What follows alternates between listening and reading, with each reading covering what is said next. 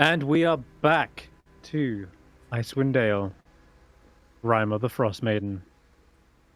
When we last left the intrepid heroes, they were knee-deep in honey and destroying this monster that lurks beneath the Goodmead Town Hall.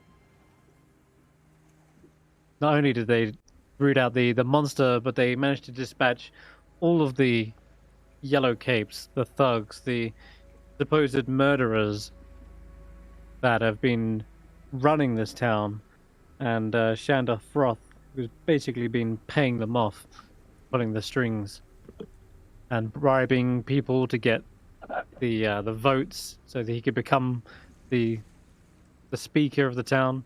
You've managed to basically end all of that, and managed to survive in the process. It was a grueling battle as you sieged the actual hall itself, broke down windows. Yogobor, the cave bear, sadly fell in battle, but you made it all the way down into the lower basement, and used smoke to knock out half of the swarm, and used a bunch of oil and fire to keep the regeneration of this hideous troll at bay, and finally slew it by effectively chopping its head off, if I recall, and ending its life. And as a result, you've crawled out from the wreckage, started to lick your wounds, and you guys are definitely deserving of a long rest. So I'll say Roki and Stef, you can just click that. Finish yourself a long rest. In the morning, a town meeting is called, and Olivissa has gathered the rest of the denizens of Goodmead, and you have a decision to be made. And they kind of ask, well, who's going to lead us now? Who will be our speaker? So at this point, I'm guessing the party look towards Dirk, and Dirk is the one who kind of steps up to the plate. I guess so. Look. And I believe, Dirk, you gave a speech about how you're going to bring prosperous new life to Goodmead, and make sure that rather than using corpses, you'll intend to use goats, was it? And make mead from milk? Absolutely. And for far and wide, they'll know it's as good milk. And listen, it's time we turn this town around. We can't be wallowing in the past. You know, we got to look forward to the future. We got to change our ways. We want the reputation of this fine town to be one that's welcoming to all, to one that's where everyone who works hard and is a member of our community can reap the bountiful benefits of our hard work, and so on and so forth. Fantastic. There is cheering, much rejoice, as bodies are piled up underneath the Goodmead Town Hall. They probably still intend to use some vulture bees, but it'll take. Glint is definitely open to the idea it's one step at a time, you know. It's you can't. There's got to be a transitionary period. I mean, people notice the change in the flavour, but no, we'll be on the right track in no time. Absolutely. Friend the ogre is past one of these casks of corpse mead, and he's happy enough to drink this stuff. And he bids you farewell. You see him giving one last wave as he trudges off back into the forest. And I believe over the course of this day, you also wanted to take the bodies of Yogobor and Doog back to the cave. Is that right, Tracker? Yes. Which you can do so within a matter of hours. The bodies are you burning them or burying them? I recall there being a tomb nearby, so I try to bury them or see if I can fit them in a tomb, if that makes sense. There is a tomb, in fact, and I think if you recall, this was some sort of dwarven tomb. Oh. Long since undisturbed. There is still sarcophagus of one Oh, such if it's a dwarven dwarven tomb, leader. then I'm pretty sure it doesn't fit. Probably not, but It's fine. Just split it into 4 pieces. No. Then I'll try to bury it near the cave. okay. Alright, with the help of friend digging it up, you can find a nice place to bury the body. Probably near the actual bones of that gigantic woolly mammoth outside. Hello. If I recall it. Uh, Hey, We're sleeping in a there you mammoth. made it. Yeah. No, yeah.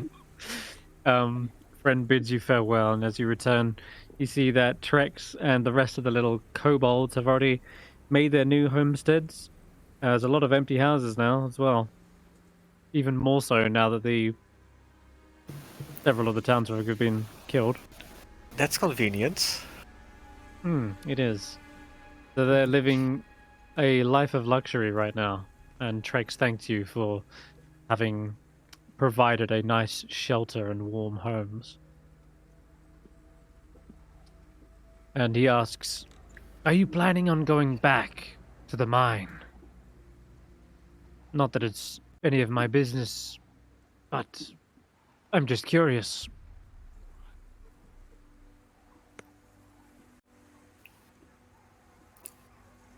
We did make a promise to the speaker.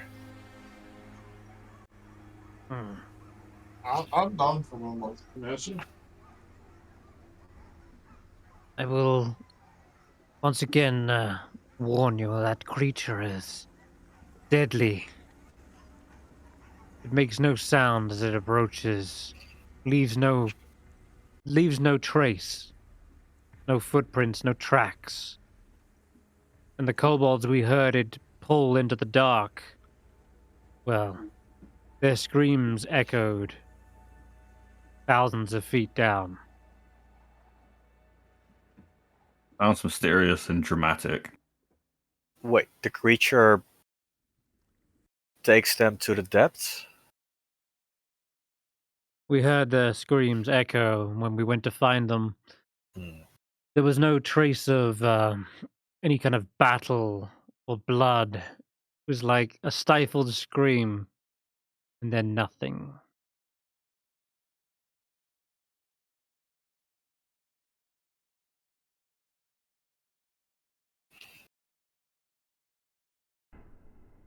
Gone without a trace. Just be wary. We've never seen the creature. We only know its presence is certain death. It catches you alone. That's fine. Everything's certain death. I'm sure we can survive certain death again. Very well. Good luck to you all. And he starts to organize the rest of the troop. Thank you, Snob, for being the negotiator here. Snob says, yeah, of course, anytime, ma'am. Drake says, you're welcome to stay with us, you know. You're sort of half cousins, right? He looks back to the rest of the group. Well, my true family is the one you choose, right? And he kind of looks around sheepishly towards the rest of the group. That's so Why, if sweet, you- Snort. Maybe I'm not gonna eat you after all. Oh my god. Well, so long as you still have need of my services, I'll happily tag along. We always have need of you, Snort. Nothing could be more important. You see a big toothy grin, and he skips up to the rest of the party and stands side by side. Very well then, Snop. Farewell for now. And he shuts the door on his new abode. And all the other little kobolds you see waving from the windows. So we never found out what was up with Trex then? What he's hiding? Right. Something's I- odd. I I think still think he's not a kobold. He's kind of like transfigured or transformed himself into one. Oh, that's what I wanted to ask to the kobolds. Never mind. How long they've known Trex is something that I wanted to ask some time ago, but it's okay. not really important anymore. There's such thing as a spell that turns you back to your original form that we can come back with later. Mm, I mean, there's Moonbeam, Yeah, you but would know of such a spell. Wait, Moonbeam transformed you back? uh, it, It reveals it, shape it, changes. it's revealed. Yeah, I don't want a Moonbeam Trex. yeah. No, that's true. Seems a bit over the top. Hey, I It promise not is. to kill you. Just stand in this; it will hurt a lot. Another option is to have some form of true sight, but that again only works if something is truly not in its actual form, or if there is some sort of illusion magic. Both of which you kind of investigated, and you wasn't too sure. Mm. I think Stef did investigate for illusions, but came to the Mhm. conclusion that there was none. And I did that Oh. on a 20, so That's right. So you kind of ruled out illusions.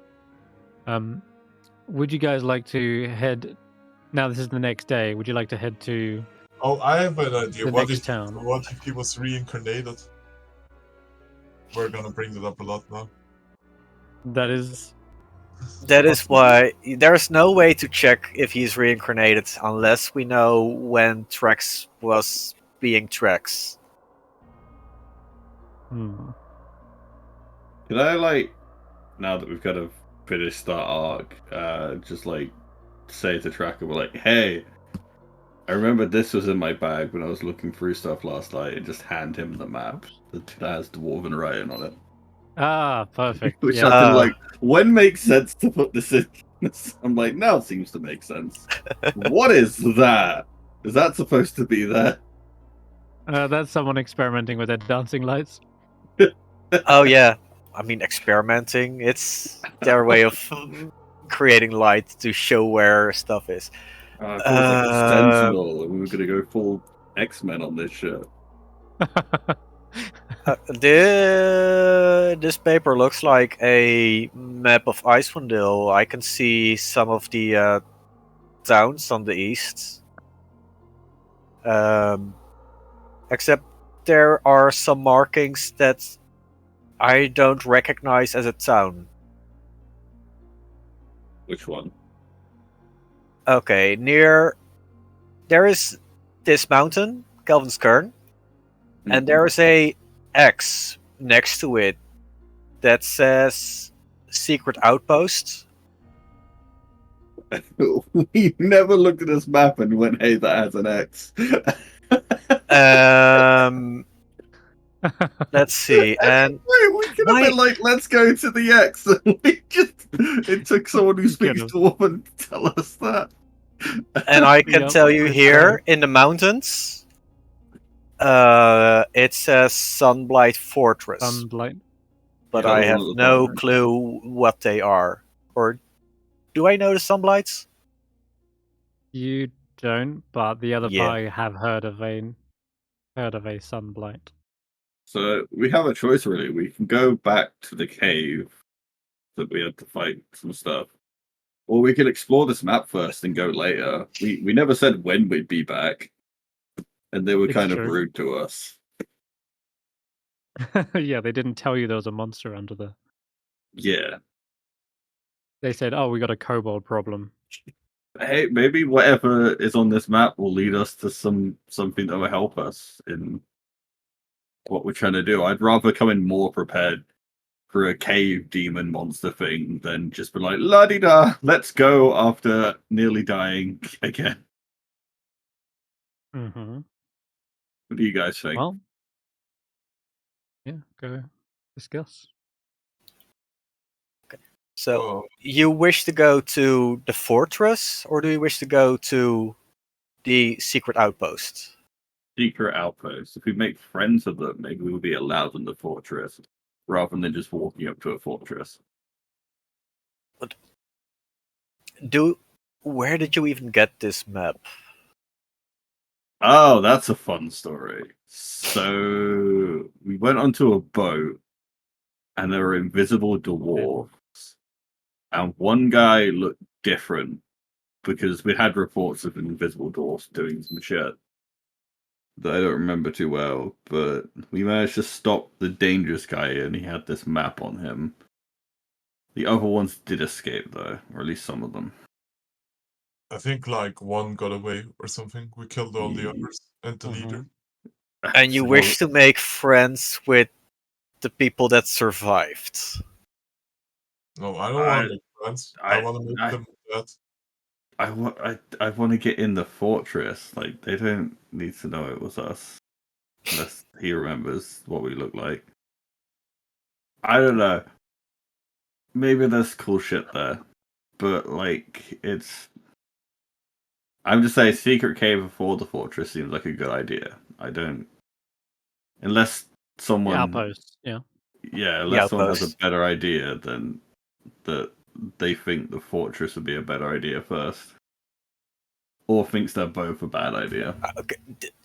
I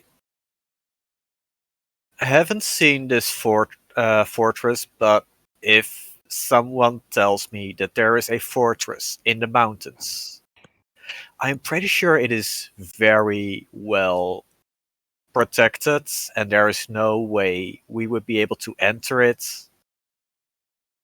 Unless something at the secret outpost tells us about a secret Yeah. way to get into the fortress. See? Yes. What do the group think? We going to a secret outpost, or shall we keep to our promises of the cave?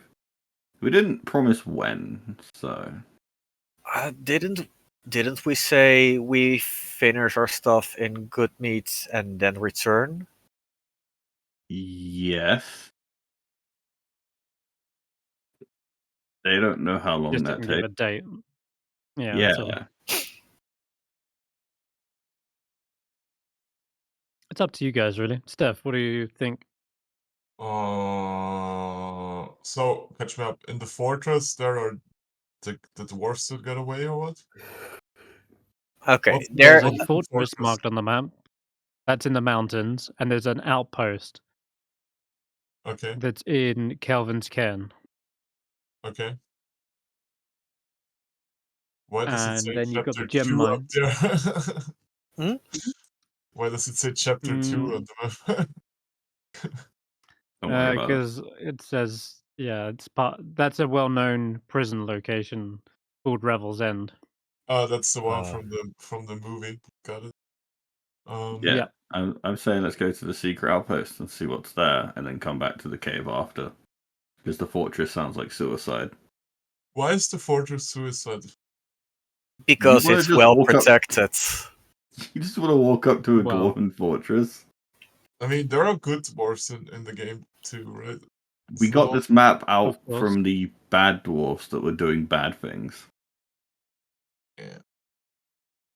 As for that fortress, it's deep in the mountains of the spine of the world. And last time you traversed that, you nearly died. And that was with a guide. But Yeah. by all means, if You you know want to what? try and check it out, To you be can. fair, I'm I am familiar in those regions as well, right? I'm just gonna make this easy. I'm gonna roll the die and see where my mind is at. So 1 is the Leave this- fortress, 2 is the outpost. Oh, We're gonna wait, die. there. And, Because I don't have a strong opinion. help you out there. Looks like I've made up my mind. I want to go to the fortress. What about Faith? What do you want to do? Well, I think it's good to fulfill promises that we have made. I know we didn't give a strict timeline, but didn't they say something about the resources being needed? The mine is, I'm sure, as crucial as the logging camp. However, a secret outpost, I don't know what they're up to, but the longer that goes unmolested, the worse, I suspect. As for the fortress, that sounds dangerous. We don't know. You're right. We don't know how heavily guarded it is, but it looks like quite a trek from any town. The nearest one would be Dugan's Hole, and that's, looking at the map, at least 12 miles as the crow flies. But that's going to be difficult terrain. It's mountainous regions. I guess the dangerous cave is kind of on the way. Yeah, well, actually, Fine. why are we not going to the mine? Let's Yeah, go was to the about to say. mine. Because I'm with the cool dwarven outpost. Yeah, it could be double. Wait, Could be double that trying to get to the fortress. you wish to go to the outpost through Tourmaline? Let's just go to the mine, then go to the outpost after, unless something gets in our way. Yeah, but maybe Yeah, we you should could. stop by somewhere to buy supplies for cave diving and hunting. I'm sure Tracker would Brunchanda? like to build some traps for this monster, maybe. That's all floaty and stuff. The issue with the cave monster is that it hovers or flies. Mm-hmm. I mean, I am not well versed in trapping those kind of creatures. not necessarily a trap, but couldn't you like tie some sticks to a rope and hang it in the air, and we hide in the cave, and then we hear it approaching because it touches like a thing that makes noise, kind of like wind chimes. Yeah, I know what you mean. Like a wire with a Oh, bell. we can try to make that. That's actually something you can get in a thieves' tools. Yeah, Not I thieves' feel like tools. that's I a think thing it's you like can thieves' make. pack. So. Okay, Don't we have supplies. access to the alarm spell? I do not have access to any spells anymore until level up. Alarm is a ritual. I do not have it. We have Okay. comprehend languages, which I learned from a scroll. Identify. Detect magic. Okay, you want supplies? Maybe we should get some help as well. Like, I don't know what's in this cave, but it sounds like one of those things that like you look at it and then you die. So maybe some help would be good. So should we look for some resources and then or shopping and then see if anyone in the locals wants to help out? I mean, by the way, Tom is here, right? Or Yeah. kind of, Tom is Yes. Tom is here. We have to introduce this new character. yeah. Mm-hmm. Let's go to the next stop over and look for help and maybe magically Okay. somebody will appear in Everyone, the party. everyone, roll me a save, frost save, please, Oh god. as you're traveling from Dugan's Hole to Brunchanda. Let's see. Frost. Give me a 20. Damn it, it's not a 20. Sad. 23. 7. Oh no. It is heavy snow. Oh, okay. Never You're mind. traveling in the morning. The DC isn't going to be too high, but I think Roki did fail, and I'll roll for Snort, even though he's going to got natural resistance to it. Yeah, he's actually good. Okay, so Roki, only you suffer 1 level of exhaustion as the biting Speaking of cold really digs exhaustion, in.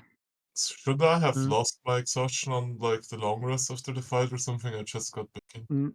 No, you would have restored 1 by clicking long rest. Oh, okay. So if you had 2, it's probably gone down to 1. Wait, did I roll a 1? Yeah, there was a Did you? Yeah, if you click on Yeah. the thing, because it's got It plus was a 5, 1. plus Oh Yep. god, you 2. did. Holy shit. Yeah, plus 5, plus 2, plus Okay, 2. yeah, so there's something in addition to this, then you're probably going to suffer from some hypothermia, which is a little bit rough. Not the worst thing. It's only if it gets severe, but for the time being, you have lost your reaction, I believe. Oh, bro. Let me double check. It's what you get rid of hypothermia by reducing your exhaustion back to 0. Okay, well, that'll be fun. So eventually you can get rid of it. Let me just Should I double just check. like sleep for a day whilst these guys look for help? Yeah, maybe. You guys go Um, shopping. I'm gonna sleep.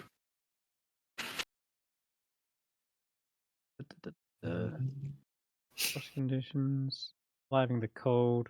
Yeah, here we go. Hypothermia. So you have no reaction and disadvantage on initiative, which you can offset with your vigilant blessing. So not the worst. Okay. If it gets severe, then it becomes the effects of the slow condition. It's really bad. All right. Nonetheless, you make your way through from Goodmead to Brinchander. It takes you about 6 hours of walking, which is a long ass way. The gates of Brinchander open up, allow you entry. You can stop off and gather supplies. We're asking for help around here. No one seems obliged to go into a mine that apparently monsters have been infesting. So That's sadly, you're on your own on that one. But is At least there we actually tried. something you want to buy? Someone does. Snorp does mention a burglar's pack has a bell in it. You could potentially buy that and use it if you want to set up a trap, like you mentioned, or you could just buy the separate bell on its own for a gold piece. How expensive would the burglar's pack be? 16 gold. You get ball bearings, rope, a mirror. You I mean, get it might also be helpful for the outpost later. a hooded lantern. Fantastic. Water skins, Who tinderbox, needs rations. lights? Well, Faith does say, well, do you remember that blizzard when we were in the middle of the tundra? It took all of my effort just trying to keep a torch lit. The blizzard blew it out, remember?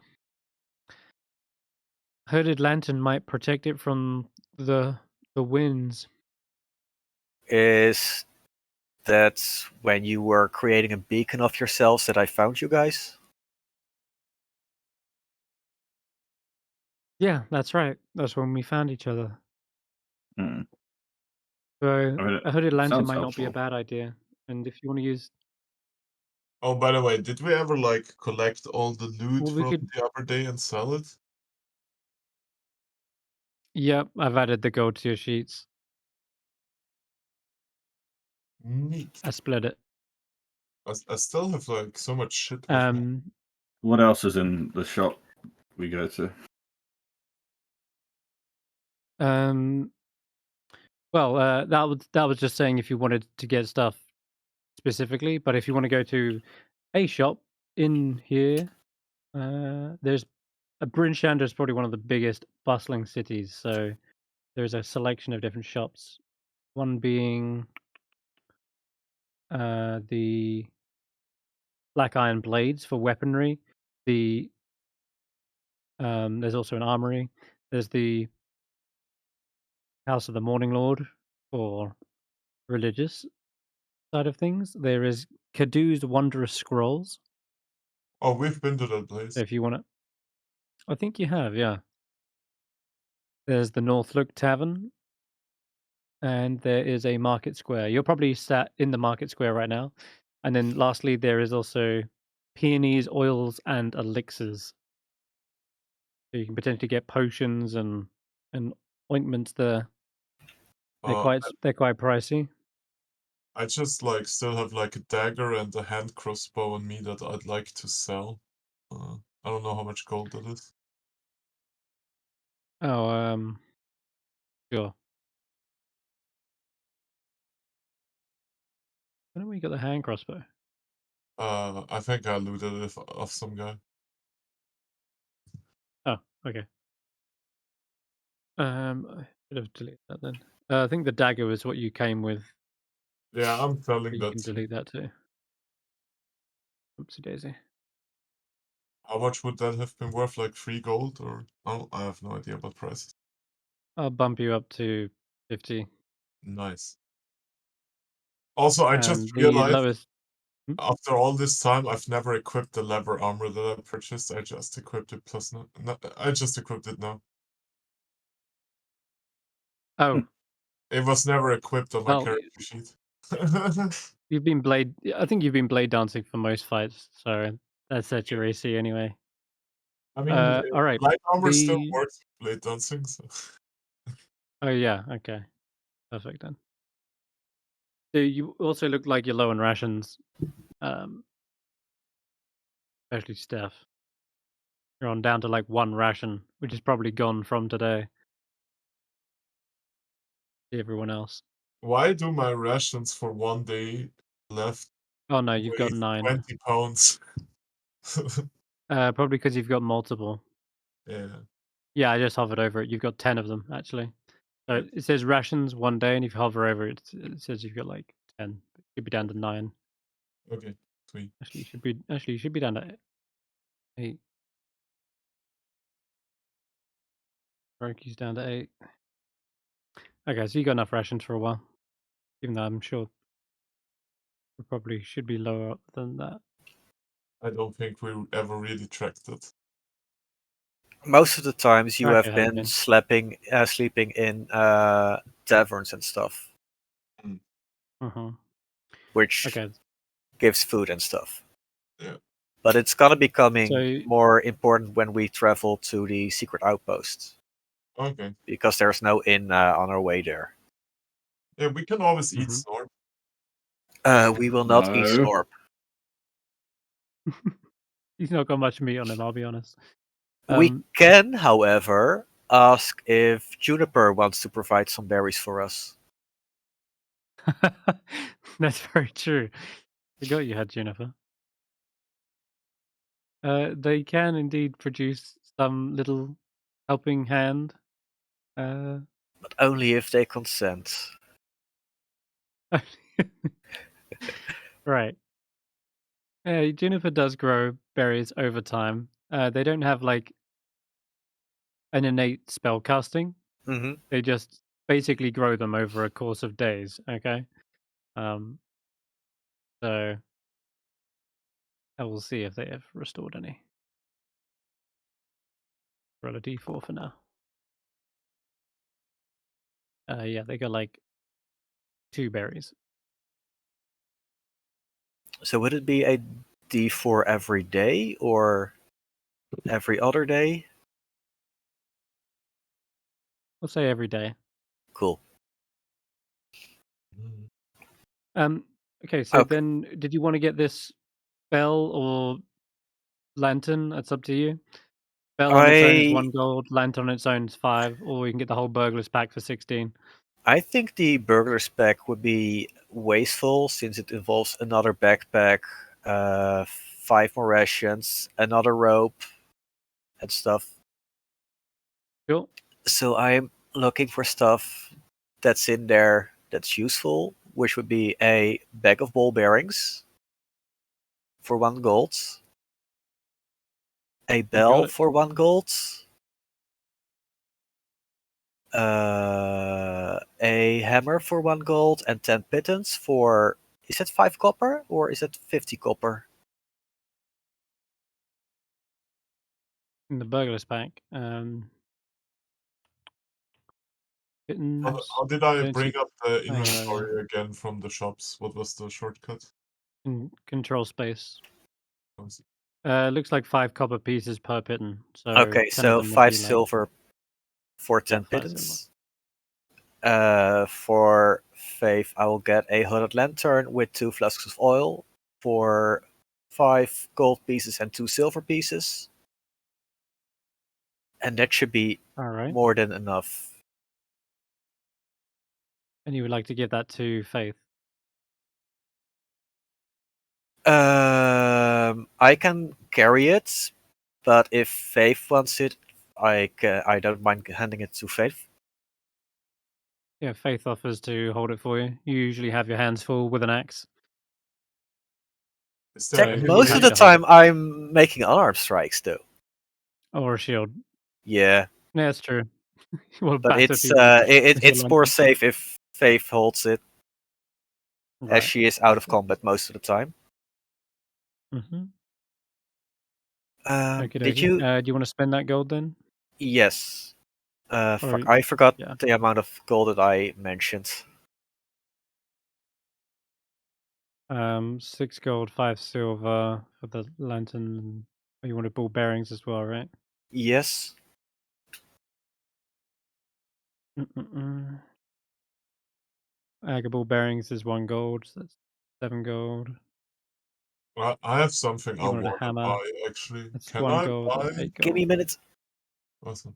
8 gold then. Did you want the rope as well? No. Oh wait, fuck! I need a 8 string. gold. Yeah, we'll just say you get that as part of the bill. Okay, cool. Alright, so yeah, knock off 8 gold, 5 silver. And Oh, and 5 fuck. yeah. Um, And I'll drag those onto your sheet if you want. cool. Oh, and 2 flasks of oil. That's an extra 2 silver. There you go. An extra 2 silver here. Cool. Alrighty. Oh, and I would like fur lining for my clothing. And I believe that's 50 gold pieces. lining should be. I'll double check. Yeah, it is. It's 20 gold. Oh wait, 20. Oh. And here I was thinking I don't have It's enough money. 50 for blubber. Okay, then I'd like the fur lining as well, and then I'm done shopping. Cool. All right. Yeah, knock that off. And Steph, what did you want? Oh no, I'm just. Can I buy everything that I find here in the index, or? You can mostly just let me know what it is you're getting. It's a bit hard to navigate it. I'm just thinking that stuff, you know. Most things. If it's mundane equipment, sure. Yeah, I was asking if I can eventually just buy like a +1 scimitar or whatever, if that's like on the table. But I saw it. That'll be 1,000. Yeah.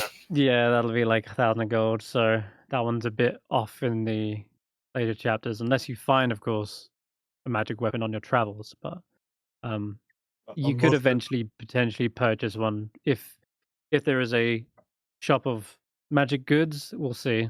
But I was yeah, you looking need at a lot of gold. studded leather armor, if there's like one that gives me gives me 13 AC. Yeah. There's Oh, one. for sure. Studded leather is going to be your a go-to. That's probably Yeah, about I would 45 like gold. to buy a piece of studded leather armor and trade in my old leather armor that I have with Sounds me. good. Let's So, do that. because I have 50 gold, it should be 45 for the studded, right? And then Yeah, whatever my and leather armor is worth. I'll give you 5 gold for that. So you can spend 40 gold. So I'm down to 10. Can you? Yes. There you we go. go. Equipped. And- Now your AC is 14. Sweet. Oh, you equipped it Even for higher your- when you're blade singing.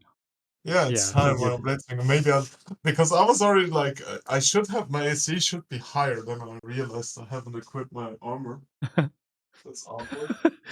just wearing your scales. Oops. I was naked. All right. Sounds good. Naked all along. You were. All right. So if you're heading after, is there anything else, Roki, you wanted to buy, or are you good? I think I'm fine. I can't really see anything go on. I just wanted The to look potions around. and scrolls, they usually start off at about 50 gold and go up from there. Cheapest being like a potion of healing. That's a lot of There are gold. lots of other options, like, but I'm afraid like they are just gold and gold. Like they could offer you like oil of slipperiness and like potions of growth, but yeah, they're like 100, 150. Wow, chickens are only 2 copper. What if we just buy a ton of chickens? Oh no! Oh god! They can Are ride you the got a goat. power level? Is that what's happening? No. Alrighty then. I have Moving on. Dingo left over. Oh. I'm asking the Game Master, is there more useful stuff I could buy for like cave exploring? Is there like a cave explorer's kit or whatever? I mean, there is the Explorer's best Kit. Yeah, there is an explorer's kit. What does that what would you allow have me? in mind? Because well, it just gives you kind of like rope I and do things have that you rope. use to camp, you know. But if you wanted something like a climber's kit, that's going to be more useful for like scaling vertical surfaces. Oh, sure. That will also prevent you from falling. I mean, we do have Jump and the disc with us. Like, Yeah, I have a true. question for the Game Master actually. What happens if we push the hovering disc like over the edge? Would it just fall down or would it like slowly descend?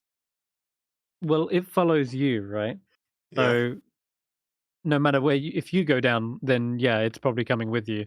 But how it I mean, more like descends, it's a hovering disc. I push it over the edge. I stand on it. Does it fall down or does it slowly like sink down? it It would stays probably put, fall at the right? same rate, or it doesn't move at all. Yeah, I'm pretty sure it doesn't go over like I mean, in inclines of the like a spell certain. description, it says it always hovers 6 feet above the ground, right? Right. So if there's like 1,000 feet under it, I'm just asking what would happen. Would it like slowly descend down? I mean, it is 10 feet above the ground and it It says disappears. It can't. It says it can't Well, cross the an cool- elevation change of Yeah. 10 feet or more. Oh, okay. In other words, it would probably stay put. By the description of the spell, it would stay put. But he's not asking whether or not it'll change. He can move across a crevasse. He's asking if he creates a floating disc above the crevasse. Does it that. But instantly go down to 6 feet above the ground? No, Or is it no, like a it is not a discount featherfall featherfall? spell.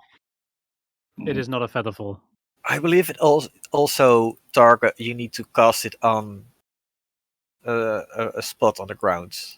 You can't make it appear over I mean, a pitfall. I get all that, but I could like shove it over, right? No, The disc is immobile, and while you're within 20 feet of it. Like, I like the idea, but like, it's not a discount featherfall. How much is the climber's kit? 25 gold pieces. 25 gold. I don't have enough. Yeah. End of discussion. I'm broke. What can I get for 10 gold? Probably rope and pittance. A bag of ball bearings has 1,001 gold. I do have 50 feet of rope already with me. Okay, then if you'd like to purchase some pittance, that'll only be like 5 silver. I'd like to purchase some pins, yeah. You got it. A Pittance 10-foot ladder. acquired.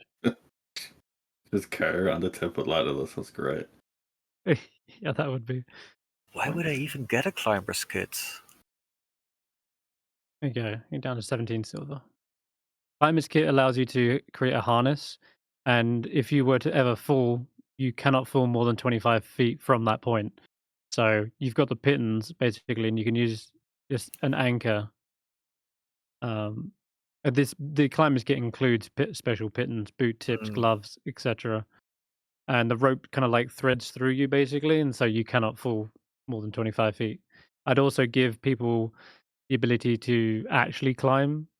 Like, say, if they say, like, I wanted to get up there, then they could do so with a climber's kit.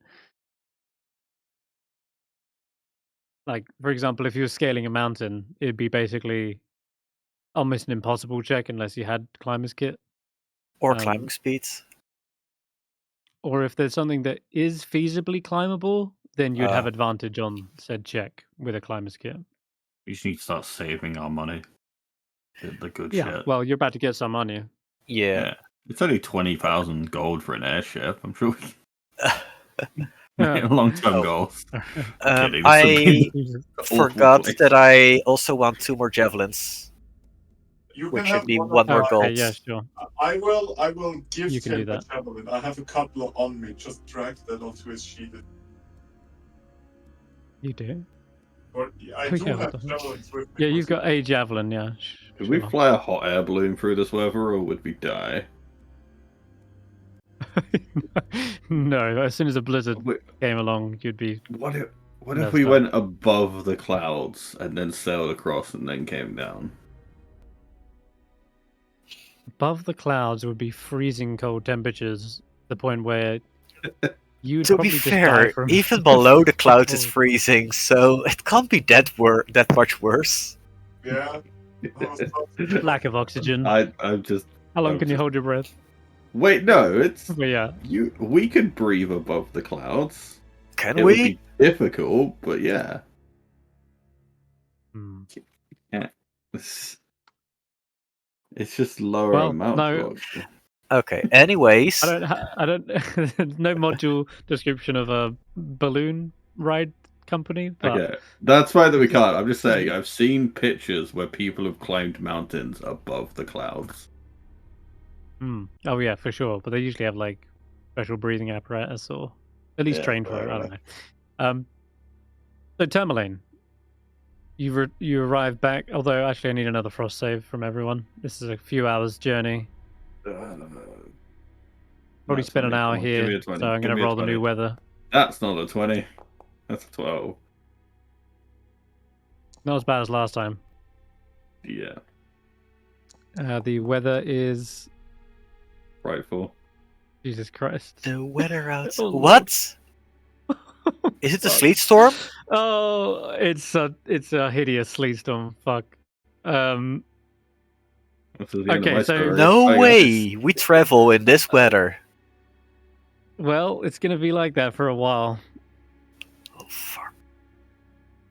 It's going to be. I mean, if you want to look outside before you travel, it's pretty bad. I was just about to say you probably spend an hour shopping, right? Oh but yeah, at the end can of we the see the hour, weather it and starts. turn around? Uh-huh. That's why I luckily said it, because you were traveling for 6 hours. I rolled weather for 7, and so you spend an hour shopping. And as you're about to set off, suddenly heavy sleet storm just enters, and you can hear the thunking of icicles against the roof. Yeah, it sounds like hell out there.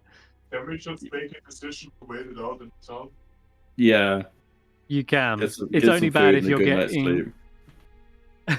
It's only bad if you're traveling midway. Those who are looking at the weather can roll me a survival check if you're proficient in it. Those with proficiency in survival can basically predict the weather. Not with that though. You look outside, you have no idea when this is going to last or end.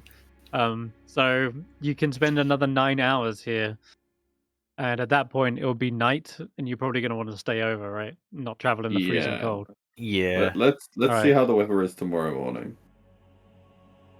Okay. The only difficult part is it does little tax on your gold. What is it like? I believe 2 gold. I swear I saved That's it. fine. I'll pay 2 gold to not go out in this weather. I think it's something like that. Oh, here we go. Lifestyles. Yeah, you're in Bryn Shander, which is fairly decent. You can go to the North Look, wait for the storm to blow over. And we it'll get an cost overnight's you- rest for anyone with exhaustion. With the excuse of fucking awful weather. So I yeah, everyone knock off 2 gold if you will haven't already. suggest that if we got the money from Tourmaline, that we should try to get a shelter. Jesus Christ. What? Gets from a sleet storm to a blizzard.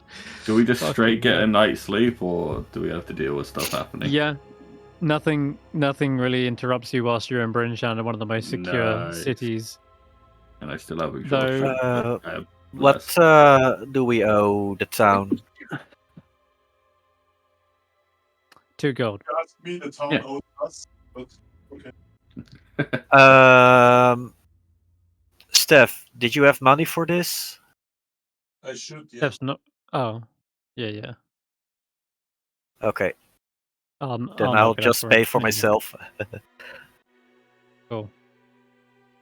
All right, perfect. Yeah, so you have a comfortable night's sleep. You can all finish a long rest again, so lower your exhaustion by another level. It'll do it automatically when you click long rest. Yeah. Okay. Wait, what? How So how Roki, does you're the down to weather 1 look now. in the next morning?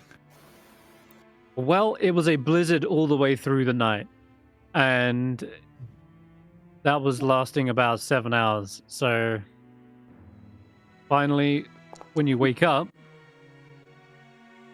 Fuck. it's back to heavy snow. That's doable. Like heavy Yeah. snow, you can live with that. It's going to be DC 15 to cross the tundra in a heavy snow, but most of you now have all got snowshoes, right? So Yes. I believe so. Last time I checked, you did.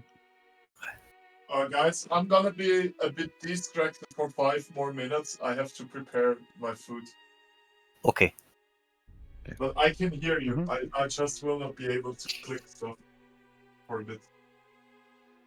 So we're gonna head off now. Snowshoes. Weather's Yeah. not great, but it's not gonna kill us. Yeah, it's not going to kill you. Yeah, exactly. DC 15 rolls. What did you get on your saves, actually? I'll use those because you didn't actually travel. The Roki got 12, Raga 23. I can So get everyone that else- exhaustion straight back. You will, sadly. But hey, it's not hypothermia Fine. or Yeah, death. fine. Okay, back Up and to down, spin it around, Ermeline. shoot myself in the head. Jesus. Sorry, it's a bit dramatic. Okay, Tourmaline is still a sorry sight. People are milling around in taverns. They don't want to go into the mine, which is most of these patrons' workers. You can meet back up with Master if you'd like, but I'd like to describe something as you're making your way down the shoreline here. Get rid of Berg. Here we go. So you've come down from this direction.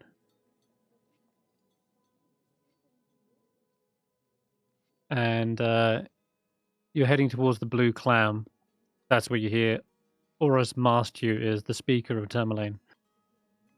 And as you're approaching, it's still fairly kind of heavier snow in this weather, but it looks like there is one person out here in the cold.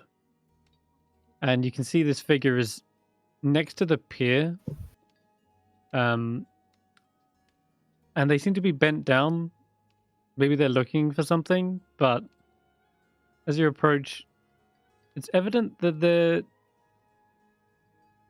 not just looking for something on the pier. They're actually looking in the water itself.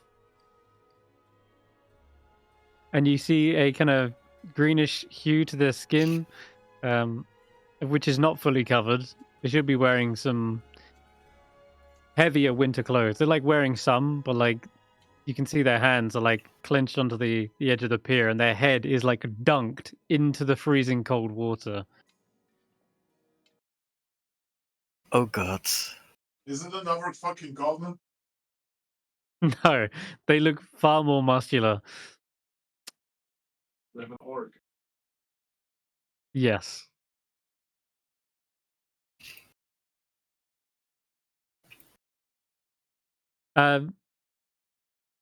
Yeah, so you can see them just dunking their head down into the freezing Right. cold water. You can probably hear gargling noises. Oh god. I What? shouldn't fire my Joked earlier. crossbow at them immediately. Oh god! I think this He is says- stupid and I would like to leave. Didn't you joke about offing yourself, Roki? This guy looks like they're trying to drown themselves. Oh shit! I Give didn't me a realize minute. About let's I will go. Grab Pull him him by out the together. neck and pull him out. We can do it as a pair. I like Yeah, cast. you both grab a shoulder. Can I cast a ray of frost on the water? No. Holy fuck. The water's already frozen practically. They've got their head and it's like cracked through some of the ice flow. But you grab them each by the shoulder and yank backwards. And this guy is a pretty heavy set individual, like broad shoulders, and takes a bit of an effort to pull them out. And yeah, as they come out of the river, or the lake rather, I you see don't a know pair what of you were. orc tusks. Yeah, and so Bungo kind of looks at you for a second, sticks his head back into the water, and you see some bubbles coming up, and he's like, "Yeah, I'm sorry about that. I didn't want to have our conversation interrupted." And you can see he's talking to a knucklehead trout. But you guys just see bubbles coming to the surface. Wait, his name is Bob. What? You can see a bit of. Give me From just your a angle, second. you can see the knucklehead. No, it's all right. So Bungo climbs out of lifts his head out of the water. You see him standing. He's quite a towering physique. To look at him, he's very muscular, very tall, green skin. His eyes almost a sickly yellow. He looks a bit flushed. But he's just had his head in freezing water, so that's to be expected. He's wearing amount to pelts and whatnot. Not really suitable winter clothing, but he looks like a hardy chap. And you see next to him there is a small brown bunny rabbit kind of bouncing off his leg. Brown? Oh wait, Oh, isn't grey. that one missing? Oh, is it missing? Oh, okay. Yeah, I think we established that one's missing. Is that one missing? Okay, wonderful. Yeah. So he kind of sticks his head out of the water. He goes, "You're all right. Are you trying to catch knucklehead trouts with your mouth? No, he's a good friend of mine. That Jeremy. He knows the lay of the place. He does. He said, I'll be honest with you.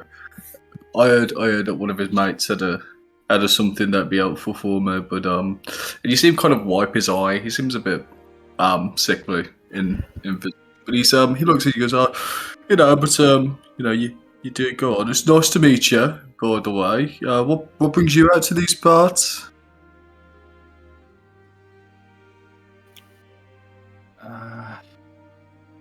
First, we are here to clear out the mine. There's something scary in there. Those folk don't seem to like it. Oh, And also, yes, you adventurers, are you? Oh, typical. Something like that. You look like you need a little bit of help. You look a bit hurt. No, don't mind me. I'm just a bit under the weather at the moment, but I'll be right as rain as soon as he gets. That reminds me. And you see him reach into his it's like an alchemy, kind of like a herbalist pouch.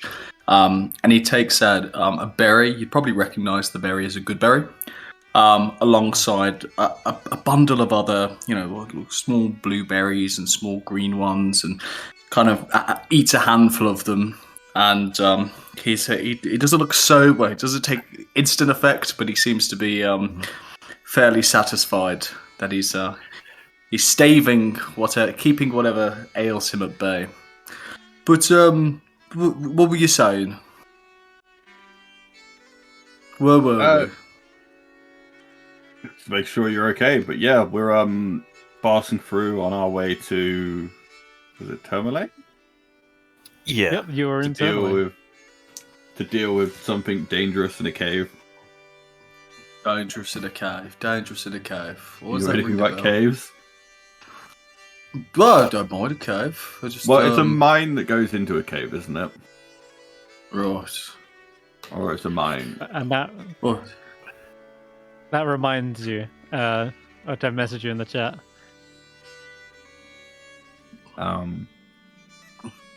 What? Huh? Did you send me a Foundry message? chat. Yeah, in the Foundry chat. Oh, right. No, I remember now. Sorry. My friend of mine, he's head off that way. Been looking for him ever since. All right. So you're saying you go off to this cat? You don't mind if I tag along, do you? We've actually been looking for help. Oh, what a fantastic coincidence. You're not What are the scared of... odds? Do you want to know what's in there before you decide to help out? No, we ain't gonna hurt it though, are we? We might have to. Yeah, it might hurt us. No. I'll have a chat with it. I'm sure it'll be fine. Only if it attempts to attack us. But we have heard it's dangerous, whatever it is. You say it's your friend.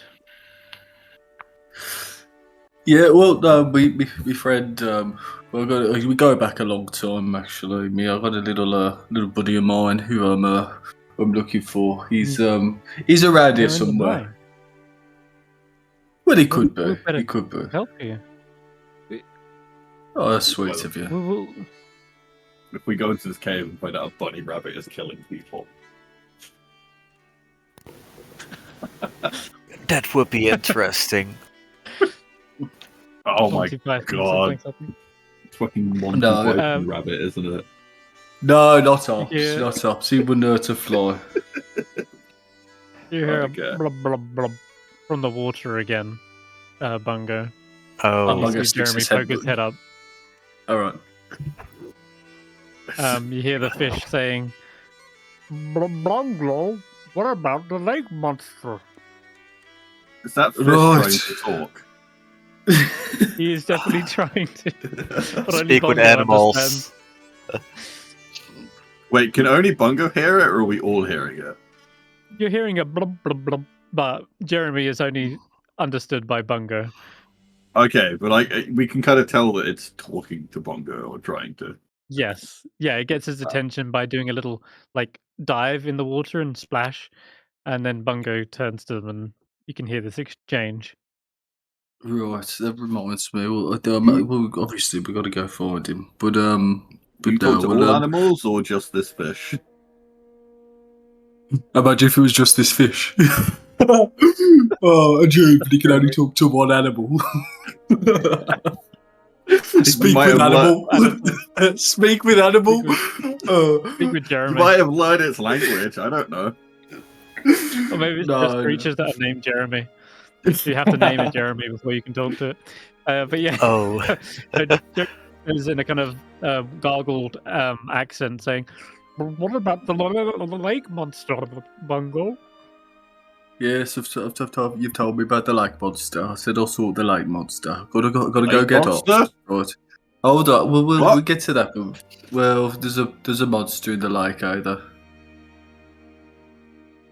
Of course, there's monsters the lake everywhere. next to here. us, or another lake. Well, Didn't the elk talk to us about a creature in the lake? but you have met Sorry, Steve. Oh, do you know what? Moose. Probably different elk. I'm not quite sure if I remember saying it or not, but at least you're hearing it for now from this guy. Uh-huh. And you're saying which lake, and you hear Jeremy saying this lake. Well, Bungo hears it. You just hear bubbles. But Bunker just looks at them and kind of looks at the fish. Yeah, what he said. What do you mean what he said? Oh, right. Is this one? Yeah, it is this one. you know this lake to be called the Mare Dwalden. Are you intending to talk with this lake monster? Is that your plan? Were you thinking if you drowned, then it would come save you and you'd have a conversation and make best friends and have your own Disney story? Right, listen, Ross. I'll be honest with you. Plans are really my thing. Like long term, this is what we're gonna do. Then that ain't me, mate. I'm not. But if I can help out, I'll help. If I can leave the world a better place than the way I found it, then I'll have done what I can. Honestly, you seem less trouble than everyone else we've run into, so fuck it. What's that, Jeremy? What you saying? Hold on, let me stick my head back. No, don't you try and do it over. Let me. And he sticks his head back in the water. Okay. You hear him just saying, well, hurry back, Bungo. It's been reading about family. All right, mate. I'll sort it for you. Don't you worry. Anytime. And yeah, Bungo stands up out of the water. you do see that he doesn't look well. He's obviously stricken by something. You'd be silly not to. You'd have to be incredibly imperceptive to realise that. But even though he looks sickly, and even though he looks, despite his stature, somewhat frail, you can see there's a kindness in his eyes, and a genuine, sincere desire to help. Fishy. Snob's trying to do a bit of spearfishing as Jeremy swims Stop! away. No! Oh, Damn it, got away. Don't attack animals that people have been talking to. It will make people upset. Okay. You see, there's a little tiny shrub that has been hiding behind Tracker's leg, the tabaxi here, and kind of rustles as it notices your kind of herbalism pack. You've been eating berries, and you see a little berry bush kind of shakes itself, and then kind of looks up at you. But, hello. you notice Who are you? What's this your little name? this little one is called Juniper. Juniper. That's a lovely name. That is. Well, you got the bush creature seal of approval, so that's good. Would you like some You healing? see it too grows little berries that are similar to the ones you have. Would you like a little And it pick me up? Because you look sick. Oh no, I'm all right. I'll get on. I got me berries, so I'll be sad. Okay. All right. I guess we have a new friend again. Let's to the mines. Okay. Speaking of, Oh, yeah, we you should can- introduce ourselves. Yeah, probably, because I don't really know who you are. I thought that You was part of were the called adventure. Bungo, right? Bungo. My, yeah, Bungo. my name is Tracker. Juniper is the bush. This here is Snorp, our little kobold friend. Sure, chap. Hi. And then we have Thank you. Roki, Stef, and Faith. Oh, well, it's lovely to meet you all. And yeah, now let's. Well, I'm heading to the cave anyway, so I appreciate you letting me tag along, and let's see if we get this sorted out, eh? Do you think your He says- friend is in the cave? Yeah. No, he said he was going that way. Why? It's been a while. But he'll be alright. Why would he go into a dangerous mine on his own? Well, like I said, I'm not really great at all the planning and that, but he's quite good on that front. He's the brains of the operation. All right. Faith says, mention, let's go into the Blue Clam and just confirm with Master we're going to get paid for this job. Wait, we don't Someone actually know there it's a that kind of rabbit, cool. right? That was all out of character. No, We you we don't. we No one know knows that there is a monster, and it is a fuck. What was it called again? You don't not- know what it's called. Not the name, but the type of monster. Some flying thing. Aberration. No, it was you a get- stalker. You don't know. You honestly don't know. You rolled shit on your nature checks last time. And unfortunately, you came up with the conclusion that it was some sort of maybe like predator hunter, ambush hunter, maybe. That's the one. That's it's an ambush hunter. That's the one. That's what the term I was looking Okay. for. Alrighty. Mastu's here. He says, you're back. Welcome. You've come to this root out that monster, I hope. Have you learned anything new about it? God, no. All the men are far too terrified to go down there. Cowards. Well, not all of us are well-equipped fighters. They're just workers. And mining picks didn't seem to fend off the creature last time. Look, about this payment. We agreed you got 50 gold for the kobolds. Well, there are precious gems down there. If you wish, You can help yourself to at least 50 gold's worth. Okay. Well, I'm sure you got our dragon friend's attention with your shiny. So how much is? I mean, Bango doesn't get that reward, right?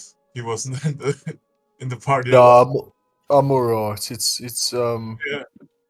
yeah. Well, To be honest, if you can find me a bit of mugwort and balsam, I'll take that. So do we take the 50 gold now, or? No, What I'm he is saying you can is collect your if we reward in the mine. Yeah. What he's saying, if we. he is If I look saying at that him, if we get rid of the monster, we can mine in the mine. Oh, If I look at him, does he look like he'd check our pockets on the way out, or? do we have like equipment insight with check us, him. like a mining pick or something? In the previous run, we've seen some mining equipment lying around, Okay. I believe. So we There's took plenty mine. of picks down in the mine. Master seems like he's a stern kind of guy. He might ask you to turn out your pockets, but he's mostly concentrating on just getting this threat out of the way. That seems to be what he's most focused on. Yeah, that's what kind of you pick up from him. He just wants this done and dealt with. That's his main focus, not about like finances necessarily. Okay. Like, he doesn't sound like he's going to be a hard ass about it, but he definitely is stern, and that's kind of his offer. Well, I guess let's go in then. Go in, fight a monster, get some shinies. Try not to die. All right. I'll let the men know you're going down there. I'll be happy to hear your trials ahead are successful. You know the way to the mine, yes? Yep. Shouldn't be Alright, too then. hard to find. Sure do. After we're gone, I'll be like, I don't like that guy. Fuck that guy. Into the mine you go. 30 minutes out from the town, you follow the trail once again. And only this time, you got Bungo in tow. You climb down one of the ladder into the deeper shafts of the mine. You can hear the dripping of water trickling down. And once again, it is incredibly dark down here. Probably pitch black if someone didn't have a lantern, which Faith does. Can And we we'll- have Tracker we'll- inspect that room that we found the stuff in before, if there's anything dwarven? Because we said that the wait, no, Tracker was with us after. I'm being brain dead. Can we I don't know, we went through that room before. Maybe we missed something. Maybe we can go again. This area. Yeah. I mean, we have to go through there anyways. Yeah. Let's see if we missed anything last time. Sure thing. What is it? Investigation? Perception? Or It is, if you're looking for something specific, it'd be investigation. You're kind of having a general look around. Perception. Yeah, now our friend Bungo can have a look, see if he can spot anything we didn't. Yeah, hey your Bungo, look at dark this vision cool looking is- room. What am I looking at? Alright. We found, and I'll I show him see what we shit. found. I'll show him the figurine I was like, last time we were in here, we found this cool looking figurine. We didn't find much else, Yeah. and I figured there'd be more in here. Do you see anything cool in here? Hang about, let me take a look. Let me put my papers on it.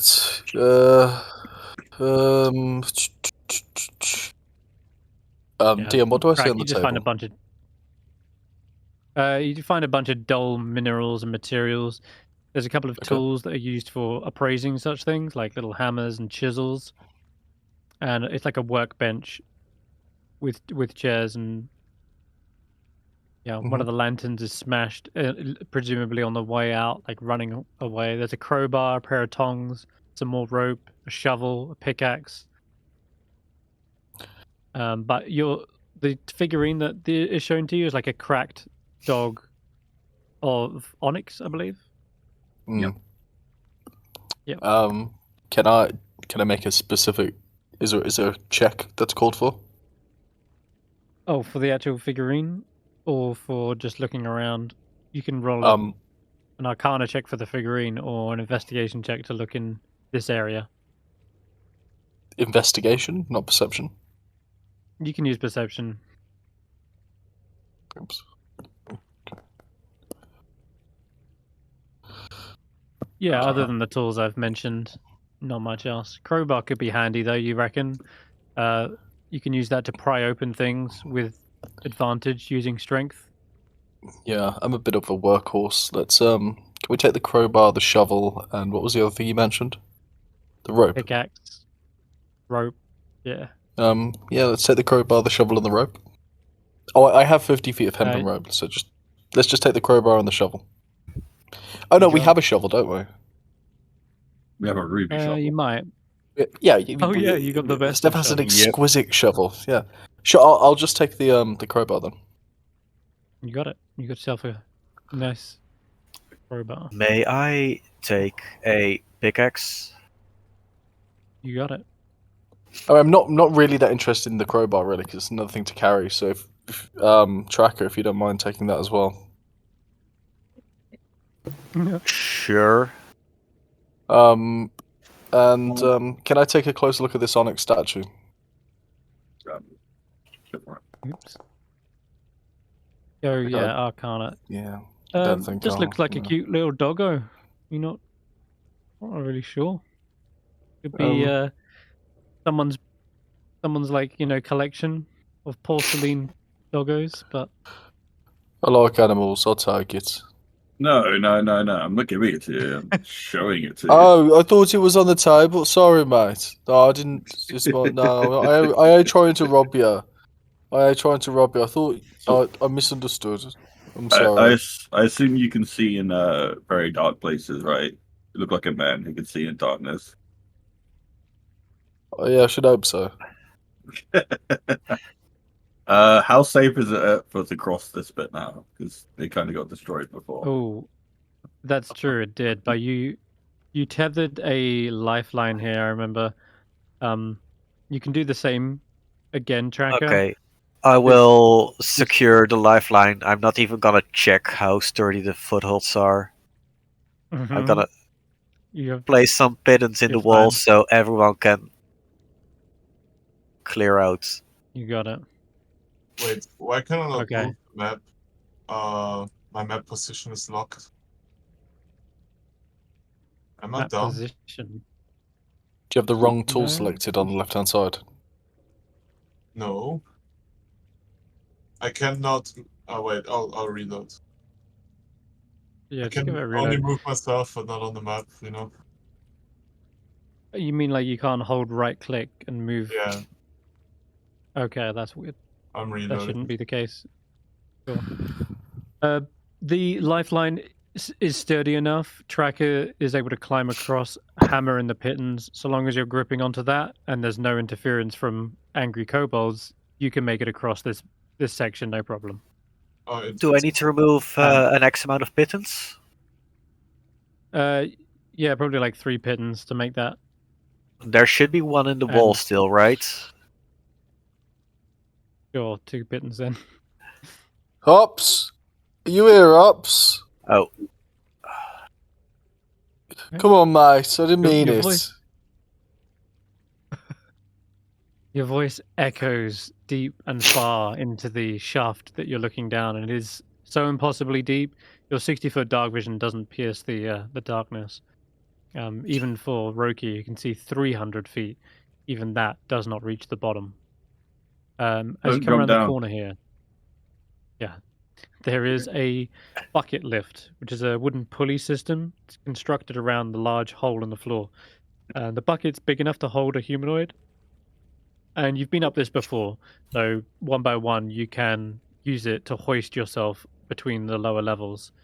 So if you double click here, It'll be You're banned, hilarious gone. as if someone tripped and then accidentally pushed Bongo down.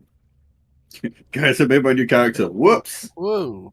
Oh, Whoa. Bungo fell through into the into the water and flies off the side. He's That appears was to funny, me I was later. using- I survived. Don't know what happened there, Holy lads. shit. Okay. I moved you as you got moved. All right, you are now on the lower levels. Now this Can one you move didn't me for explore a as bit, much. Senrith? I'm still a bit ill disposed from touching the screen. I'm sorry. No problem. The lower level here you haven't fully explored because the kobolds basically escorted you through. So The hole again. I'll describe it a little bit more. This is again the same hole, still descending. You're just on a lower level, and this ledge here is particularly slippery. There doesn't seem to be any handholds of any kind.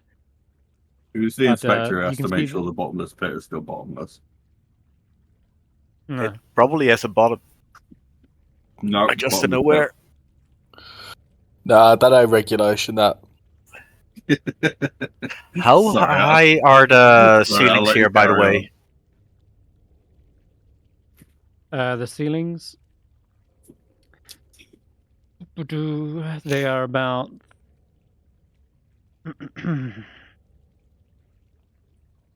Is it like 7 10 feet feet, high. 15? How many? The tunnels Nah, are you want- tunnels are you 7 wanna- feet high. The wider. You want to put a wider ballast areas. across the top of that, and you need to have them every 10 feet. These ones, I don't believe they've let this cave stay for so long. Who's getting away with this mining? You know what I mean? Just, a town that's I falling won't. apart. Oh and no, trying I to won't go. survive. I won't go on about it. Sorry, I just So, don't like it. I've got a dumb idea. So, Steph, if you hold out your shovel to these shiny things here, does anything happen? Probably not, but Well, I mean, we can Hmm. try. We can try. I'd imagine not. But what if it does?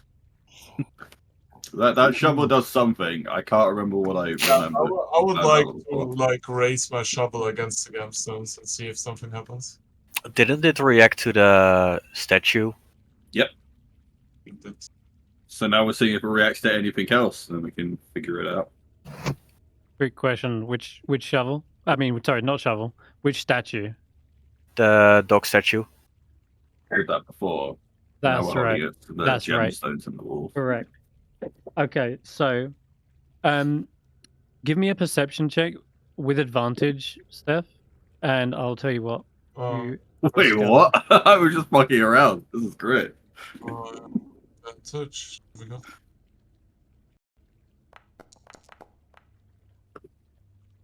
The shovel ever so slightly begins to ring in your hands, and it's like this very faint kind of like vibration to it as well. But it's not really directing you to any of these geodes. They clearly look like they're expensive, maybe some sort of agates or sapphire there. But when you bring it closer to the gems, it doesn't react to those. It seems as though it's picking up on something else, potentially close by. But you can use it as a sort of like tuning rod, or tuning Oh. fork, rather. You know, Do it. the ones that kind of like A dowsing rod. a dowsing. Thank you. Yeah, like that. Yeah. What was I going to say? This area, it has the sound of the waterfall, obviously, like bearing down. The few gem deposits sort of gleam when Faith runs the hooded lantern over it, and you could probably. This is probably the place where you could actually get a few of the geodes that they mentioned. Master, you said you can mine anything you kind of find as long as it's up to about 50 gold's worth. But otherwise, yeah, the ringing is very faint, Steph. But you barely notice it. Mm. The shovel is sort of reacting with something. Walk around, see if it gets stronger or weaker.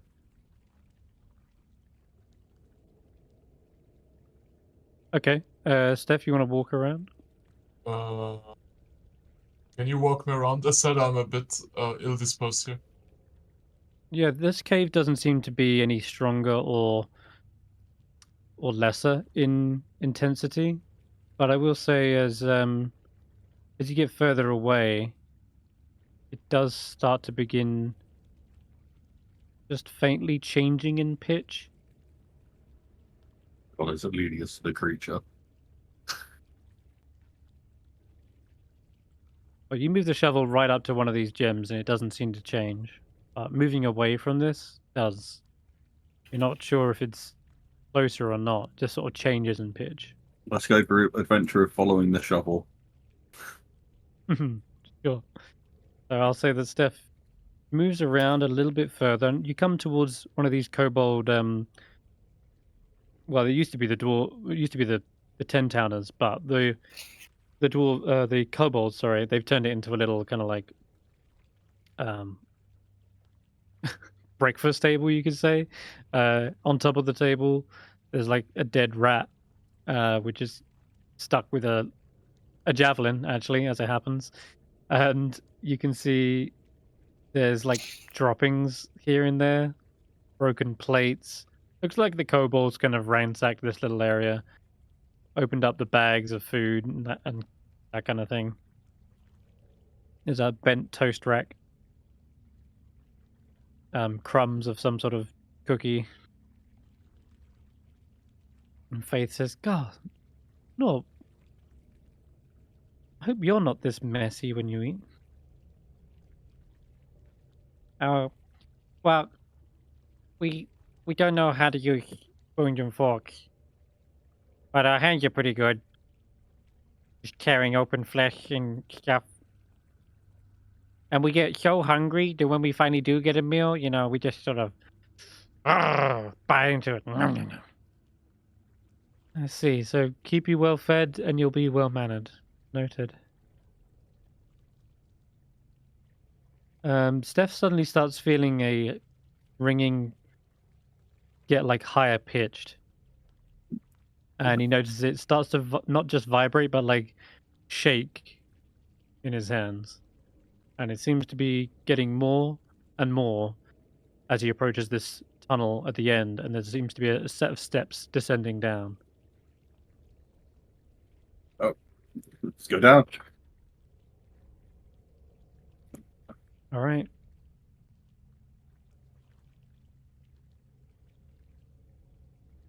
This is the shaft where you met Trex. He was stuffed up here with the rest of his kobolds. You haven't taken me.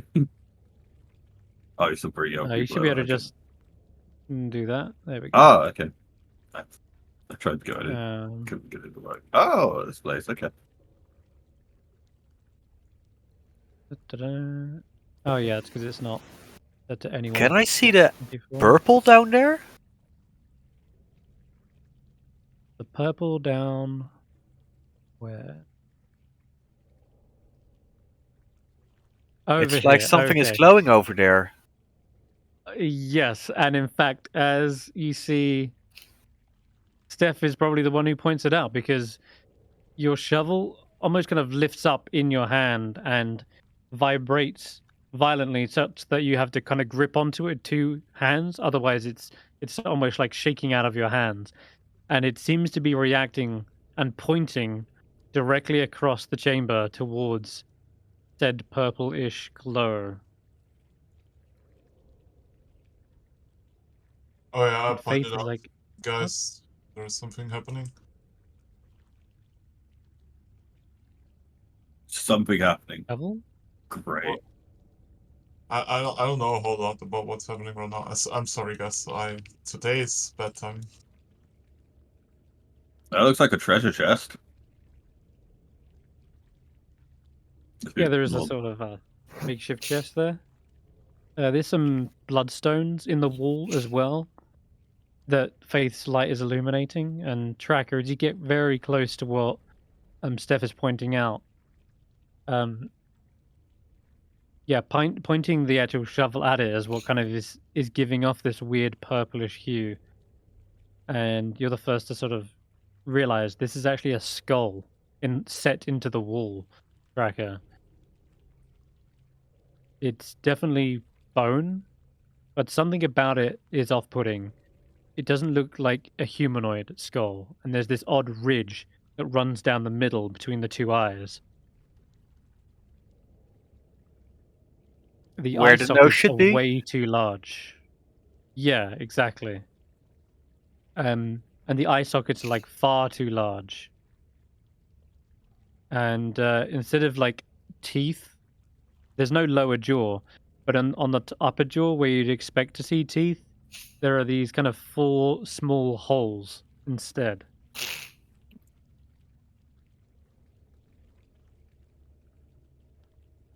Wait, how does the shovel come into And this? it's Then?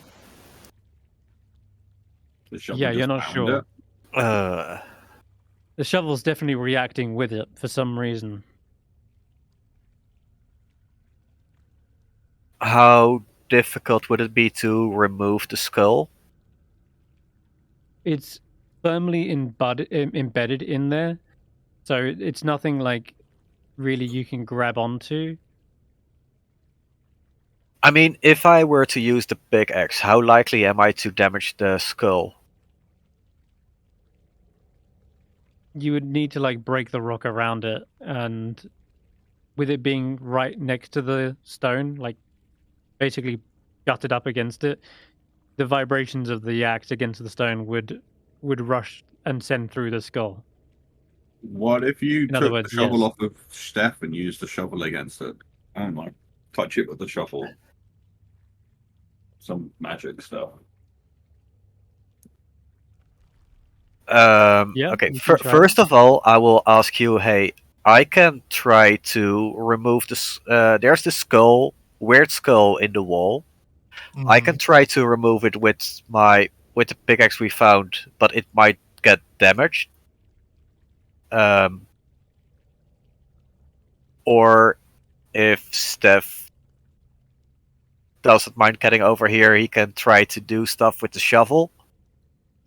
Or I'll go over there.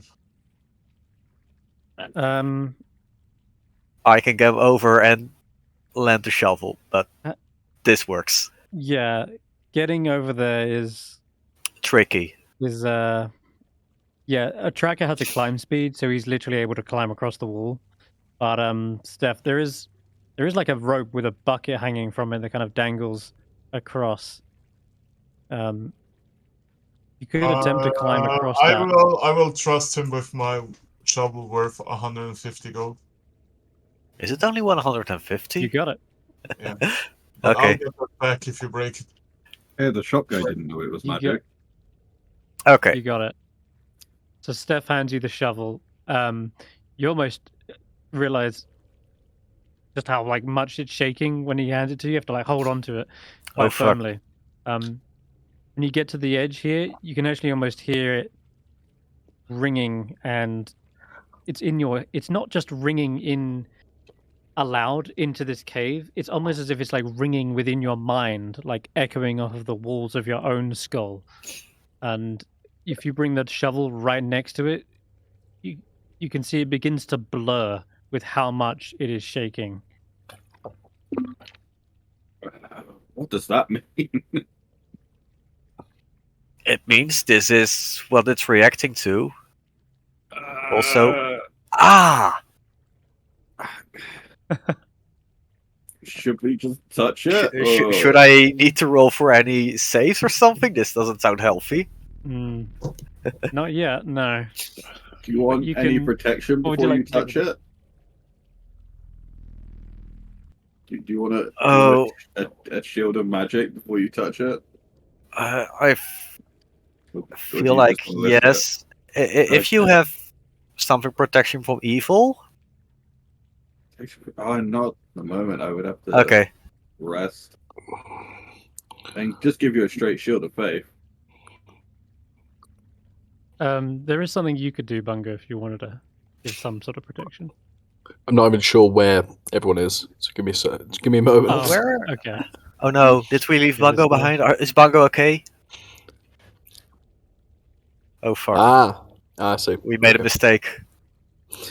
There you go. No, I just took a left when we were supposed to take a right. Hold on. And go back. We went left. So you could actually give resistance to some modicum of magical protection. Sweet. Yeah. Alrighty. So Okay. you got a +1 to any save Okay. tracker you would make. All right. What do you do with the shovel? It's now like yeah, a deafening I pitch. attempted bring to the shovel. touch the skull with the shovel. That didn't Okay. do much, right? Oh, it does. Oh, It does. I was just making, just confirming that's what you're doing. Okay. It is vibrating so violently that when you bring the almost like dowsing rod shovel just to the edge of the bone, it seems as though suddenly all these vibrations in the shovel transfer immediately into the skull. You see cracks spiderweb over the bone and shatter it into a Oh, million no. pieces. And it's at that point, Tracker, sorry.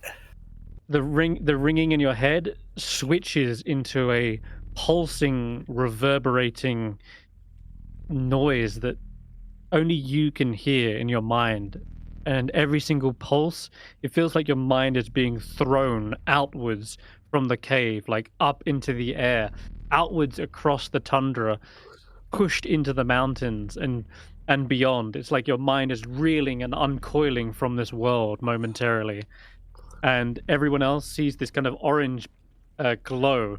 Sorry, not orange, it's purple, just pulsing out from the wall. And I think, yeah, you can make an intelligence saving throw, Tracker. I'm so glad you Um, got this guy Does, as psychic damage. So for me to cast resistance on him, I might have to be within 10 feet. Could I have got Oh. across that? That was the only concern that I had. Is there a problem to get Okay. across this thing, DM? Or you can give it to him before he goes. You can climb over, give it to him, and then climb over it, climb back again. oh no, I'm not. No, I'm not being oh, no. cowardly. I just mechanically because I was about 40 Oh. feet away from him when you said you can do that. Oh, okay. You would need to make an athletics check, and you can do it with advantage because there's this rope supporting. Okay. Ooh, If it is 17 with plus 1. resistance, it is 17. Without resistance, it would be 16. You got it. I'll do it. Yeah, Bungo, you do make it across, and you touch his shoulder as you see his eyeballs kind of rolling back into his head. The fur on his back is kind of like sticking up.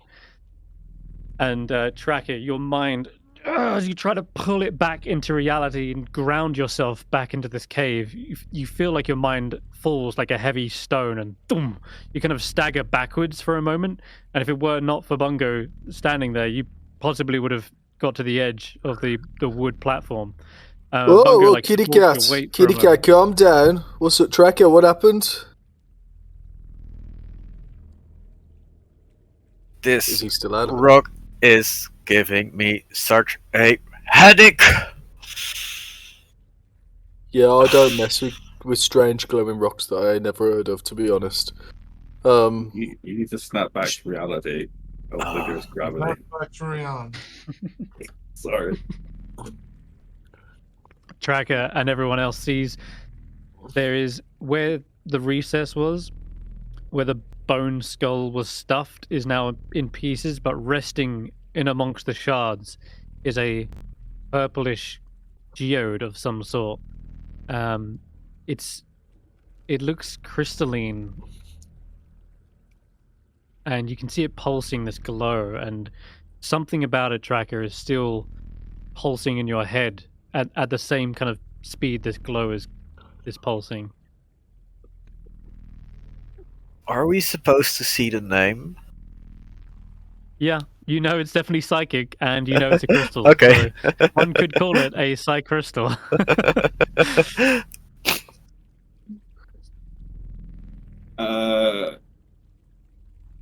So if we try to take that out of the wall, it will probably kill us. Or No. Or, no. Tracker, you feel like you've steadied your mind for a moment, such that you're able to like look at it and discern its nature. How?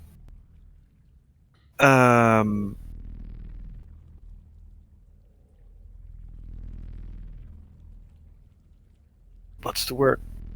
If I were Psychically to stumble. try to pick it up, am I attuned enough to it to not get such a feedback loop again?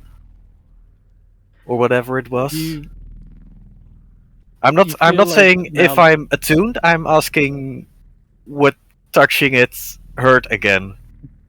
you don't necessarily know, but Yeah. I'll say this: if you are reaching out to it, you feel the kind of strange, like warping sensation again. But you found your footing in your mind's eye, such that you reckon you might be able to steady yourself as you touch it. Okay. Then I will attempt to pick it up because it's wasteful at this point to let it stay. Certainly, yeah. You pick it up, Do I get my and again, shovel there's that sense of yes, you can have your shovel back. The shovel is no longer like resonating with the crystal anymore. It's like it's that one initial kind of pulse has put the shovel to rest. The sense of vertigo that hits you, Tracker, is nauseating. Just holding it in your hand, it does set you off balance for a bit, but you could stow it away or something if you wanted. I'll put it in my backpack for now. Okay. The purplish glowing pulse is dimmed as it is placed inside your burlap sack. Well, it's surprisingly well. What's in the chest? What is in the chest? The chest you can open up. It's not locked. Looks like it was just some sort of storage. I'll tell you though, you can roll on the trinket stable. Ooh, trinket stable, trinket stable. Yeah, you can scroll to the bottom and there should be a roll button Oh wait. under the roll tab, rollable tables tab on the top right. It is a brush made from a small insect encased in amber.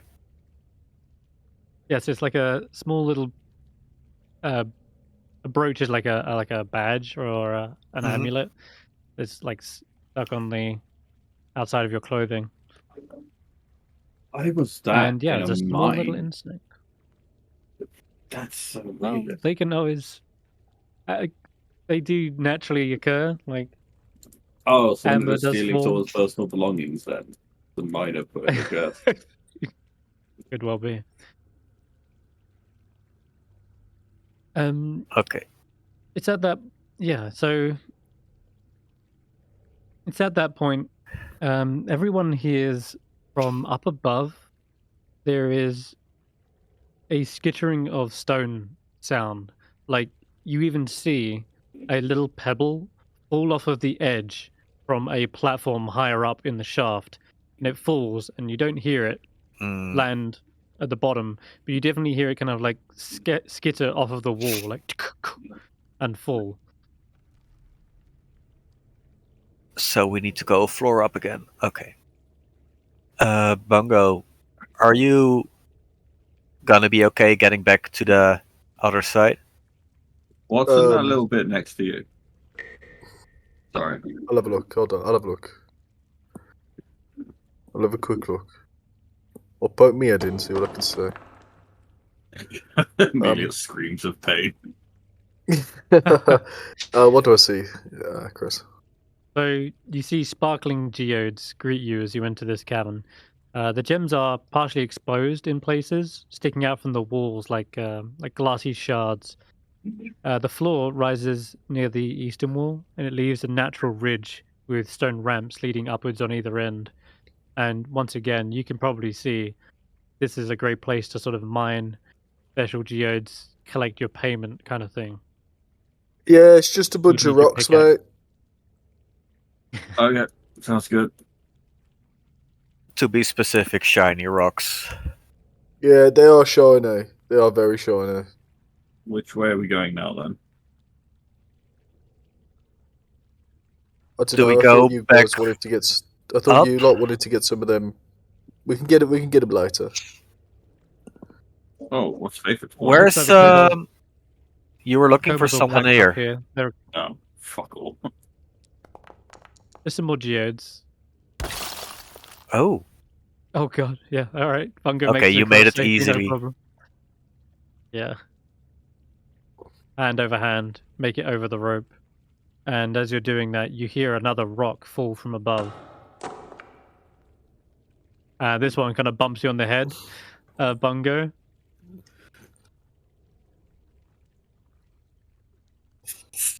It's as you're crossing as well. If it was bigger, it could have like dazed you for a moment that you lost your grip. But with that nat 20, I think you're fine. But yeah, a little alright, I've pebble had kind of like worse. bonks you on the head. I've had worse. It always seemed deliberate. The bad guy is the cave itself. Oh no. Who is up? Who is where? Where's Roki? Roki I went back wandered out. off. I got bored and wandered off. Okay, I will give. Bungo looks up to the top of the cavern and calls out, Ops, is that you? Oh, there's Roki. Okay, cool. You just hear your voice Hi. simply echo out. No response.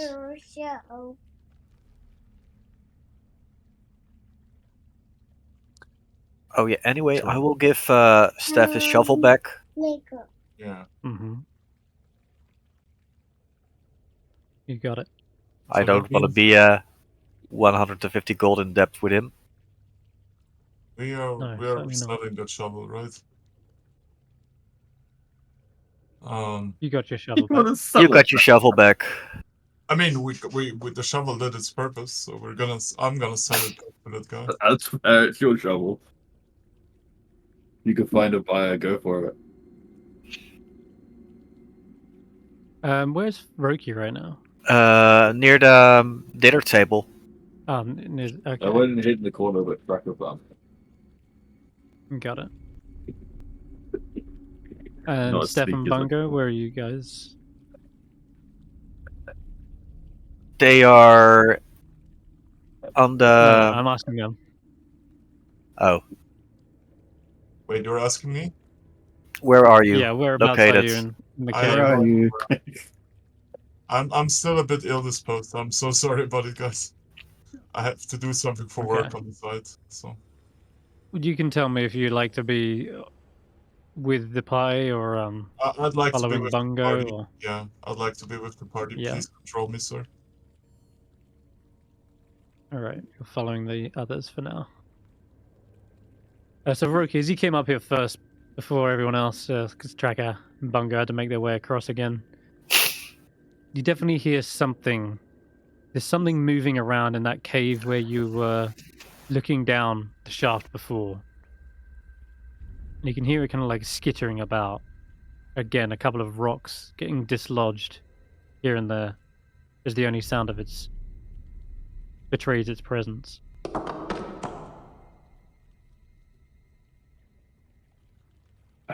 Wait for everyone to catch up. Where's Bungo? Hmm. There you go. One goes up there. Okay.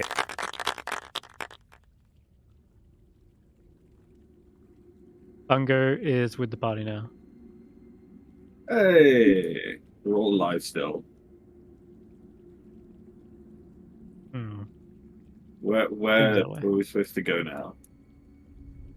Very confused. There was there were stones falling down, which means there's something on this floor or the floor above. Did we not explore the whole floor above? You did. So where haven't we explored on this floor?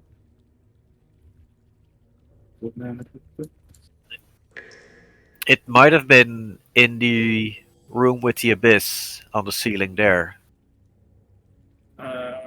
It doesn't leave tracks, so it's probably flying. Where are you? I'm gonna pause right there. It's Roki. Oh, God You damn. get to this corridor right here, and you've got just dark vision, right? Your eyes of night. Yeah. And so something comes into view behind this ridge, this rocky outcropping. You see something move. Just it's quick. Whatever it is swift. And it just catches your eye in time, but darts back into the shadows and recesses of this cave. What do you do? What the fuck? I guess I'll step back to the group and tell them what I just saw. Okay. There's something in there, you know. It's like, Hey. what's going on? There's something zipping around really quickly. It was like there for a brief moment and then gone. So whatever we were looking for is that might be it. How do we fight something that's faster than we can see? We lure it.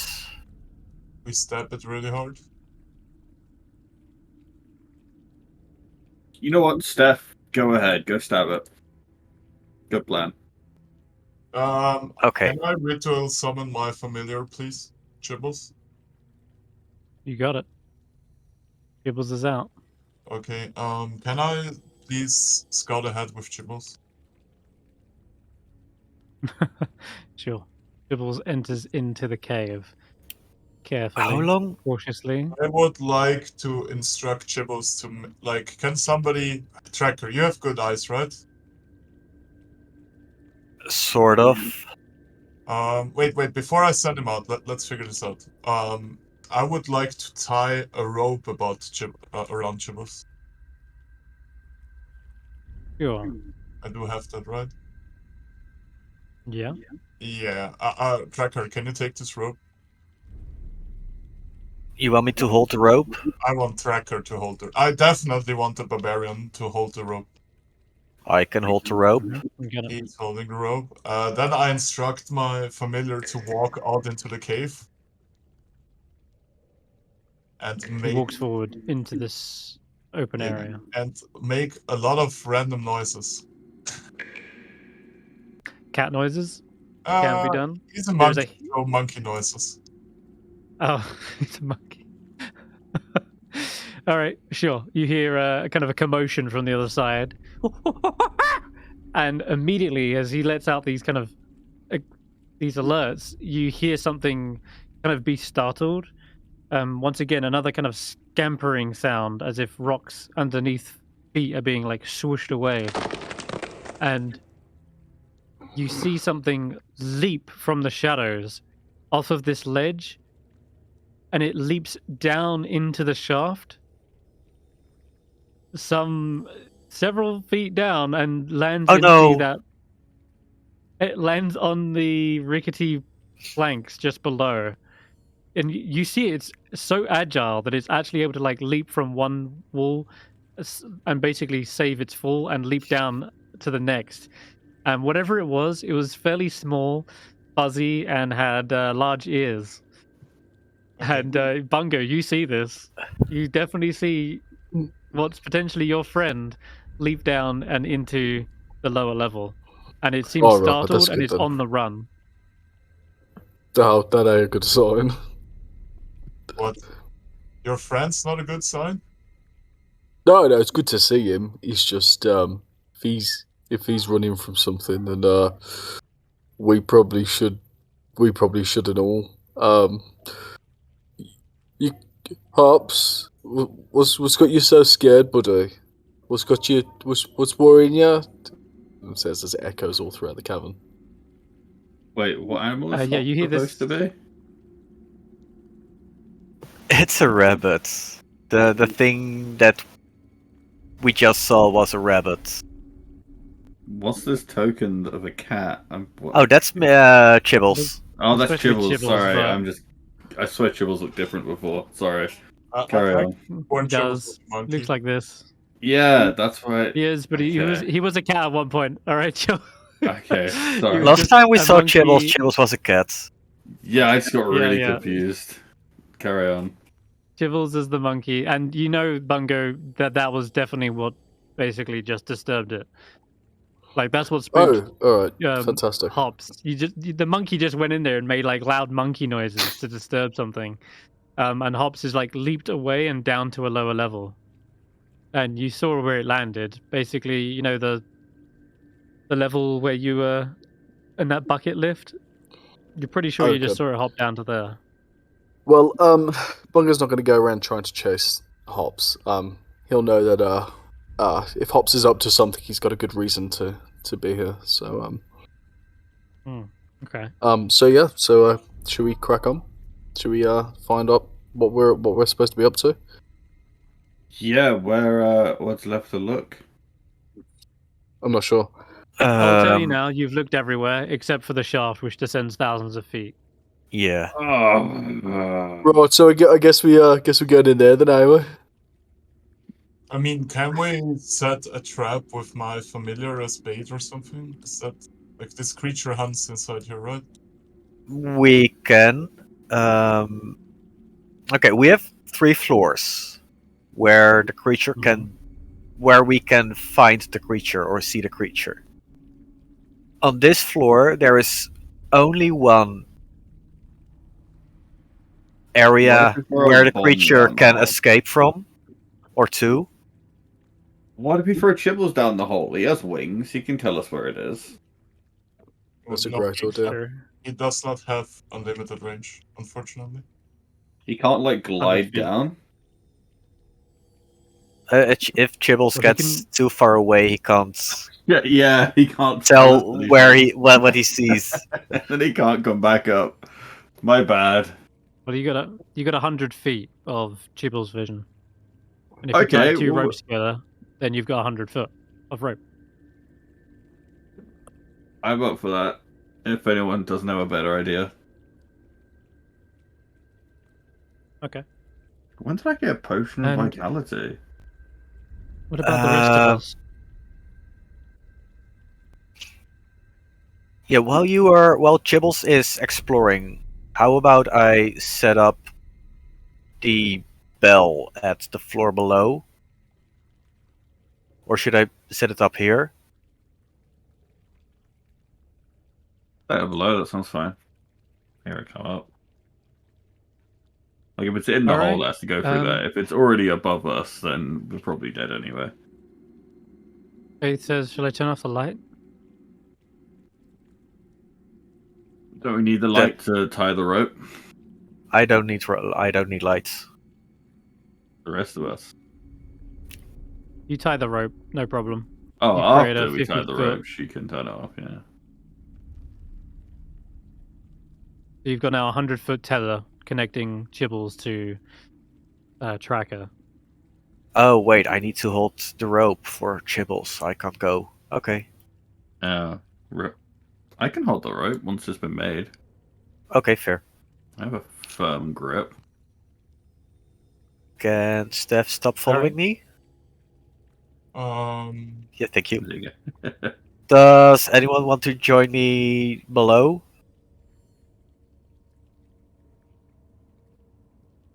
Didn't the kobold say something about that the creature picks off Wait, people when they're alone? Shouldn't we put the rope from below anyway? The lowest point? Let's just all go below and do it from there. All right. Okay. Yeah, because then we can see further down. This is the... Oh, you want to go to the very bottom? Yeah, Sure. and then hold the monkey from there. Oh, raise the monkey. So it's gonna fly up. I thought the monkey was going down to see if we could see Oh. anything down there. Did we get like a good grip from like the solid This is floor and a not on the terrible wood? spot to make an ambush. For them or for you? For us. How so? There is no foothold for us to fight the creature. It's fine. We ain't got to fight it.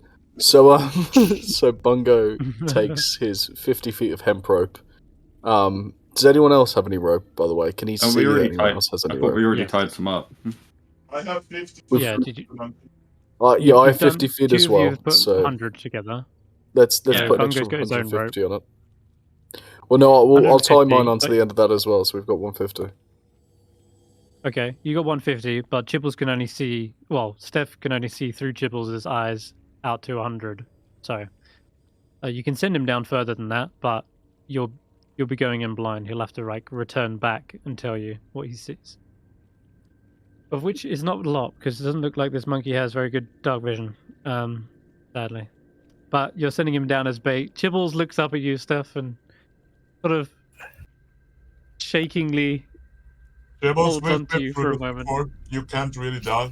You're a figment of my imagination. Don't worry about it. That's very. You hear it psychically saying, "But I feel pain." Oh. Yeah, Steph is the only person who's not going to care. I don't really care enough. And well, what do? You sending him down? I'm sending him down. Oh God! So, If it was possible to summon him and then chop him up for food, Steph would do that every day to never have to buy food. Jesus Christ! Well, He is you send familiar. Chibbles down. We do not have a deeper connection. I do like him as a friend, but you know. No, as a tool. Snorv hides down near the stairs. Faith is going to go into the recesses of this cave. The rest of you, are you happy with your position there? I trust you to put me in not the most disadvantaged position you can. I don't Oh, you see- want to be hanging there? from Okay, the sure. I don't No. see I'm joking. Okay, I'll put you behind Bungo, but in front of Faith, so you're surrounded by allies. Faith watches as Chibbles descends, shakingly with teary eyes, down into the darkest depths of this cavern. 100 feet down, you still have no sight on anything. The only thing you can hear is the deafening waterfall as it crashes down into this cave. The time you have to wait, though, feels like forever. A good 20 minutes pass. Anything happening during that 20 minutes that I should ask? Or are you guys just awaiting? Just listening out for if anything sounds like it's coming above us or around us. As Chibbles is descending, I'm checking what's happening above us. You can roll a perception check then, Tracker. Perception.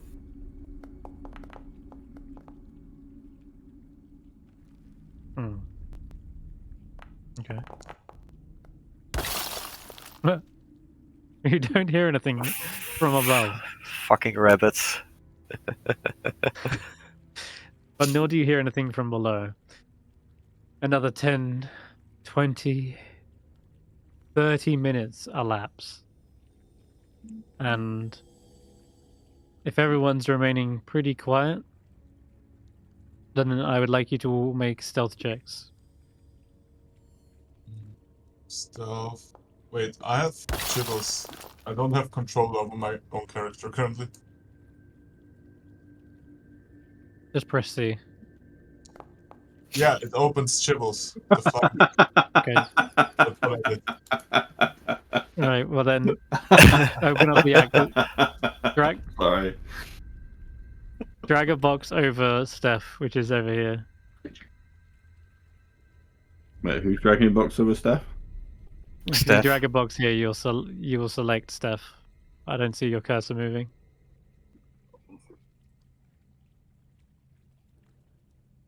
Who's selecting Steph? I'm Okay, the confused what's happening. other option is you go to the actors tab on the right, and you just simply open up characters and then select Steph that way. Oh, is this a group check, by the way? It is. Right, who's selecting Steph? Why? What's happening? Steph should be selecting Steph You- so he can roll for stealth. I cannot. Oh. I don't see myself on the map, like at all. Okay, so listen. If you go to the top right, you click the actors tab. You can just open up Steph from there. Top right actors tabs. So, no, wait. Yeah. close. And then So you have. Sorry. it's the third tab along. So you got chat Oh, yeah. messages, combat encounters, actors, and then he's in characters folder. He's just There there. we go. Cool. Shit. Didn't mean to Nice. click that. Very nice. So, Sorry. looks like overall great. Roki, however, is just the. What is it that Roki is doing that is making so much I noise? thought I was standing here. I got distracted That's and what I started thought. singing a song that was playing in my head, I guess. Toss You a got coin fucked. to your witcher. As figures will soon be, the weathermen come to bring us sugar and tea. And I didn't realize I was singing.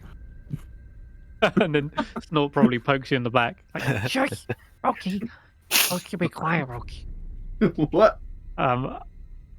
Overall, though, it looks like a not bad stealth check. Even Hops has got a nat 22. A kind of part of the group stealth, right? So, Chibbles. He's unable to see anything down here, but roll me a perception check with disadvantage for Chibbles. Because he can still maybe hear, but even still, that'll be a pretty tall order. If you can't see Chibble, I'll roll it for you. It's I'll roll it. So yeah, you got a 6 or even worse potentially. Nope, it's a 6. Okay. The Chibbles can't really see anything down here, and he's relying purely on his instincts and hearing. But Chibbles doesn't hear this coming. The only thing he feels is something long, slimy, that kind of slithers and wraps around him, up from his legs, coiling up to his neck, squeezing tightly.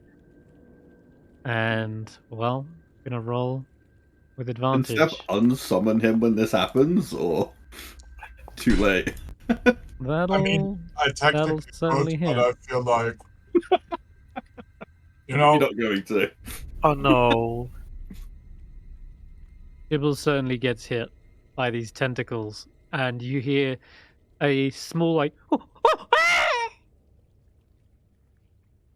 and then silence. And this was 100 feet below? It was. didn't we have a rope around Chibos? Isn't this like the sign for Mr. Barbarian here to pull? Am I holding There the is a rope? rope around. Yeah, you are holding a rope. That's what we established. No, Well, that no, was we when we were a re-established rope. Roki. We were above. Roki had the rope, I believe. Wait, who unroped my monkey?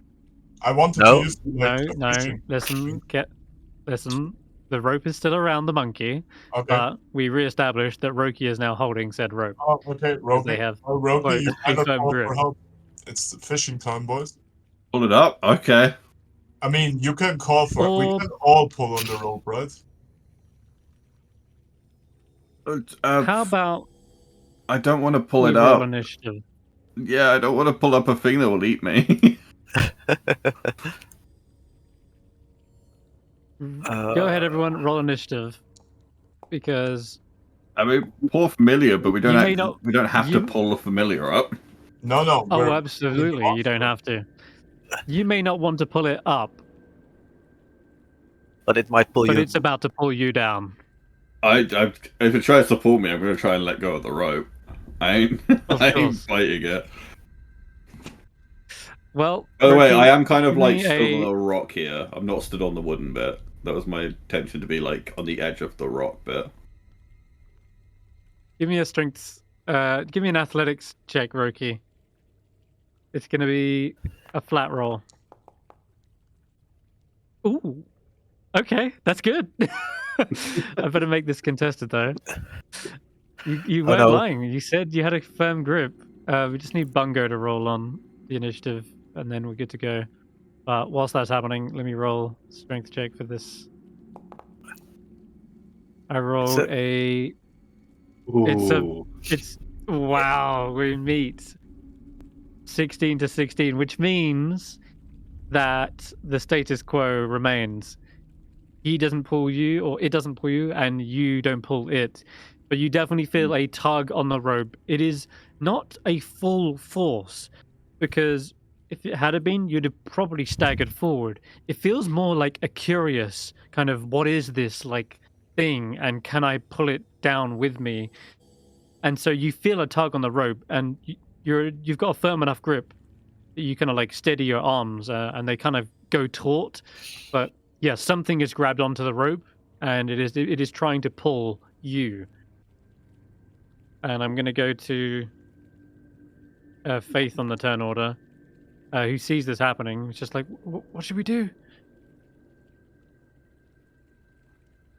Okay. I think it's coming up. Prepare. Tracker, what do you want to do?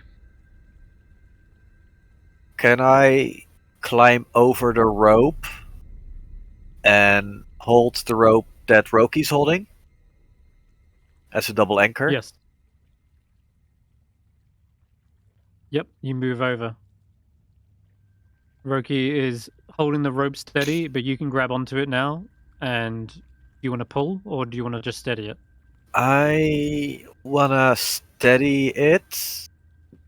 I feel if I'm gonna pull it up, it will escape.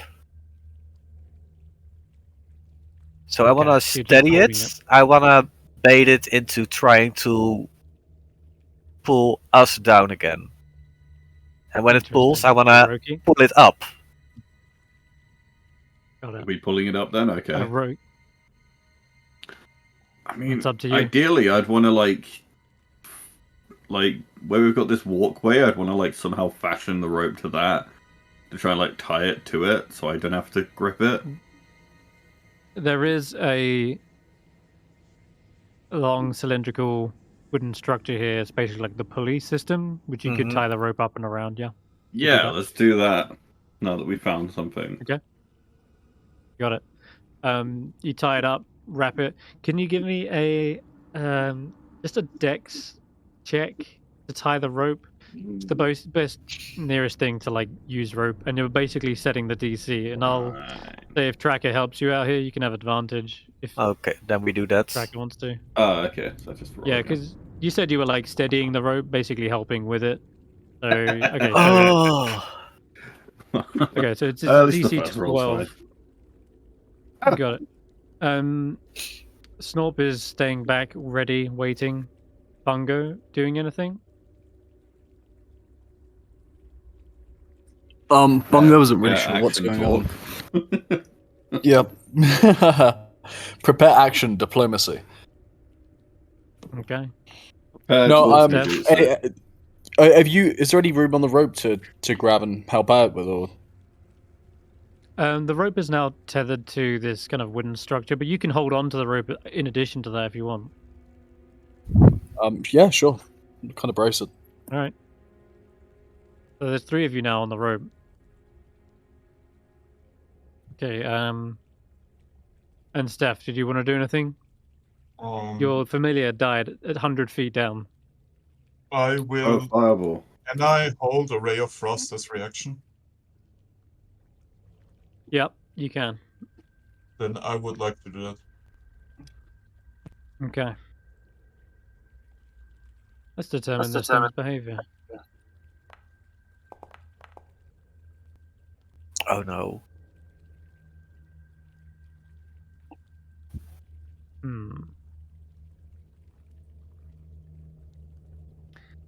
The rope goes slack. Damn it. Am I still supposed to be holding this? You don't feel any tension on the end of the rope, Bungo. It's sort of like swaying in your hand. And you can see 60 feet down, the rope is no longer taut. It's kind of just like going back and forth like a pendulum. Does it feel heavy? No, it just feels like you're holding 100 foot of rope. Okay. Can I abseil down it? Yes, you can. Are you sure? Do it. It sounds hilarious.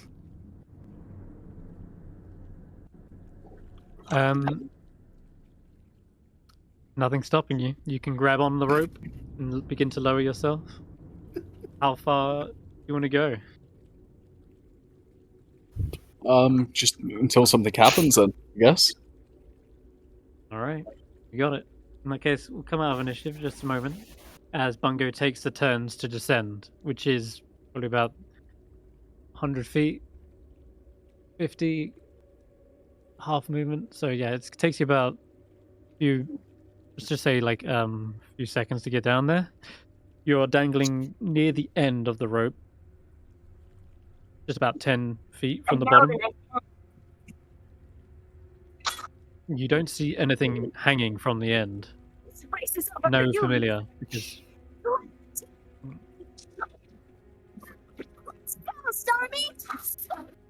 you hear some background noise. Oh no. Serious background noise. Yep. It's on now.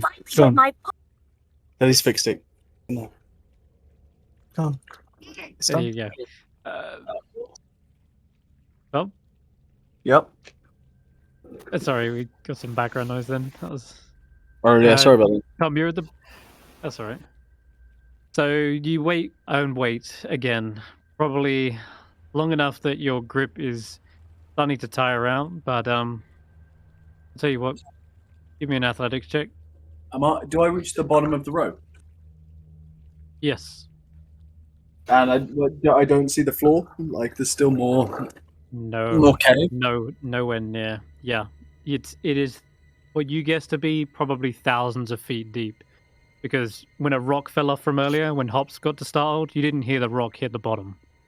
Okay, what do you need from me? Athletics check.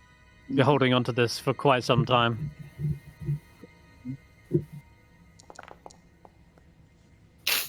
But your strength holds long enough that it seems as though whatever creature this is gets curious enough to come back. I need you to roll a perception check. It's pitch black down here. So... should be a disadvantage. You have dark vision, but there's no light. So it's magical darkness. No. Dark vision gives you normal vision in dim, and disadvantage in complete pitch black. So that's this with disadvantage, isn't it? So I need to roll again. Yeah, right. I don't think though you beat this. But yeah, go ahead, roll again. No, you don't need to. Don't worry. Yep, you don't see this coming. All right, Bungo. Go time. I mentioned that you're about like 10 feet from the bottom, so you're about like 80 feet down because some of the rope is tied up here. Sure. So you feel something suddenly wrap around your leg. Spiny, but also there's these suckers that seem to grip on tightly. And that's when you feel a stabbing sensation, as if something on the end of these tentacles have like these pointy spines and then jab through and into your skin. Or at least, maybe they will try and pierce them. Let's roll with advantage because you do not see these coming. 14? Doesn't hit? Oh yeah, No. I guess you've got your shield, right? But Even without the shield. Well, no, with the shield, yeah. yeah, But, with the shield. Okay, cool. yeah. Well, that's a lucky break then, because it seems as though the creature has wrapped around a portion of your shield and is stabbing into it as hard as it can. And for the rest of you guys, you haven't actually described your shield. It is this massive, like, log, practically, isn't it? It's like part of a tree. Yeah. And it's got like a big old handhold kind of like carved into it such that you can like hold it. Nice. Well, that thing is suddenly struck and you feel the kind of dent into the wood, like whatever it did, it tried to pierce through and didn't find purchase. Now, the next thing that happens is it pulls up and around, and that's finally when you see it, Bungo, face to face. This creature, as it hovers silently, looping itself further around the rope and on you.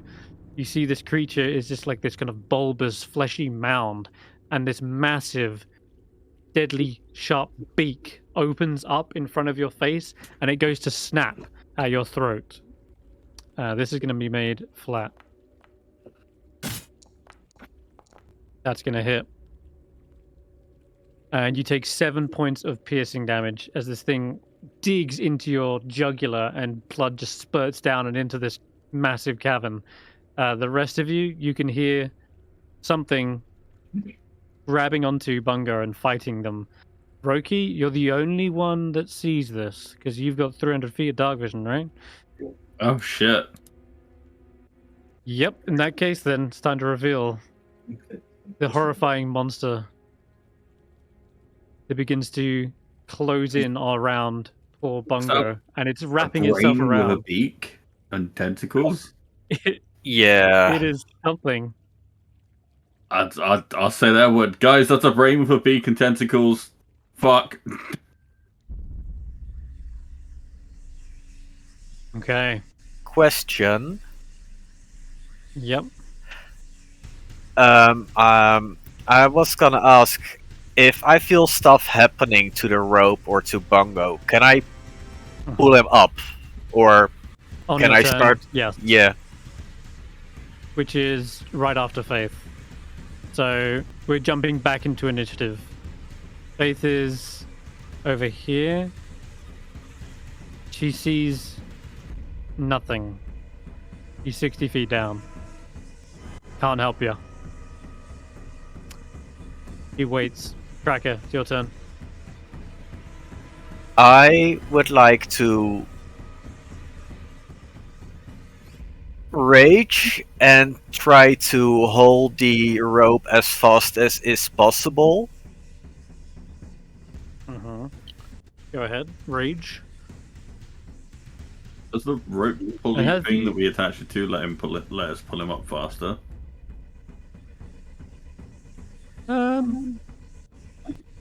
Yeah, there is some sort of pulley. Yeah. Because I did tie it to Yeah, you that. could. Yeah, sure. I'll allow that. That sounds like a feasible option. Okay, how does this The work for me?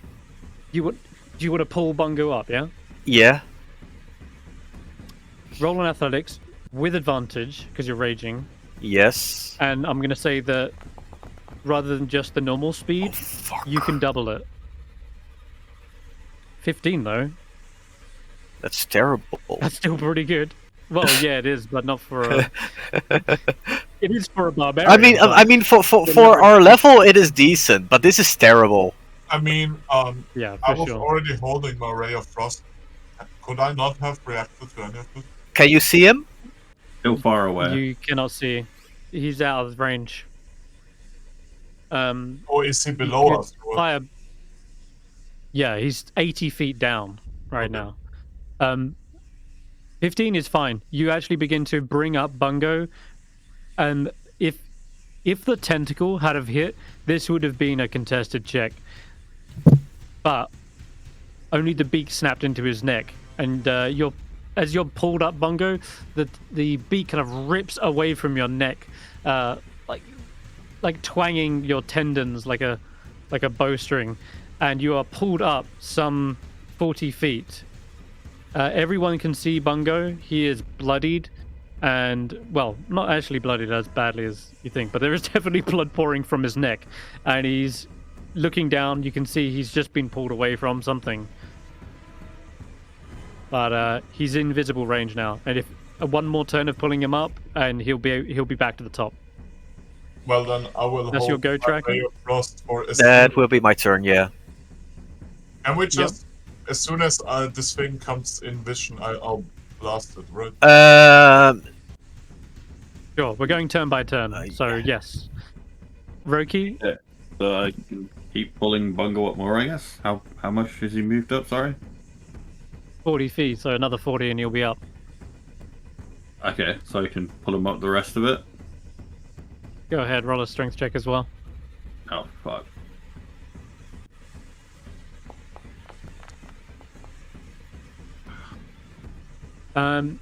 It seems though you could probably do it, but it's no faster than what Tracker is already kind of accomplishing right now. You're just sort of holding onto the pulley and like turning it at basically the same pace. Okay. So you're not like hindering, but you're not like helping any further than what's already being done. But Snorp is looking around. I can't see it. I can't see it. Hey, he readies like a javelin. That's it, Bungo. Your turn.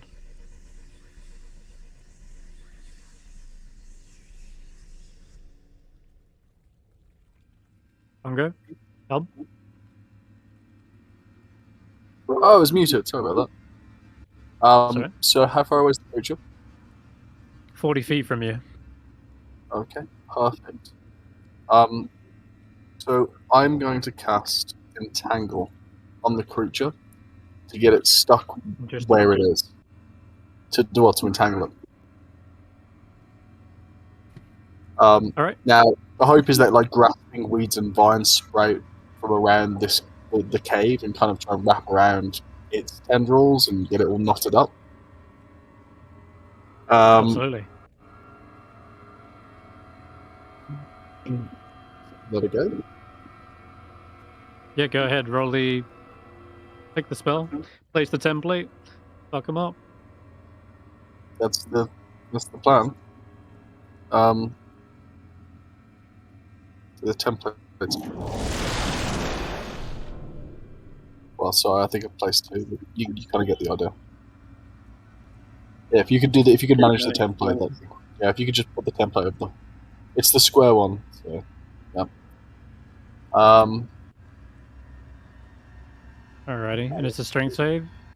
Or is it... No, it's a dex to begin with, isn't it? Yeah, dexterity save.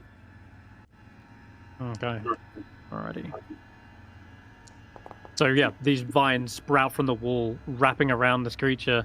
However, ooh, it's a slippery fuck. It manages to weave its way in and out, hovering just out of the grip. And its own tentacles also are able to kind of like coil around the vines and pull itself free. Doesn't get trapped. Ah, that's a problem. That's a shit. Yeah. I'm gonna continue to climb up the rope, and then my turn. Okay, you go up another 20 feet. You're 20 feet from the top. Okay, it is... Technically, Stef, you're holding a spell ready. Yep. If it approaches, which I think... Now, you just moved out of range. It's got a 10-foot reach.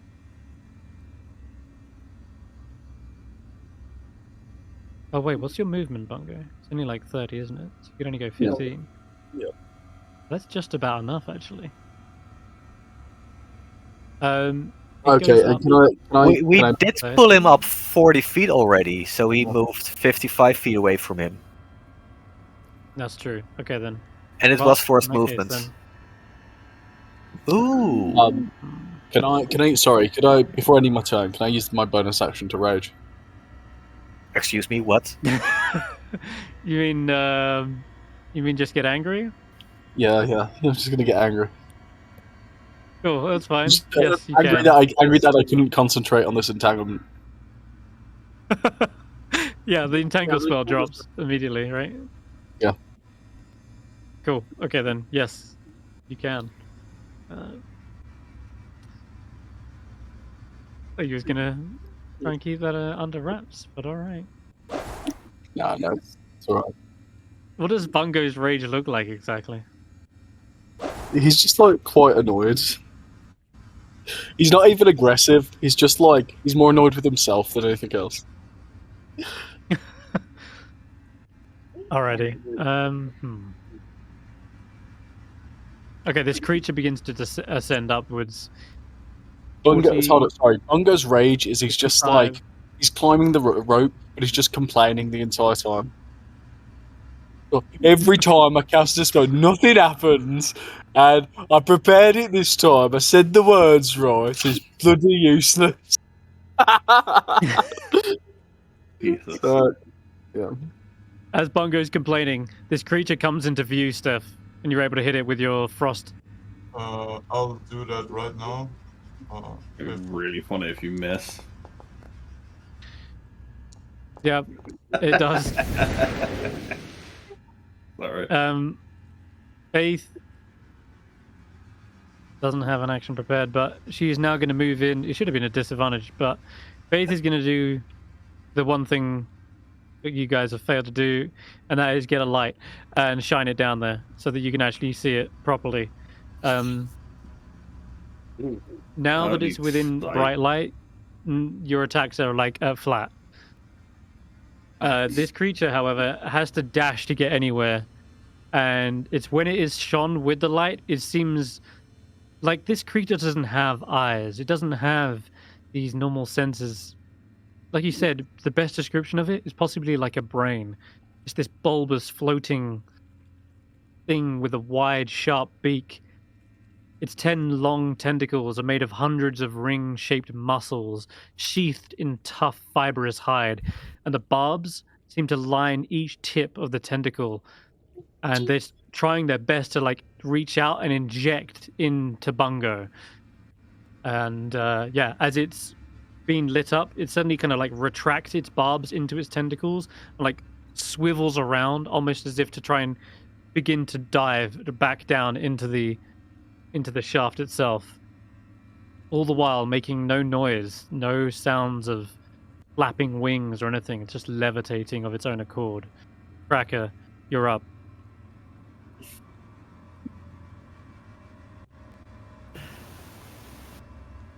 And yeah, there is apt picture. Yeah. What an ugly creature. I will reel in Bungo and use my bonus action to keep my rage on. Okay, you got it. Do I need to roll again, or? I think it's probably going to be a done deal at this point. You're good. He's only 20 feet from the top. You just pull him that last bit.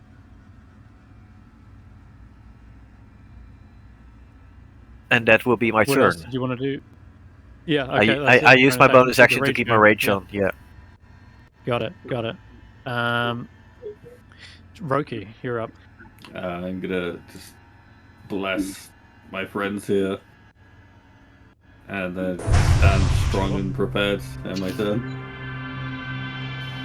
Got it. Snob's actually ready to javelin, didn't he? So I guess he'll throw that. Yeah. Oh, I got it. And on his actual turn, he'll throw a dagger. Am I doing all the work here? What's going on? Yeah, another dagger sinks into this thing's fleshy, bulbous head, and yeah, it starts to like, it's kind of try and get away. Bungo, you're up. I don't know why I bother with magic. Every time I try, it don't work. I suppose we are speaking to this thing. I wouldn't even know where to start. How far away is the creature? 20 feet. 20 feet. Okay. Yeah, I'll put a little.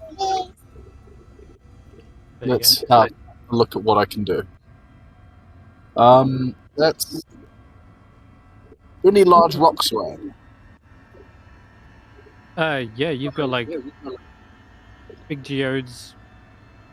There's bits of detritus and rocks where the mining has been taking place. Yeah, there's plenty of debris. Okay.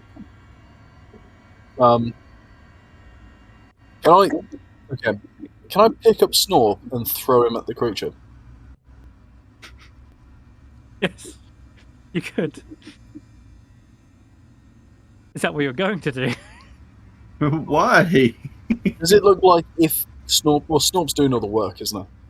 If it looks like Snorp landed on the creature with a dagger in hand, like as a kind of... Not a throw at, as in using him as a weapon, but throw at so that he can land on and start stabbing it from atop, right? Seems to be doing just well from here, but you could throw him in and have him like just flailing around with it. He's hit both his attacks, to be fair. Yeah, that's true. Are any of its tentacles like within reach? No, you'd have to climb back down the rope and grapple it. Okay. Could I? How far down the rope would I have to climb? 20 feet. 20 feet. Okay. Okay, so if I climb down 20 feet, can I grapple it by the tentacles? And then try, and if I can succeed in the grapple, can I try and slam it against the wall? Yeah, let's do one thing at a time. So to get down there, you can make it with a bonus action, Adrenaline Rush, because it takes 20. Although it's only 20 feet, it's climb speed, so that's double for you, like 40. But with Adrenaline Rush, you can speed up, get down there, and you also get some temporary hit points.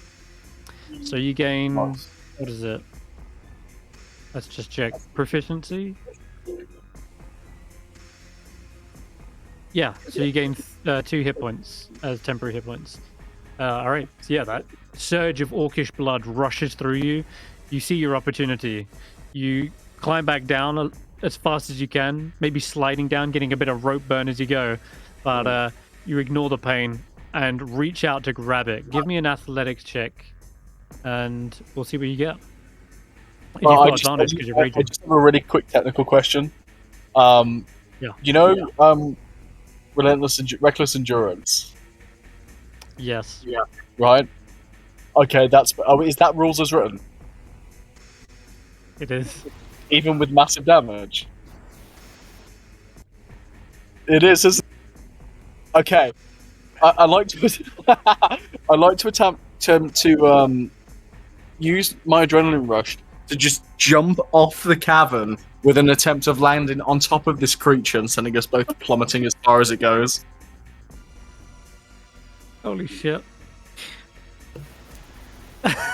You have another character ready just in case. This is good. This is gonna be fine. This is gonna be fine. This will work. That's what you said with many. This will actually work. So I'd like to attempt to jump down, and this thing has like loads of like flailing tentacles all over the place, doesn't it? Yeah. So I should have advantage on attempting to grapple this because there's so much to grab onto. Oh, we already do. Fantastic. Okay, so I'm gonna adrenaline rush, jump off into the cavern, and try and wrap my arms around as much of it as possible, sending us both plummeting into the depths, with me on top of it. Give me an athletics check with advantage. All right, you ready for Bungo for the top rope? Yeah. Okay. Athletics check with advantage. Watch out! Watch out! Watch out! Oh! Jesus, that's a 22. Oh! Yeah. So Bungo, you leap onto this fleshy mound, and it feels like you're going to bounce off because of how like squishy and bouncy the flesh is. But you instantly wrap your arms around, finding purchase on tentacles, one underneath the beak. So you're like wrenching its mouth open. You see it swivel around in the air, kind of like a flailing air balloon. To use the image from quickly does it start falling now that I have it grappled? Well, I will say that it doesn't rely on wings. If it was a grappled creature which was flying, it would have 0 speed and instantly plummet and fall. But with its hover, it innately is able to sort of just levitate in that space. So you kind of like descends about 10 feet from the impact, but it doesn't just plummet. So it is now 30 feet below everyone. Okay, but Bongo, you've got it grappled. Because I jumped before I grappled it, does it take bludgeoning damage from... Oh, inverse right. full damage. I will say yes, but only if you take the full damage as well. But it'll be half I to take you. half. I take half. So yeah.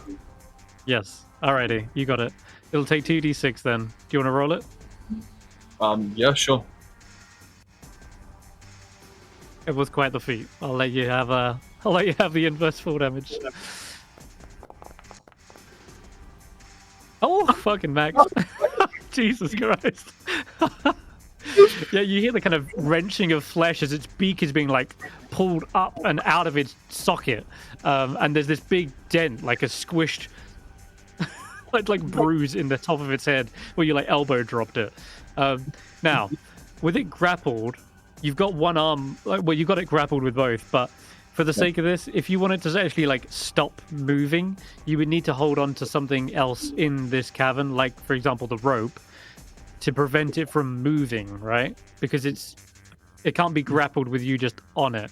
But if you reach out with your other arm, I will say you can grapple the rope. Would you instead allow, instead of preventing its movement, can I grapple so that I've actually restrained its tentacles in a way where its beak isn't facing me, so it just can't use its tentacle attack?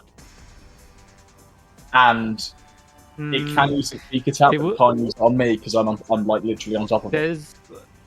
There are 10 tentacles. There's no possible way you could grab all of them without one stray one getting around and stabbing you in some fashion. Okay. Like, it can defend itself from all angles. Okay. Alright, we're in quite the dilemma here, lad. But if you wanted to stop its movement, I'll allow that. You just hold onto the rope with the other arm. Yeah, sounds good. So I've got the rope in one arm, Okay. and I've just elbow dropped into the thing. Okay, cool. Yeah. Okay, cool. Brilliant. Turn done. Stef, you're up. He's got it held.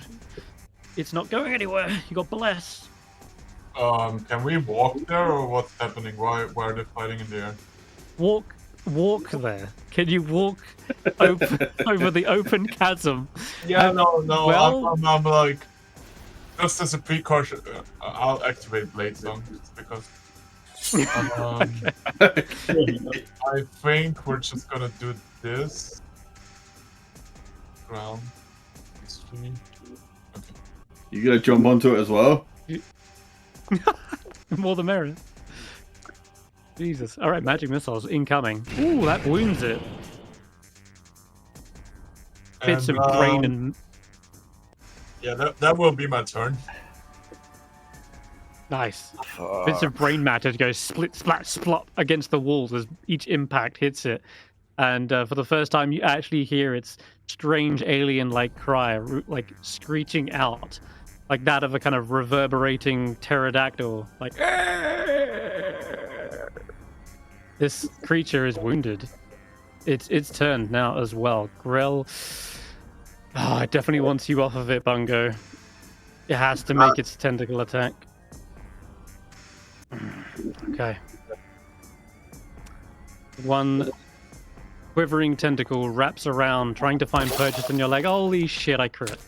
Hello, That's Bungo. not good. I've known you since so long. I've already formed an immense attachment to you. Don't die. That... Did you get a 14 on a roll of a 6? Bless! Yes. Fucking bless! You just saved a man's life. That is incredible. The sheer willpower for Bungo to hold on as he's injected with paralyzing venom. Yes, this thing paralyzes its prey. No wonder there's no thrashing. No wonder there's no fight when you find the victims gone. This thing drags its victims off completely still and drops them into the below. But Bungo, as this thing sticks into you, you feel that surge of magic welling up in you, pushing back the venom out of your veins, and you're able to hold on firmly without just falling loosely and limply to your death. That is huge. As for the beak, it is going to try and snap its jaws around your hand that's gripping it, but again, still raging, still holding on. Yeah, you're taking half again. I don't know why you're concentrating. That should not be a thing. That's my Don't worry about the... Oh no, I'm not concentrating. You know. Yeah, I don't... Yeah, we just delete that. We don't need to worry about that. There we go. Get rid of that. But you definitely got hit by the beak. Take another 4 piercing damage by the looks. Mm-hmm.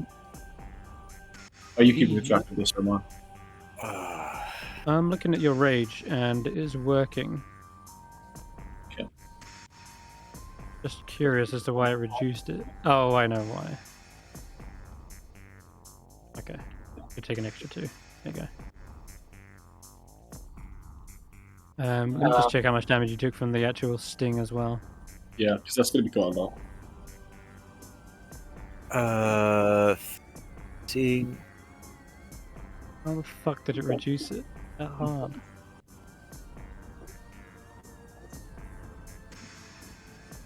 It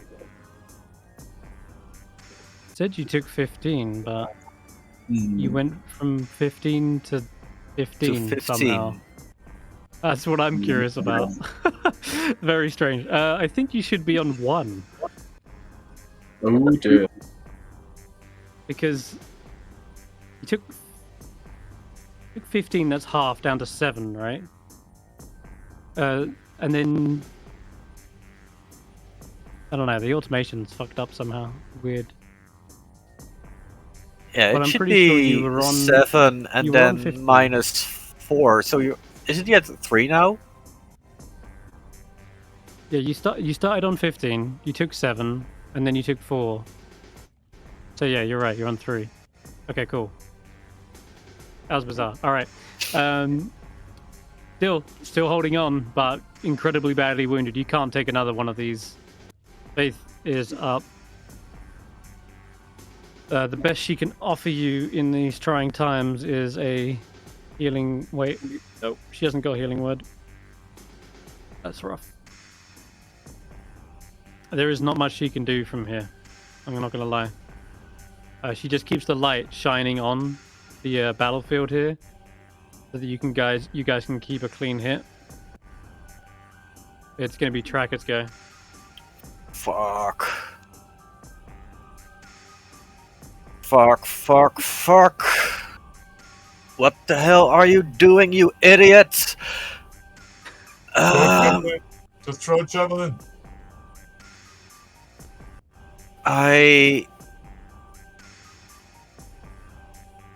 I'm gonna jump down. Well, onto what? Onto it? Because Onto Bongo's it. on it. Fuck. I don't know if there's enough room for both of you. You'd be landing on top of Bongo. That's probably not the best idea. Can I climb? He's He's 30 feet below, right? yes. You've got climbing speed too. Can I climb down the rope and then attack him from the rope? Yeah, effectively. Then I'll do that. And I'll do that recklessly with my claws. And effectively, I will have abandoned my shield at the foothold next to Roki, because there's no way I can climb down with the shield and attack the creature. So I will unequip my shields.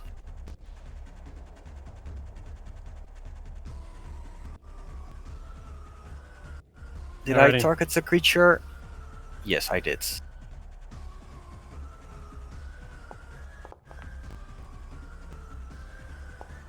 Slamming it.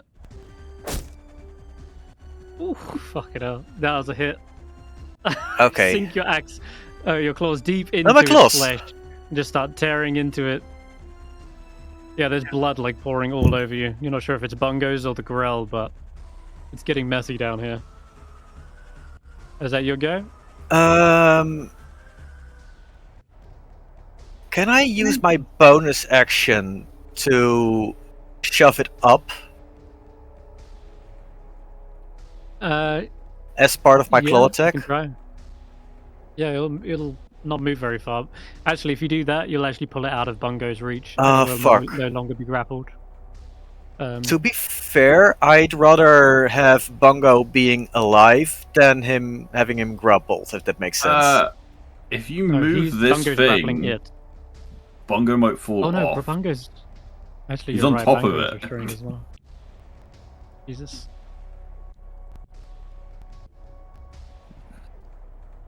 Fuck. Okay, so what do you want to do? You can, if you want, but then the Grell will be freed from its grapple. And so will Bungo. What would this mean for Bungo? Bungo would no longer be grappled and restrained. He's completely entangled with the tentacles right now. But if I were to do this, would Bungo be falling down? No, because he's got one hand on the rope. Okay. Then, sorry Bungo, but I'm gonna shove him up. Alrighty, give me strength check with advantage track. Is it athletics? Athletics, yeah. Gotta be a 20. Alrighty, you do it. You pry both of them free from each other. The tentacles are still flailing around, but they're no longer wrapped around Bungo's neck. The Grell is pulled about 35 feet up, so now he's only like 25 from you guys. But yeah, now So now he has the Grell has the choice: go to the rest of the group or go past me. Oh, I have the chance to do the funniest thing right now. Okay, Snort.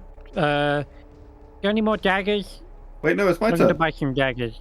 Roki's Yeah, first. I know, but Oh. you know, just want a dagger from you, Roki. You got anything? Don't have any daggers, though. Bro, Alright, I'll I take will it, mate. craft my next magic missile you can't imagine. I have the option to do the funniest thing right now. Oh no. I won't. I won't be stupid, but I just cast a Sacred Flame and hope it's not useless. It's useless. No, it does. It did roll a 17. Sadly.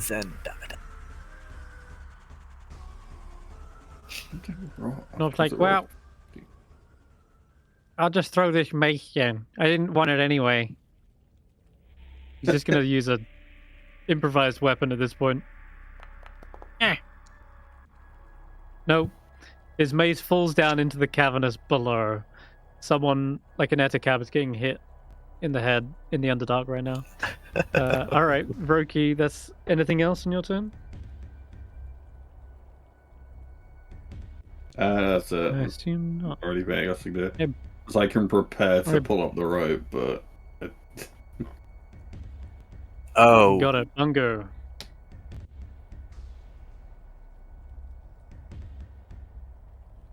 Bungo, Tom, give me it.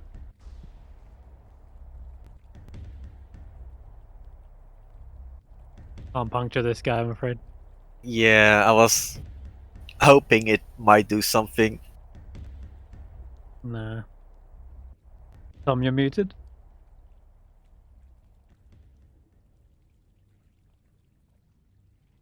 Tom. Tom! Thomas? Thomas? There's a mouse in the house. I guess he's dead. Oh well. Alright, what's good? It's your turn, buddy. Oh, Bungo's yeah. right next to the grill. Sorry, I might have ruined your move. Yeah, no, it's cool. We'll improvise. What's happening? Okay, Well, the Grell you is were 5 feet restrained by above the us. Grell, but it's within striking distance. It's above us, but above me as well. Yeah, Yes. yeah, you can climb up though, easy. Where am I? You're right Okay. next to it. I'm next to the Grell. Okay. Yeah. If you want to be, you can be. Yeah, it's only 5 feet climb. Okay. What's it gonna take? Oh, it's a 5 feet climb, so I'm on the rope. Yeah. Yes, Okay, so I'm climbing up 5 feet. got it. What can I do to this thing then? It's It's just- wounded. It's wounded. Okay. Let's What would I have to do to like disable its beak? Well, that'd be something like a cooled shot, but at this rate, if you do enough damage to break its beak, you might as well do enough damage to kill it, because it's already bloodied, right? Okay. I don't think I have. I don't think I have the damage. Stef, if I screw this up, have you got a magic missile you can use to finish it off? I have my magic missile ready, so Okay. I have 3 Okay. damage guaranteed at the very least. Brilliant. Okay. Let's. 6 damage guaranteed, actually. I'm sorry, 6 damage guaranteed. Okay. All right. Can I attempt to kind of just slam it with my shield then?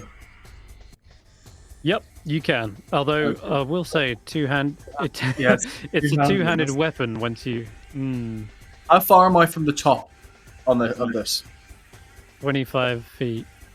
If I use my dash, can I get to the top? If I adrenaline, can we just Yeah, do it again? Can we just adrenaline rush, climb to the top, jump onto it? You could. If you do Uh, that, you would do it. leave its threatened area, and you will get an attack of opportunity against Yeah, you.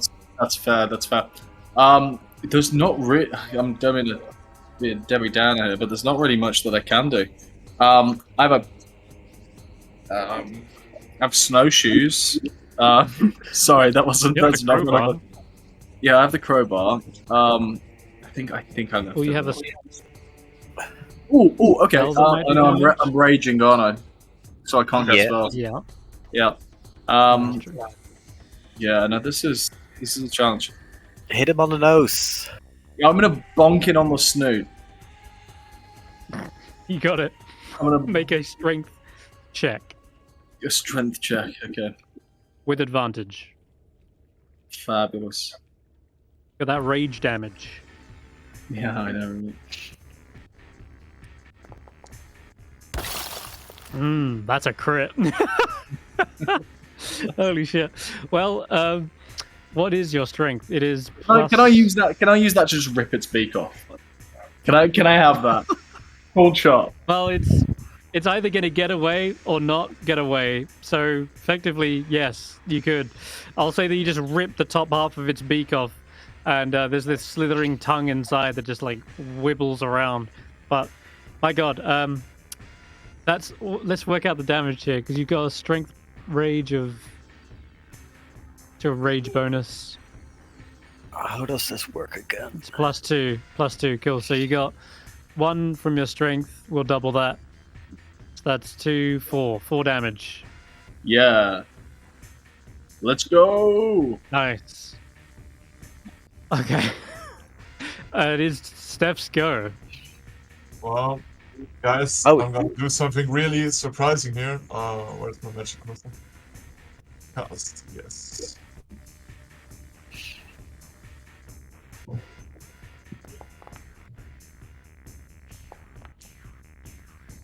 Oh, very nice. Oh, he's gonna get decimated. Holy shit, 1 HP. Wait, he's still flying? Damn it. He's on 1 HP. Oh my god. You do a barrage of missiles that blasts one tentacle, another, and straight into the side of its head as it is completely littered with holes. This thing has no option but to retreat. I Either feel that or it like- takes down one of you with it. I feel like it shouldn't look like this for me. I'm very confused. I posted it in the 10 Towns Rumors channel. Oh no. I What are have you looking permission at? to mess with the thing that you just put. That's because I revealed it to prove to you that it was on 1 HP. Oh. Do we get attack opportunity when it tries to retreat? That is the question.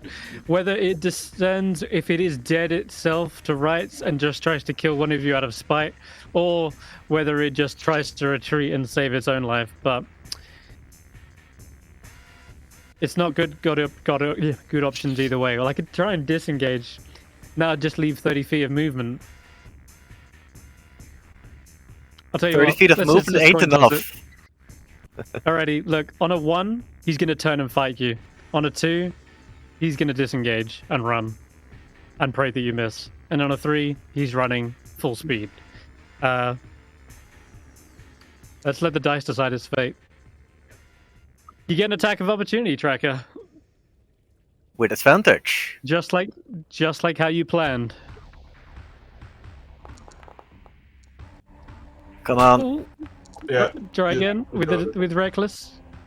Oh, that's still a hit, actually. Oh, It Tracker, how might do you crit. I finish might it? crit. If you want to go overkill, go for it. It's not a crit. Yeah, but he's dead. Bungo and Tracker both clinging to the rope, swinging around.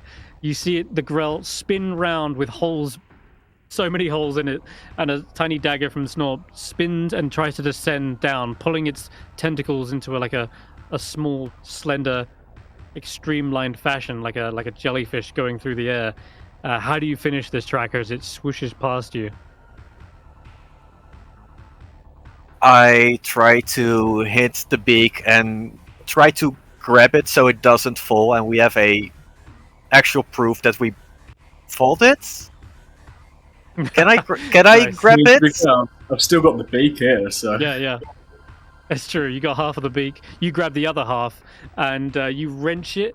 And as you do, you see that beak kind of comes free. It's still attached to some sort of like alien-like tendon that rips and pulls out of its socket all the way around, like unzipping it from one end to the other, and brain matter kind of spills out everywhere.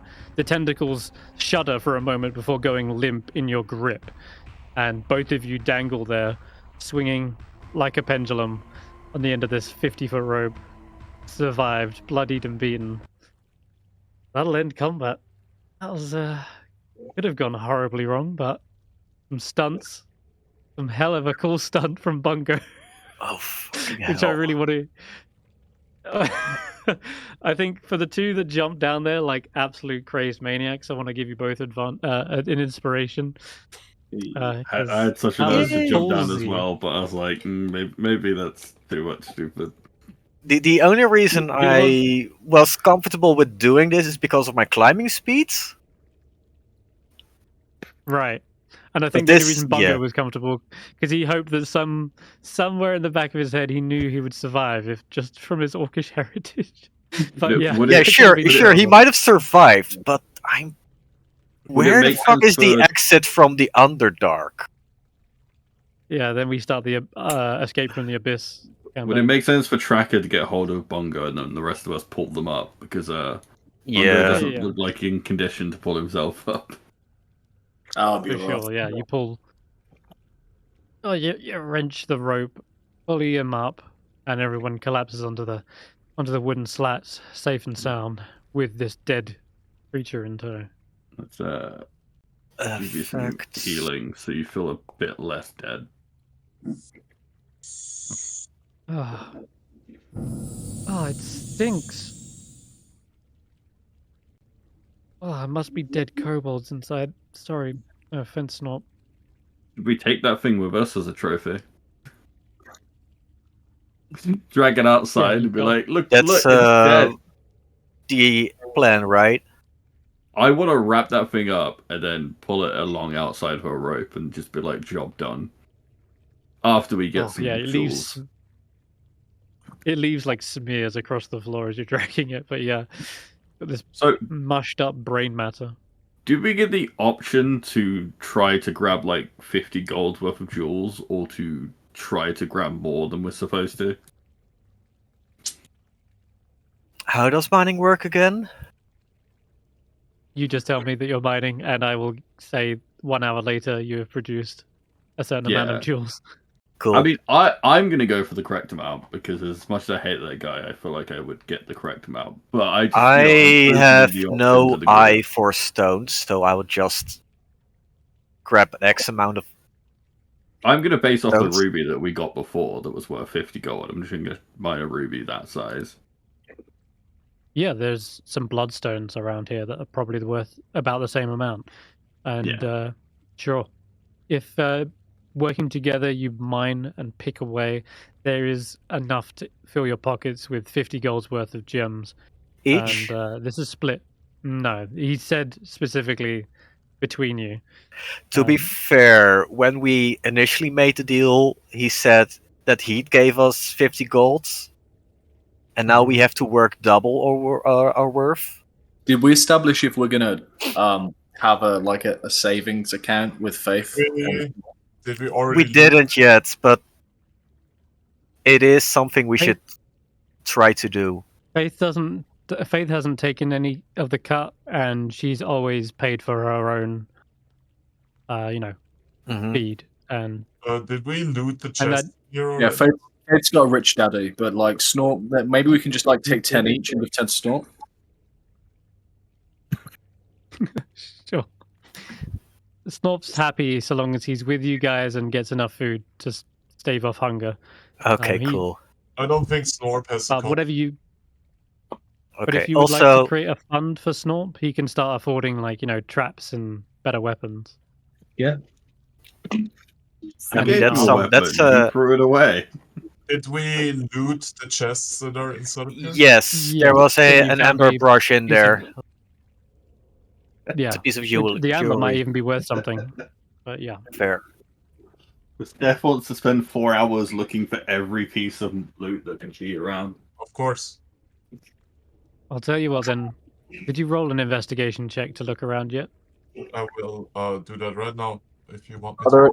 While he's doing that, are there any rare mushrooms or fungus growing in the cave?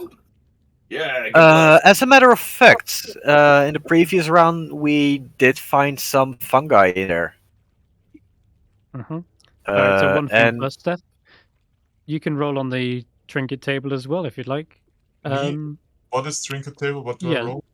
So at the top right, it's one of the tabs. It looks like a pair of dice. Click that, all of the tables, and then and there should be Icewindale trinkets. Yeah. That opens a window. Scroll to the bottom of that window, and there should be a little roll button.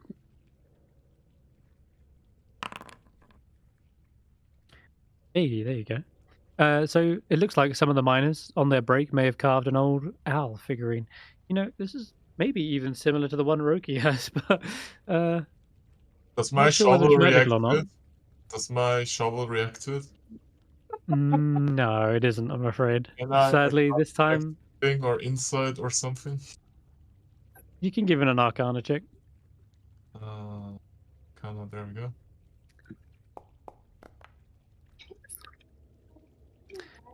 So with a 17, it appears to be made of whalebone, and as you've seen from other figurines of power, they seem to be made of either a precious metal or gemstone, like onyx, brass, that kind of thing.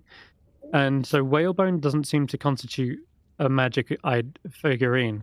And then it kind of strikes you, like, your shovel, it's not picking up on everything magical, because if it was, it would detect the bless spell right now, your rays of frost. It seems as though it's picked up on the onyx figurine, the Psi crystal, and not other magical things. It's like it's picking up on, minerals that are magical. Oh. So, wait, were we in that alcove back here already? Yeah, you've dug through here, and you could. There's plenty of little places you could mine if you'd like. As for particular mushrooms, bungo, yeah, there actually is. And you remember, well, you don't remember, but the rest of the party. If you were looking for mushrooms, I will show you where some are. There you go. Cool. So, what have we got? Would you kindly follow me, please? We're going further down, right? That's where we are. Where's Tom? I'm not sure. Can you make him follow me? He's back.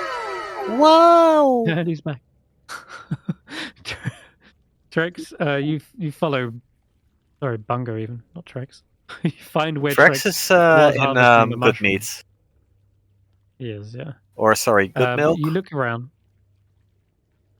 Good milk now, yeah. Okay, so what has he got? Let's see. Trex has he had a little satchel, yeah. Trex was finding things, and he was harvesting from this cave specifically. But I'm trying to find out whatever it is. You certainly harvested it. Let me just find it. Wasn't it Ah, from shit. somewhere else? Nah, it was just all over the cave basically, but it's not a problem to take Oh. him there and show him. Oh, finally, here we go. So clumps of moss, lichen, shrubbery. Doesn't look like any of the samples are valuable, but I'll say with a nat 20 on survival, you do find something that he missed. Something like a keen eye like yours and a keen nose has sniffed out. And I think last time we found them weird mushrooms that were like poisonous. The fungi Right. mushroom or They- something. Yeah, there were. These are poisonous mushrooms, but with a delicate hand and a good pair of gloves, you can easily harvest these without getting poisoned. Mix them up, create something of a poison if you wanted, or that kind of a similar ilk. Is that what you have? Is that your intention, Bungo? Going to make a poison out of these? Because they are poisonous mushrooms. But As I said, Bungo doesn't really like plan ahead.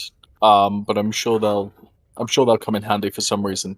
But yeah, no, if you're happy to give me a handful of like very toxic, poisonous, not venomous. no. Right, they're They don't have creating poison, not a venom. No. But you can have things that are like if it gets into your bloodstream, it can be poisonous and venomous, or it could be just poisonous. No one wants to get arsenic in their blood, but also you don't want to eat it either, No. right? No, So it's poisonous to the touch. Oh, poisonous to touch. Okay, so it's okay. So yeah, no, sure. If I'm careful with it, hold it by the stem, and I know this kind of thing. I'm an expert. Sure. Yeah. How many do I get? Can I get like a pound of them? What's the yield? Good question. Roll a d4. D4. Yeah, sure thing.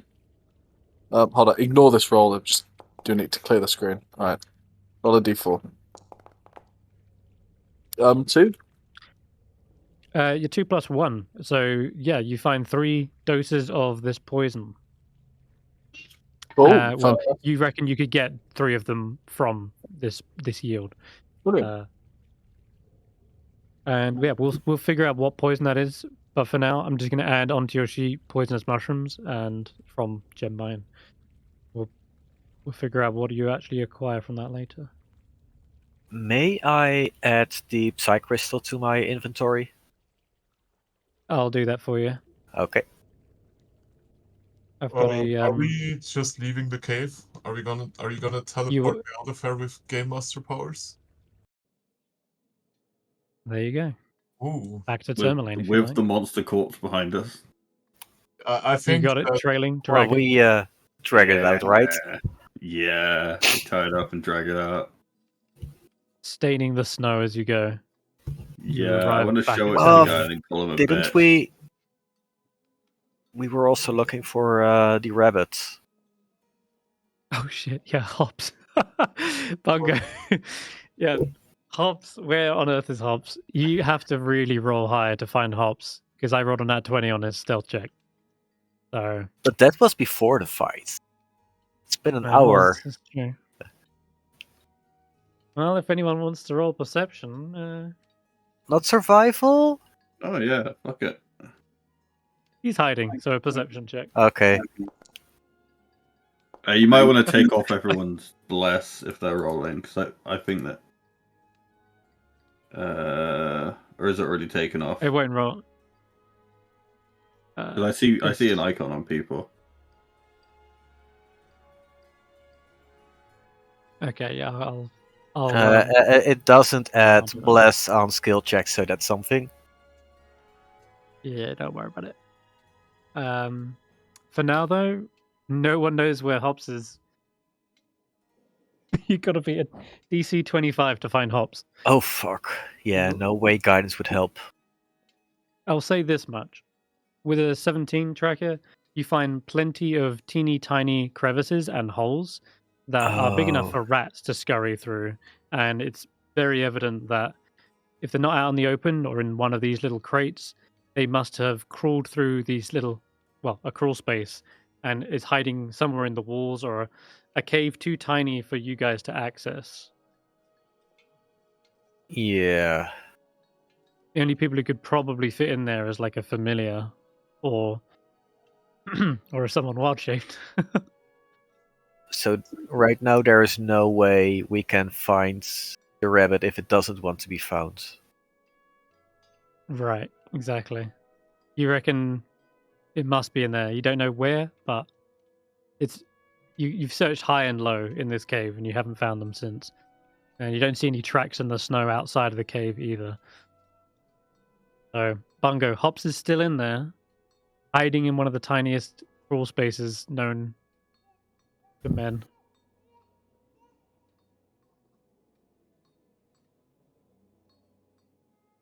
He must be AFK or something. All right, well, or muted. What? Who? What? No. Who about Tom? Tom? Yeah, I'm talking about Tom. Because right now, he's the only one who could potentially get them. All right, we'll come back to that. In the meantime, you guys will return back to Marcia, deliver the corpse to his... Well, you're the blue clam. He seems to be eating once again. And you slam down this corpse in front of him. Wait, did He's we like bring about it to take a mouthful. inside? Sure. That's And awesome. then he's about to take a mouthful of his like supper, and then he's like, Here's your problem. Hey, bitch. gulps, places the spoon down, and pushes the bowl away. I've lost my appetite, Vernon. He whips away his napkin and stands up. What in the fucking nine hells is that? I'm pretty sure it's not from the Nine Helves. It's not. Got like tentacles and what the? You seem like the kind of person who would brain. want proof that it's dead. I see. Yes, this is more than I bargained for. Ugh, God, it stinks. Get this thing out of here. What do you mean that's more than you bargained for? That's exactly what you wanted from us. All right. You wanted the alright. monster from the mine's Expression. dead. It is dead. Here you go. What I mean is, I thought it was just some sort of bat or something, but God. All right. Look, did you collect your reward in there? Yes. Got some gemstones? Yeah. Yeah, I Alright. found some bloodstone. Ah, yes. The mine's ripe with it. All right. In that case, then, you have my thanks. And it seems our business here is concluded. The gem mine Sounds can good. reopen. And Tourmaline can finally begin back his business. So where do we get free lodging for the night before we head out in the morning? Free lodging, eh? Have you seen what we just Well. killed?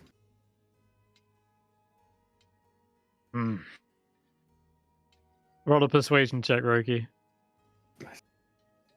I'll pay for the food. I just want a bed.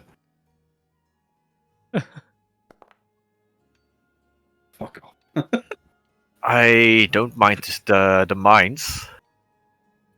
They seem You want comfy. to sleep in the mine? Yes, Sleep in please. the mine at your own peril if you must, but if you're looking for a place to stay, I recommend the east side.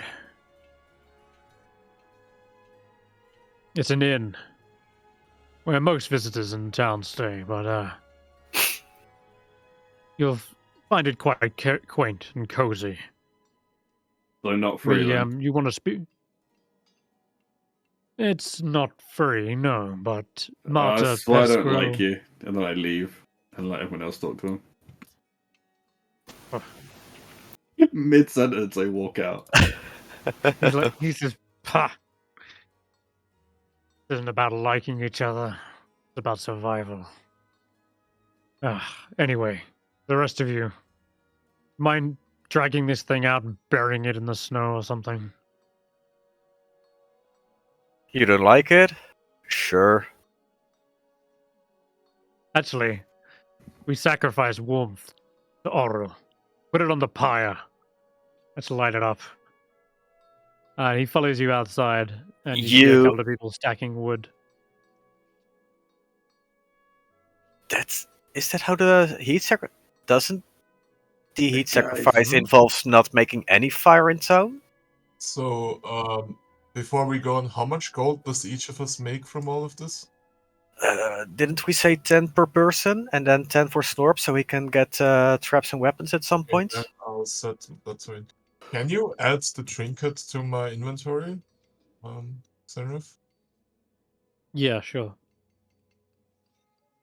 Guys, There's let's a, cut off the beak and put it in his bed. Oh, figurine. Oh yeah, can we cut off the Off beak his- and make a helmet for Snorb out of it or something? Sure. Yeah, if you'd like to make a sort of a grizzly trophy helmet for him, That seems like something. it's probably big enough. That seems like something Draco would be really good at. Can I salvage it? I am interested in the tentacles because I'm pretty sure those stingers would give something nice. That Snorp might like. Right. Do you have any tools for which to like cut this thing up and harvest it? He had claws. I mean, I have claws. Do I have actual tools?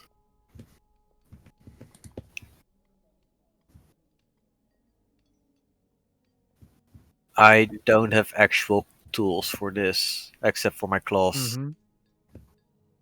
All right. Well, there are types of harvesters tools you could acquire. They're not actually in. You can't actually search for them or find them. But if you want to just do this now and here, then you can roll a survival check. Or if you'd like to acquire some tools first, I can look those up. If they have tools in town and it isn't the poisonous toolkit, then sure.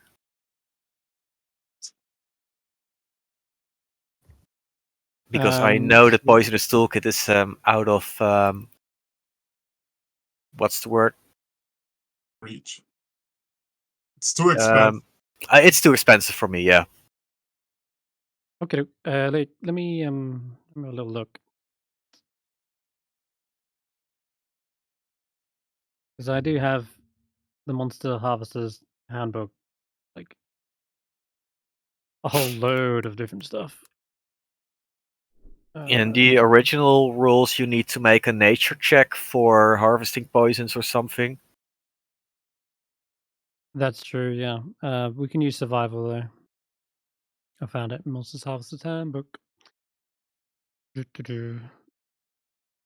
Okay, so the tools you can acquire, there are probably some in town. There's all sorts of stuff like a mincing knife, head spade, cutting spades. There's like a blubber pike. It's like a baler, skimmer. There's all sorts. But Oh, a blubber pike. That you wanna might be just- useful when we're in the what's the word? In the wilderness. Sea of moving ice. Yeah, potentially. But any one of these you could probably get for under 50 gold. Like a bone saw is the most expensive. That's 50. If you just want to have like a what's it called? A mincing knife. That's going to be 10 gold. Mincing sounds like- knife. That sounds useful. Yeah. If they have that here, I would like to buy it. Yeah, sure. You can acquire it for 10 gold. Weighs 4 Okay. pounds, and I will say that you can. Let's see. Reduce the DC of harvesting by 2 for each kind of actual tool you have. Now you can make the survival check. Was there another tool that you mentioned that might be interesting? Yeah, there's loads of different stuff. You also mentioned the got- blubber pike. How expensive is that? A blubber pike is 10 gold as well. Maybe I should get that. I assume that's useful for gathering blubber for more installation, right? Yeah, you could use it for that. It would also again help reduce DCs for harvesting. So then another 10 for the blubber pike. Yep, you got it. And then survival. Alrighty. Yes, please. And you're going for the tentacles, was that right? Yes. Got it. Have a look. Yep, it's here. What did you roll? 13 with my survival check. Okay. That is certainly enough to get the tentacles off of this thing. And you wanted to do what with them? Snorp, you mentioned your grandfather and uncle were inventors. Do you think you can do something with this? Oh, yes. Let's see. Oh, there's spiky bits on the end. Oh. He kind of like tests it himself, and he goes, "Oh, gun yum. There's some poison in this thing."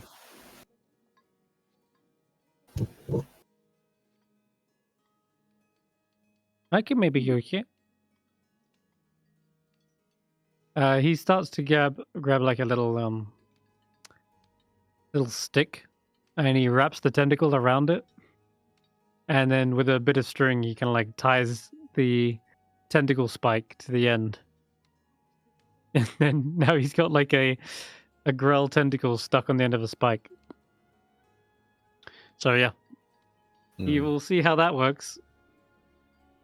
This is the beginning of Snorp's transformation into a kobold inventor. This is my first invention. I call it tentacle spike on a stick. Didn't you also do something with a scorpion? Yes, there was a scorpion on a stick. You put anything on the end of a stick and it becomes your weapon. That's what I was taught. They always said, put it on a stick, Snorp. Okay. Are we done in town? Do you want to stay in the inn? Or would you mind going in the mine and stay the night there? Have you looked at Bungo? Let's get some proper sleep. This guy is fucked up right now. He says, I think Bungo should definitely get a bed. But Tracker, you seem to prefer to sleep. I prefer out of buildings. If I really need to, then okay. But right now, I don't need to. I'll keep you company, Tracker. I need to test my stick as well. Maybe I'll find a rat. Okay. Mike dying? Or is that me? There was a mic. No death. Senrith's mic is yeah, staticky. It's when Snorp is speaking. Snorp ate some of that poison, shall we? Oh no. Okay. Yeah. Juniper, where do you want to go? Do you want to stay indoors, or do you want to join me in the mine, in the cave? Juniper waddles along next to you, I think, Tracker. Okay. Yeah. Okay, so this inn, by the way, it's not your usual type of inn. In fact, as you arrive at the Eastway, you find there is just not a single structure, but these small little separate houses. And it doesn't look like one big inn. It looks like a bunch of little shacks that you can maybe cozy up in. But as you approach, you meet the innkeeper as a willowy teenager. Her name is Marta Peskrick, and she says, "Oh, you're looking for an inn? Yes, of course. This isn't your typical one, but perhaps it's better if I just show you. He grabs a key and Any goes kind of into one bed of these is fine. shacks. We just fought a Is giant it- brain with a beak and tentacles in your mine. If you give us a bed that's not freezing, Do that's they great. offer bed warmers? Is it that kind of inn? a It's bed that's they. inside and not freezing? Well, she opens up one of the shacks, and it's not much. There's just like this room with a trapdoor in it, and she opens up the trapdoor, and underneath there are these little tunnels that all connect to underground little chambers, and all the little shacks, they all seem to connect by this little underground network of tunnels.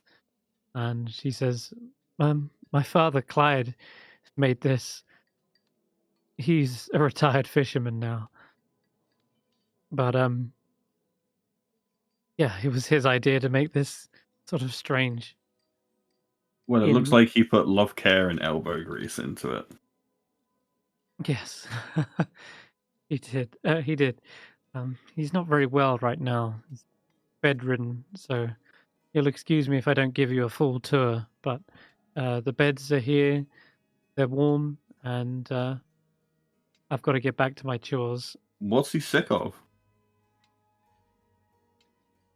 Sick? Well, it's the cold.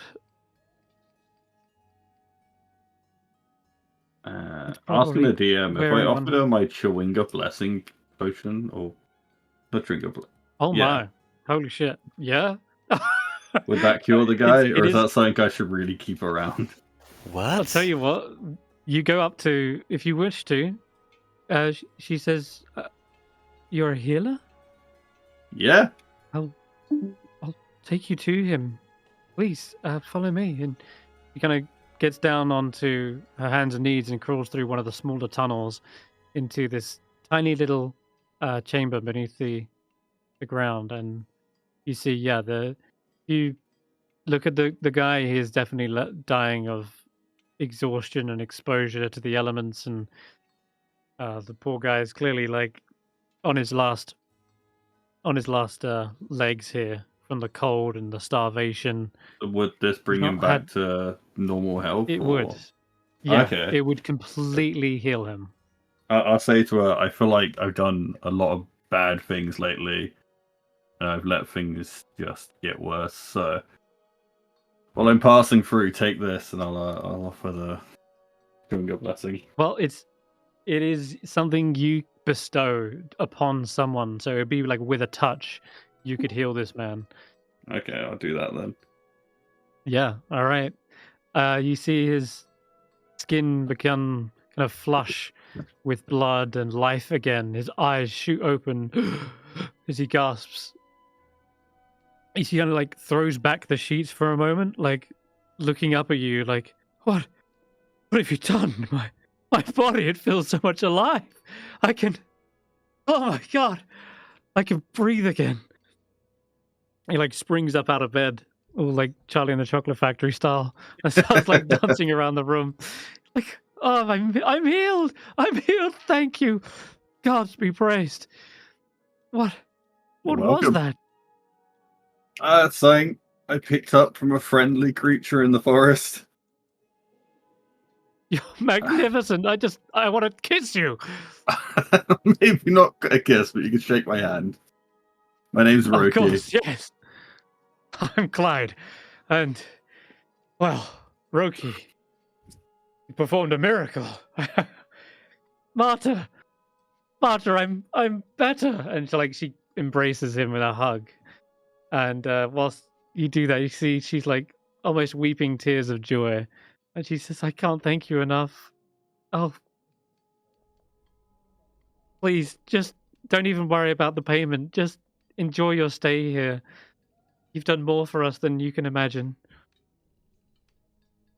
I hope to pass through again sometime. But hey, let's have a chat in the morning. I need sleep right now. You have, of course, get your rest. That's beautiful and touching. And you know what? There's more reward down the line, but just for that, just for giving it to a complete stranger without expecting any kind of reward, I'm at least going to give you inspiration because that is well in line with Roki's putting everyone else before himself. And such a powerful boon and blessing just given freely to help those in need. It's definitely up his kind of line of work in the morning. So yes, you guys can have a long rest, all huddled in these cozy underground chambers. Please click your long rests. You are awoken to Marta's singing, and you can hear her doing her little daily chores, and she is singing a song. It sounds joyful in her tone, and yet it sounds a little ominous, almost as if she's kind of recounting some tale. And I'll do the best I can, but she sings, "Ahead of winter's wind she came, the lovely woman with no name. Draped in fur-lined cloak of red, to the icy lake she fled. The wind pursued her all the same, as sure as night, she's dead."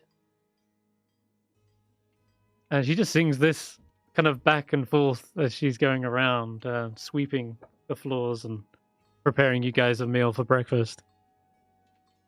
I'll come out of the room and I'll be like, "Good morning." Someone seems cheerful. Oh, yes. Like, pulls her hair behind her ear, and you see as she's singing this song, she's got her hand kind of clasped around an amulet around her neck. Well, it's actually, and you can't see the amulet because it's hidden, but it's definitely a necklace with something attached to it. Okay. I'll say to her, "So what's the? It sounds like a interesting story you're singing about." And Oh, yes. look like you're holding something important. It's an old tale. It was before I was born. What was it, Father? Some 50 years ago. A mysterious woman. She was wearing this fur-lined red cloak. She stopped here at the east side on her way to Lonelywood? But this woman was alone, frightened. We decided we would help her out. My grandparents, they tried to console her. They were adventurers too once. They asked her what happened, but she gave us vague answers. Didn't really tell us what was happening, but we gathered a feeling that she was perhaps being pursued. In any case, the woman thanked us for our hospitality, and she paid with this. And she holds aloft the necklace. It is actually a ring on the end of the necklace. Not long afterwards, a howling wind burst into the inn, and it tossed the woman about like a rag doll. My grandparents tried to intervene. They gave time for the woman to escape. But this evil wind, it battered my grandparents unconscious before resuming its hunt. That was the last time anyone saw that woman. Wow. Could I take a closer look at the ring? She says, by all means. She unclasps it from her neck and hands it to you on a chain. You can give me an Arcana check. The very intricate carving on the top depicts these two little fur-lined creatures. They look like maybe either mouse or ferrets. And you recognize this. This is a ring of warmth. And here, I'll show you the image of it.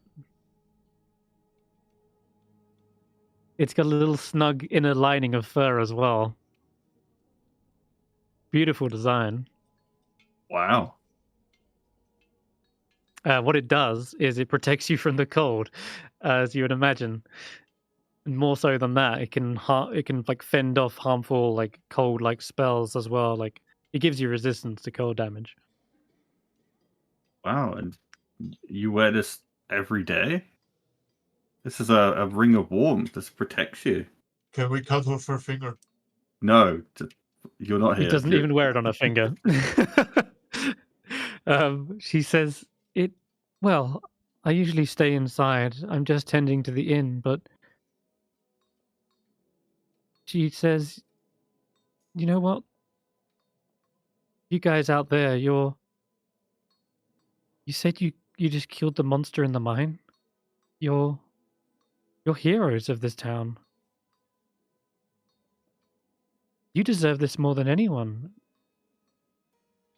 Are you sure? Of course.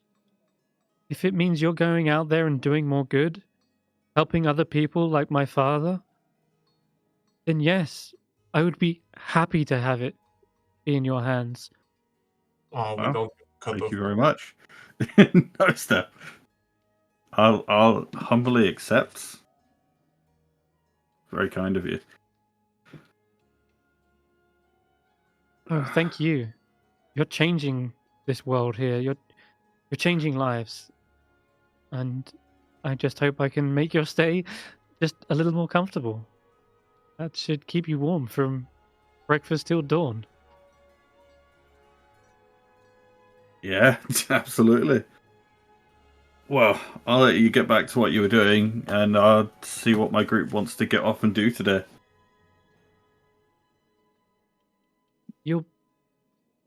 You'll help bring an end to this wintry curse, I hope. We have some faint ideas that could lead to oral, so it's seeing what we can do with that. But there's many paths to follow, and we're following see. them. Well then, I wish you luck, and may that ring keep you warm in the battles ahead. Wish you all the best. He gives and a deep bow. I respectfully And bow back. Marta heads back to her chores, but otherwise leaves you guys in peace to finish breakfast and get ready for the next day. I'm gonna go flash my I'm gonna rings at drag the her. group, and we'll be like, "Hey guys, look at this! Look at that! Look how cute it is!" Can we cut off Roki's finger? Oh, for Fuck God's off. sake. You're obsessed with cutting off fingers. Well, more with magical trinkets, but okay. It is attunement, I believe, but you can spend the night doing that. Did we Yeah. get a level up for all of So- this now? Oh, I should have mentioned, yes. That is the moment you level up. Waking up this morning, having fulfilled your end of the bargain to destroy this monster, and Roki, you having touched the heart of one of the 10 towners here.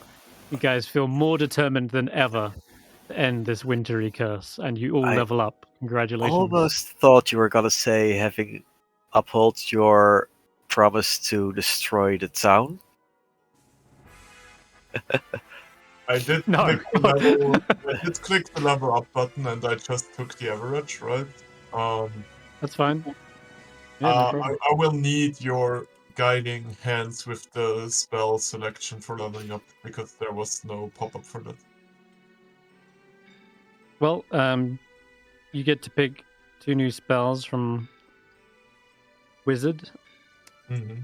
You can simply import those, and there should be a filter that just filters it by Wizard. You're open your speaking sheet. a lot of words that I Top do right. understand, but 3 dots. Top right of your sheet, 3 dots. Click that. Yeah. Click import. okay. Click spells. Spells. There we go. Click the 2 little arrows. So that opens up. I clicked the 2 little arrows. Yeah, it Nothing should happened. open up. Click open importer. Open import. Where? Open importer. There we go. Yes. Oh, and this is everything I can take, or what? Should be. No, there is as a lot long more as than they're- this. I don't Okay, believe well, I just- can already learn Wait. You got 2 spells of either first or second level. Yeah, I see 8th level spells in there too. Try and filter it and sort it by level. Oh, there we go. Level Rather cantrip. than Can I also learn a yeah. cantrip? No, not at this Oh, level. I can swap out a cantrip though, right? Yes, you can. You can Mm, actually swap out a cantrip whenever you finish a long rest as a wizard. okay. So, but I do Yeah. need to learn the cantrip as well, right? You don't actually. You know all cantrips. Okay, can you help me with this? I would like to swap out Booming Blade for Green Flame Blade Sure. and Sword Burst for what's it called? Firebolt. You can do 1 per long rest, but that'll be easy enough to do on the next one. Okay, then I would like to just swap out Booming Blade for Green Flame Blade. Green flame, you got it. Okay. Can I also There you go. replace one spell that I already know with something new? No, that's a sorcerer, bard, and Oh, okay. Then the wait, classes I'll thing. just delete the Booming Blade off my sheet, so that's done. Okay. For health, do we take average or do we roll? That's up to you. Okay, I'm so rolling. I can learn 2 second level spells or first level spells, right? Shit. Can't be this bad. He already rolled a 1. It can't be a 1 again. It's not a 1. Do I just select the 2 and press import and then I know them? That should be it. Okay. As long as you got them selected / ticked. Oh They should fuck! I actually be- prepared every new spell. Is there any spell that the party would like me to have?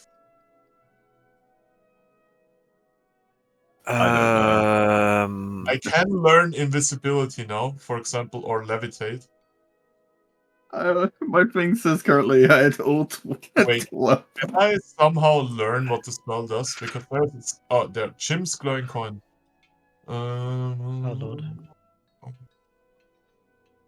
So, yeah, Roki, with a cleric, you know all cleric spells, but you just get to prepare a certain amount per day.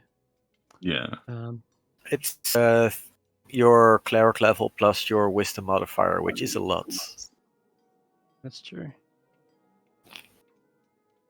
Want to touch on something with Tracker in a minute. Okay. Oh no. I cannot maybe who's knowledgeable about D&D out of my party Tracker maybe? What is the question? I just want to ask some opinions about spells because I can learn a couple, right? You can learn You can learn 2. 2. I can learn 2, yes. That's why I want to make. Do we like Flaming Sphere? Is that any good? It's pretty good. It is a good spell. It's concentration. Yeah. Then wait. concentration. It is interesting, and it has an area of effect. But I believe you use your bonus action to move it, right? Yeah, and you slam it into enemies, dealing fire damage. And if you keep enemies near it, they take damage regardless. No, blade singing is just a feature, right? Yes, that's correct. Blade singing is not the same as concentration. Okay. So you can have both blade singing and flaming sphere up without issue. I do think I want one utility spell, so I'm thinking about either levitate or invisibility. My stealth is already quite high. There's so many to choose from. How am I supposed to pick? Yeah, you'll find there's a lot more spells in this pen and paper version of the game than there is found Baldur's Gate. Don't feel too worried though, Roki. You can always switch out your spells every day, so you're never locked in. So that's not as bad for you at the very least. Try them out, see if these are good or not. I feel so I will powerful. say there's a couple of changes. 4 level 1 and 2 level 2 to cast each day. There's a couple of homebrew changes I have on these spells. The one that might interest you the most is Lesser Restoration can get rid of first level exhaustion. Oh. Question regarding material costs for spells. Yes, you will need to purchase those. Yeah, okay. Because Lesser Restoration is, what is it? 50 gold worth of diamonds? No, you're thinking of Greater Restoration, I think. I material know. cost for that one. There is no? Oh. No, you might be thinking of Greater. Oh, the invisibility is always available. Ooh. Oh, it doesn't have a material Yeah. cost. That's cool. I know Revivify is 100 golds, which is a lot, Right. but it's worth it. Oh wait, there is one spell I'm definitely gonna take at this level. I just wait, no, that's 3rd level. I scrolled too far down. Fireball is 3rd level. No, I was looking at counterspell. I was like, no way. Oh, that's also 3rd level. Yeah. Wait, each creature of my choice, or 2d6 fail save, or half his mana in that area waivers in addition. You have some more epic level up music. Ooh. Also, there was something you needed to check with me? Yeah, it's more a story beat, so. Oh, okay. Get onto that in a second. Am I immune to all the frost checks now then, or just... So, you're going to get an extra +5 on top of that. Okay. So I'm not just immune to the weaker weathers then? No. But your cold weather protection goes up to 10 now. Nice. You got +10 to the save.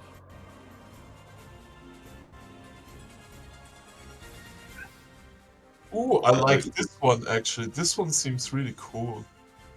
2d8 psychic damage, has finesse, slide, and thrown properties. Shadowblade seems really cool, actually. Oh, Shadowblade is cool. Yeah, I'm a blade singer. I like Shadowblade. That's pretty cool. Shadowblade, if I remember correctly, that gives you an aura and enemies within get 10 feet of movement restriction.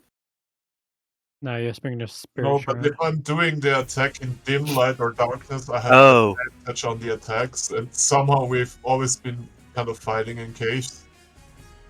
Yes, everything is dim light except for between the hours of like 12 and 2. Yeah. And it is a bonus action to summon it, so that's pretty cool, Correct. I guess. You could Scorching bonus Ray action also summon and seems swipe. nice. Yeah, it's Oh, like a Scorching Ray also firing- seems really nice. 2d6 for each Yes. thing. That's a lot of damage. You roll it 3 attacks, yeah. Combine that with Bless, pretty strong. I do like. I kind of Nice want to take more offensive stuff. I mean, there's so much cool shit I can take, right? I also kind of want to take invisibility just because I think it's super useful. Oh no, I know what I'm taking. I'm taking Misty Step.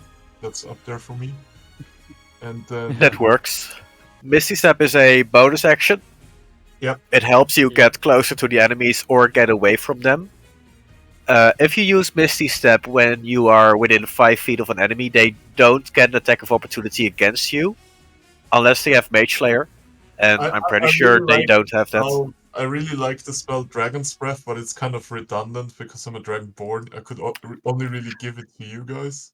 You can give it to someone Well- else, but you can also pick another kind of element. I'll tell you what I do with my wizard, if you want to know. Oh. I have a flying familiar, like an owl, but you could use Chibbles the monkey and give Chibbles Dragon Breath as it flies around the battlefield, giving like napalm runs as it goes. It's hilarious. But They need a ranged attack to take it out, of course. I mean, I definitely just won Misty Step because Misty Step is just like a good spell that's always useful, right? Yes. I agree. Hey, regarding Dragon's Breath, it has a duration of a minute, Yep. That's what and I'm it using. says yes, which means you can give your familiar a Dragon's Breath and then have it breathe Use on action an to breathe enemy fire every every turn. turn. Correct. I've That's what I heard do. that Silvery Barbs is really good, but I know that you have some homebrew rules for it. Silvery Barbs counts as a only- second the- level in this campaign. Okay. That's it. That's the only change. Well, I kind of like I have Misty Step at second level. What else do I have Well- at second level spellbook? Let me see here what do I already have. I have How many Burning second level spell slots do you have? Hand, 2 now that I'm level 3. And I do have Burning Hands. Wait, Burning Hands is the first level spell, right? Yeah. You can Yeah. upcast it if needed. Yeah. Um, I mean, I kind instead of. of yeah, It's so hard to decide because there's so many. I also really liked the one that I was reading. Or was it? It was like a spray of cards. Spray of cards. card spray, yeah, or spray. That one also spray of- sounds really good. 2d10 and at least 1d10, and it inflicts blind on everything. Yeah, that is such a terrible condition to have. Because if you are blinded, everyone has advantage against you. Yeah. And you have disadvantage on everyone else. Yeah. And the same sort of There's thing applies. also a lot of if funny things. I like Vortex Warp too from reading it. I want to touch somebody and they pop up. Like, can I pop them over a castle? Yes. Sorry? I can do that, Yes. right?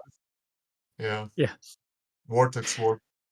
It just says it needs to fit, like, but an open castle makes them fit, right? Yes. Vortex I Warp. It's don't like think it also has a 90 feet range, right? So that's really good. Mm-hmm. Oh, here. The chosen space must be on a surface or in a liquid that can support the target without the target having to squeeze. Oh. Okay, never mind then. It does have to be over a certain. Shardalon Stride of Blast from your feet print. Your speed increases by 20. Movement doesn't provoke opportunity, but when you move 5 feet, it takes. You leave a fiery blaze. Yeah, no. I've missed this step, that's good enough. Oh, wait, that's also third level again. I scrolled too far down. Misty Step is second level, right? Misty Step is second level, yeah. Vortex Warp is second level too. Yes. What is Tasha's mind with? Ooh. On a failed turn, and it can't take a reaction. Wherever it must choose whether it gets a movement action or a bonus action. It gets only one of the 3. Okay. Mm-hmm. So when it gets attacked, it can only use an action, it can only use a bonus action, or it can only move. Yeah. Yep. So it can't dash. Picture an ogre. Yeah. If you hit an ogre and it's running towards you, all it can do is use its action to run. Yep. And it's a ton of damage as well. Psychic damage is at that on a nasty save. I like Tasha's Mind Whip. Even better when you upcast it. As an action. Okay. I will be right back. No problem. This is really hard to decide.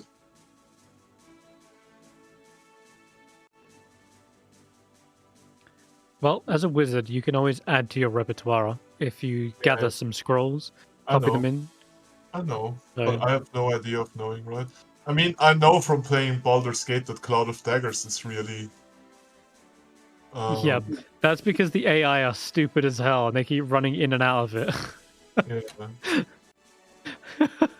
However, Cloud of Daggers is still fantastic for guaranteed damage. If you like stuff like Magic Missile, you will like Cloud of Daggers because it is just bam, damage. Yeah. Wait, what is Alter Self? That's like change appears. Ooh, Alter Self also sounds really cool. Like you get to mutate yourself. The natural weapon is magic and has to have +1 as well. Does that work with blade singing? I guess it does, right? Oh, there's a Scorcher in the name. Each crew must take it. Talking about the flamethrower. Yeah. I have It's basically a returned. flamethrower. I can charm a group of people. Wow. Wait, you can? Calm emotions. I Everyone already- in any humanoid in 20-foot radius does a charisma saving throw, and they can either be charmed or frightened. Wait, is Alter Self a ritual? Doesn't it- Doesn't it You can end suppress or- charm. Yeah, I think Oh. it ends charm. Oh, it suppresses charms or frightened. I misread. Yeah. Which I want to point out, your Twilight Sanctuary does that already. Oh wait, this spell Ah. sounds really cool.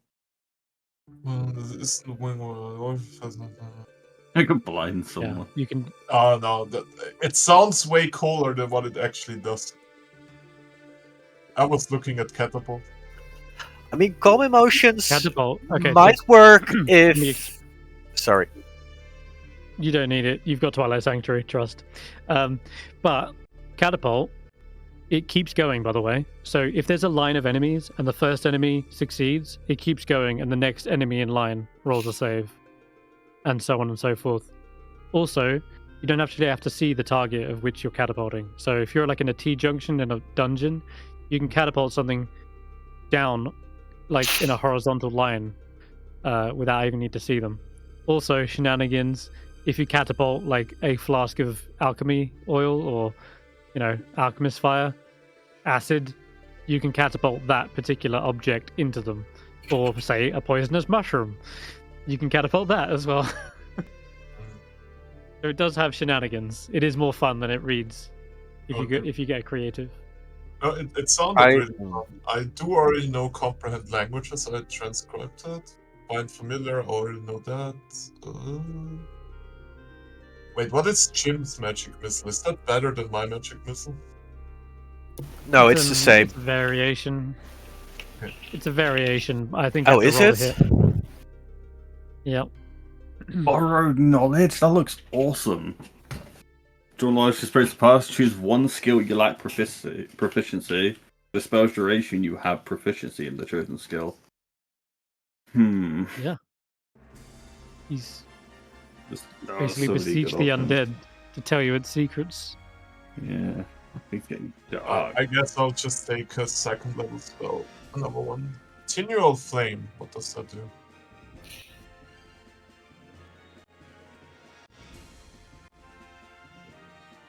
Oh, that does seem useful. But... Whilst you guys are finishing picking up spells, Tracker, Yeah, over the course of the night, did you do anything with the Psi Crystal? Or is it simply on your person? Would I need to do anything to attune to it? You tell me. Are you doing anything with it in the night? I am curious to what it is and does, so I would probably take it out of my bag and look at it when I'm on my own, or Alright. with When you're on your own? not That's on my fine. own, but yeah, when I'm away from the group. No. Snorp's near you. I Yeah, think. Snorp is there. That's about Snorp it. is there, and Juniper. Oh, All right, that would be then. interesting. Okay, never mind. You good? Yeah, I'm good. All right, so the pulsating magical ringing begins again in your eye and your ears. Like all your senses become sort of warped and thrown away from this little dugout mine here, and your sense sort of hurtling into the air. You don't feel like you're on any kind of wings. You feel like almost as if you're levitating, much like that Grell was. And soaring across the sky, you feel as though something about this place, this cold, this gravity, it's pulling you down.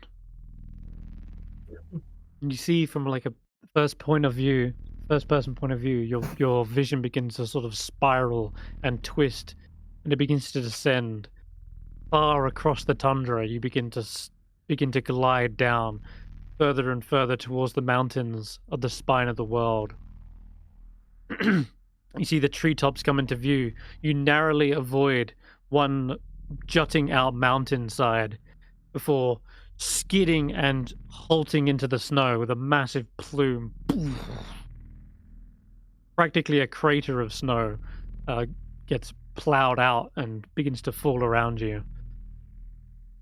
You feel things spilling out of you. You feel like your insides are suddenly bursting.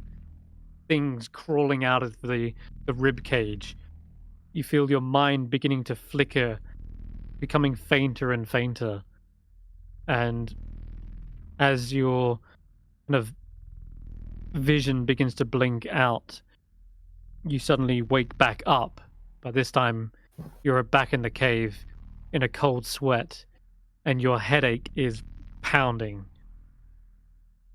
The psi crystal glows ominously with a purple tinge. But it just felt like you felt like the first person of a meteorite falling into the earth. And yeah, the headache mirrors that same impact. Yeah. It feels like you've hit your head really hard.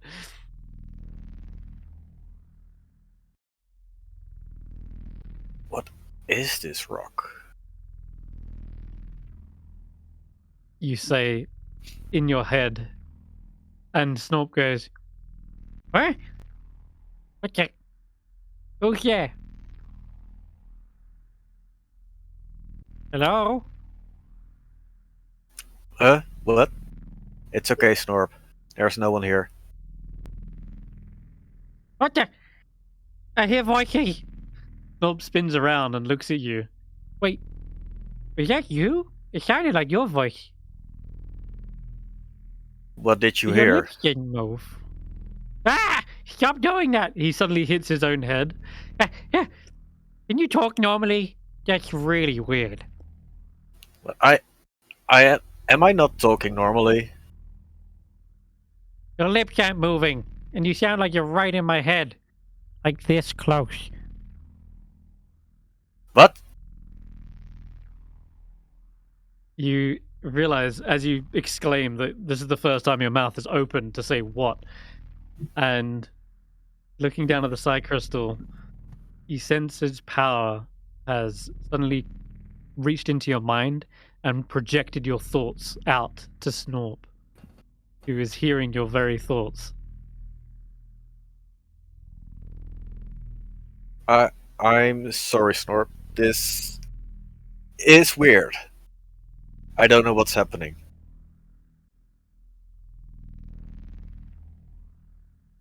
Well, But I think get it it is under this control. rock.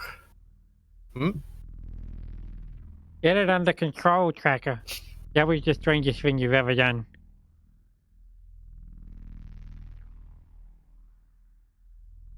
I'll try. Do you say that or think it? Both. Oh, it's not. He dives under his like bedroll and grabs a pillow and like places it over his head. Yeah, voices. Yeah. You look down again at the psi crystal. It's dim, pulsing purple energy. It seems to every time it pulses, kind of give you a throb in your head.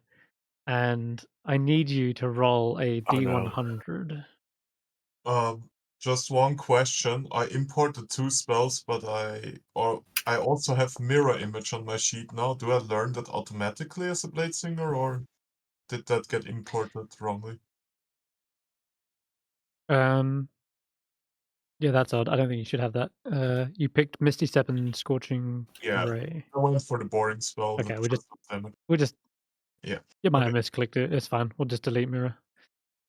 Okay, so 100. It's an was that 8. 80? 8? Oh, just an 8. Okay. All right.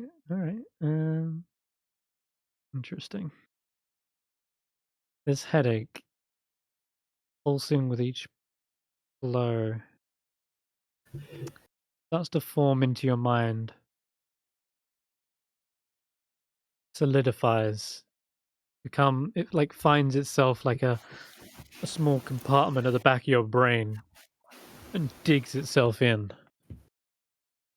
And with an 8, ooh, okay.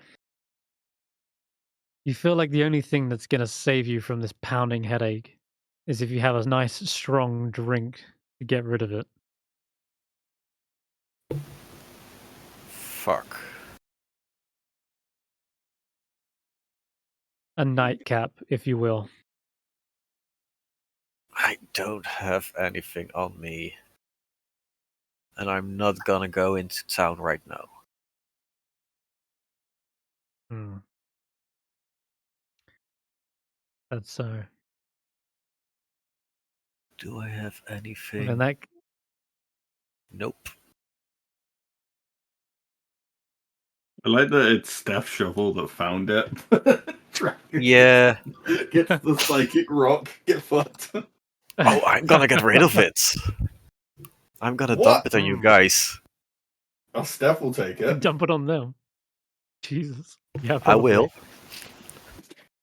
Steph, Stef you on want a mine. psychic rock? What? Do I want the what? Do you want a psychic rock? You want a that may or shiny may rock? not give- It Yeah, gives light. I'll take a psychic rock. it might give you a brain tumor, but probably not. Yeah. Can I Arcana check the psychic rock? Do I learn anything from that? Or When I meet you Um, guys in the morning, you can. yeah, okay. Yeah, in the morning. Well, if we get that far, because at the moment you are desperate for a drink. So much so you look through your entire pack, empty it out. You empty out Snorps. He doesn't carry anything on him either. You Can start I searching go the to the mine. mushrooms? Has to be. Yes. I want to eat a mushroom. The poisonous ones? Yes. All right. Sure. You can consume a poisonous mushroom. It's not alcohol, but maybe it'll do something to dull the senses. Yeah, you It can- was. you Oh, can yeah, it roll was a a laughing constitution cap. check. That's what it's called. That's laughing, right. Yes. laughing, stills pain, so that should work. Go ahead. You know what? Actually, let's make it an actual different save. Oh no. It is delivered by a poison. Yeah, it's not the spell. Yeah, roll a Constitution saving throw.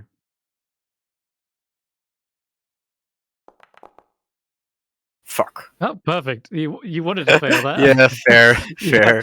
So you're looking for anything to dull the pain, and sure enough, these tiny little mushrooms, they appear like desserts to you, like mince pies, perhaps. And as you're eating them, they even taste like little mince pies. You're like, oh my god, this is delicious. It's like a festive holiday as you're eating these.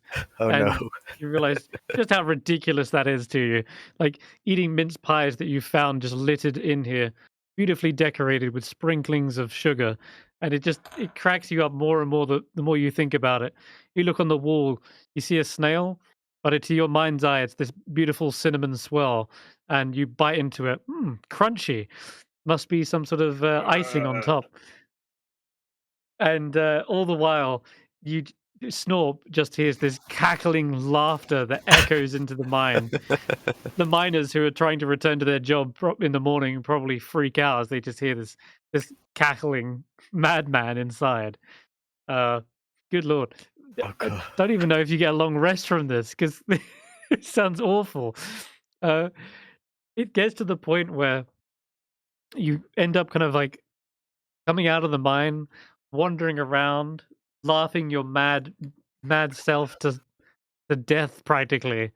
And as you're like wandering around in the snow and the ice, you feel like the blizzard around you is this howling gale that seems to swirl surrounding you. You become like the eye in the storm.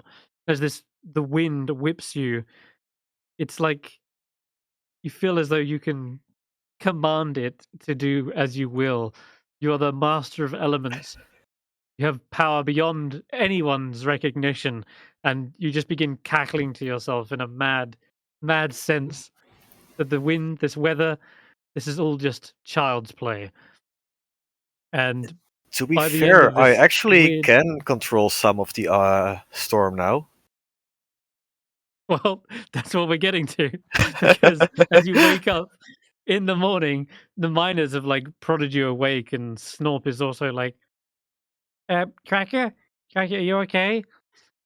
You've collapsed into a heap, and all around you is this swirled snow that has kind of made this like sweeping pattern in a kind of a circular motion all around you, almost as if you were like, as I say, the eye of the storm. Mhm. And as you get up and your head is still pounding, you need like what's it called? Hair of the dog, which means you need a stiff drink. Yeah.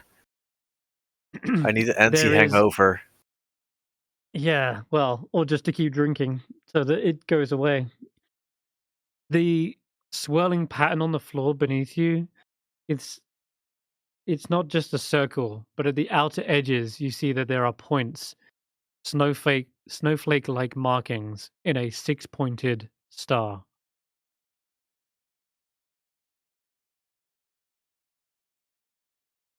Really? And I have Yeah? I have an image that might show you exactly what that looks like, but you can pretty much picture it. Yeah. What is It this? is yeah. Have you seen this mark before, I wonder? Trying to remember. Would Tracker have seen that mark? I am not sure. Maybe. Maybe I would have heard stories at the very least. You can roll a religion check then.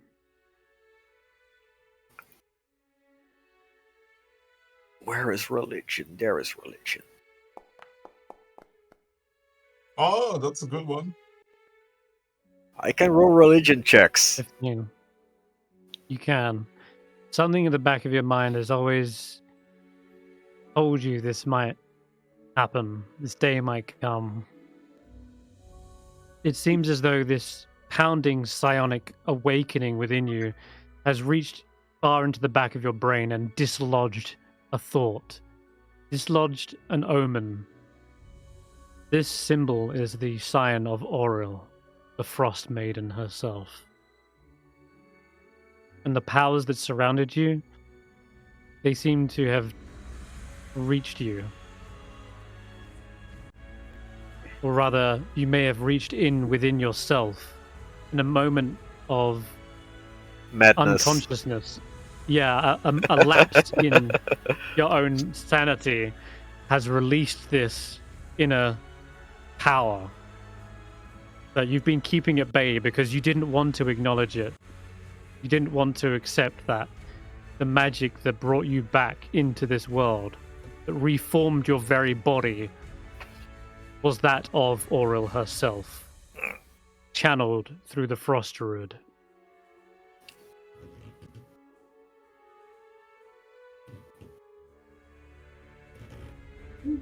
At least I'm in good company.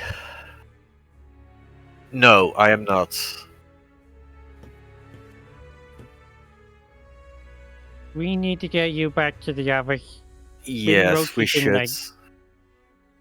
I need to get rid of this rock as soon as possible. I gathered your things. Let's head back. With that, Snorp kind of scratches his head at the sight of the six-pointed snowflake and helps you to your feet, and you make your way back to Tourmaline. where you find Roki with a brand new bling. Shiny ring. Sharing the ring. Oh, Uh, congratulations! Snob says. Oh my god! Not that Who's the kind lucky of one? ring. Not that Yeah, kind who's the of luck- ring. Oh. It's a ring Hey, of warmth. Oh, I That's the see. user Sorry. from the cold. I didn't know which finger they put him on. That's fine. I just heard that. Just heard that's what humans like to do. Give each other shinies for. So what does Tracker look like right now? Does he look like shit? yes. Yes. It's like, you look awful. Good morning. His hair is all windswept. His whiskers are iced over. First of all, hey Stef, are you interested in this shiny rock? Yeah, sure. Here, Can I have do it. an Arcana check while he hands me it or something. Give me the Arcana check.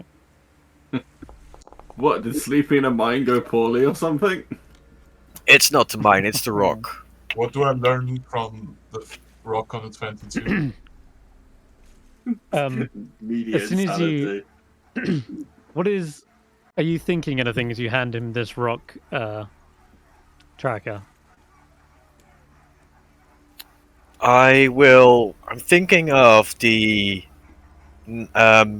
crashing down Okay, perfect. and the As soon as you. Oh yeah. snowflake. All right. So you see a kind of shattered remnants of memories, jumbled, but the pieces are there, like refracted pieces of mirror that you look into, and as you touch the psionic crystal, one of them digs into your brain, and you see yourself falling from the skies, colliding past mountains, and basically coming to a crash down in the spine of the world. There's Yo, also a Tracker? fragmented memory. Tracker, I have a question for you. Did you eat any of the mushrooms we picked up in the cave? That's No, another part of the fragments. Oh, okay. Yeah, sure. But what? I was- didn't pick any of the mushrooms we picked. I only picked up the mushrooms I picked, but I don't see that allowed. Yeah, okay. You hear that last line as a psionic telepathic message. That's nice. And with that, you recognize this psionic crystal gives you the power of telepathy, which he must have been attuned to over the course of that short rest. And So not that only means that, it seems to whoever contain holds memories. Whoever holds the thing can now read the thoughts of Tracker. You need to no. It doesn't work. It works. You I'll send explain. a message, and someone else can reply. Basically, So we cannot use. Okay, I have a question for the game master. Hmm. So, if people touch it at the same time, you can read their thoughts, right? no. Okay. No, what's happening? I'll explain fluff-wise. He is attuned to this crystal. It gives him the powers of telepathy. He is unable to really wield it fully yet. He's just become attuned and doesn't quite know how the rules and how it works. And so he's unintentionally transmitting truths and telepathic thoughts. However, the other things you saw in there, like shattered bits of memory, they don't seem to be connected to Tracker. They seem like they were stored here in this crystal. There's something else it's attuned to, perhaps. But you know how it works. It takes you an hour to attune to it, gives you telepathy. The smarter you are, the more range you have with that telepathy. In addition to that, you can also see that it's glowing a purple kind of hue. You can increase that intensity, and you can make it bright light within a certain radius. Oh, I definitely want to fucking rock as the smartest person in the party. Yeah, It's what's your fair intelligence? choice. What's It's- what's I Stef's didn't touch intelligence? 18. Sorry? You would have with 18 intelligence, you would have a range of 120 feet telepathy. Wait, 18? And Yeah, I'm smart. Yes. Oh god. As opposed to Tracker, you only had 15 feet. No, 30. I have 8 intelligence. Oh, okay, barely enough for 30. Okay, fair. Still, you're like four times the reach of telepathy, and you can make that bright light exude for 15, and then an additional 15 light, so like 30 feet of light, if you wish to. The other thing you've realized is the crystal was found inside a skull, and whatever this creature had it had it inside its brain.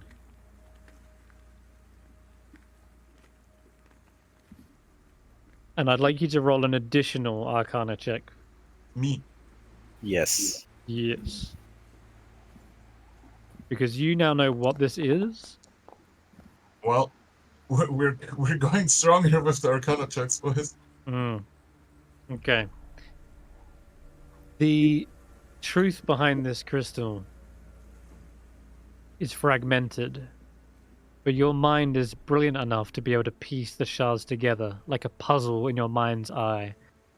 First fitting out the corner pieces, then the center and the tops, and then as it's piecing together, you see a purplish skin, leathery, mucus-covered texture. It's a squid. Long, tentacle-like appendages come from those sockets where teeth should be. The large eye sockets fit ancient and intelligent, deadly-looking eyes. Oh, do I see a This- mind player? No, it's an You do. illithid. Well, Illithid, Oh, Mind shit. Flare, same thing. Are mind players. I know that much. I've played Baldur's Gate 3, yes. This Oh, is indeed a Mind Flayer's psionic crystal. What does that mean? Is that like a phylactery just for mind flayers? No, it's Shit. like a crystallized mind flare brain. Okay, sweet.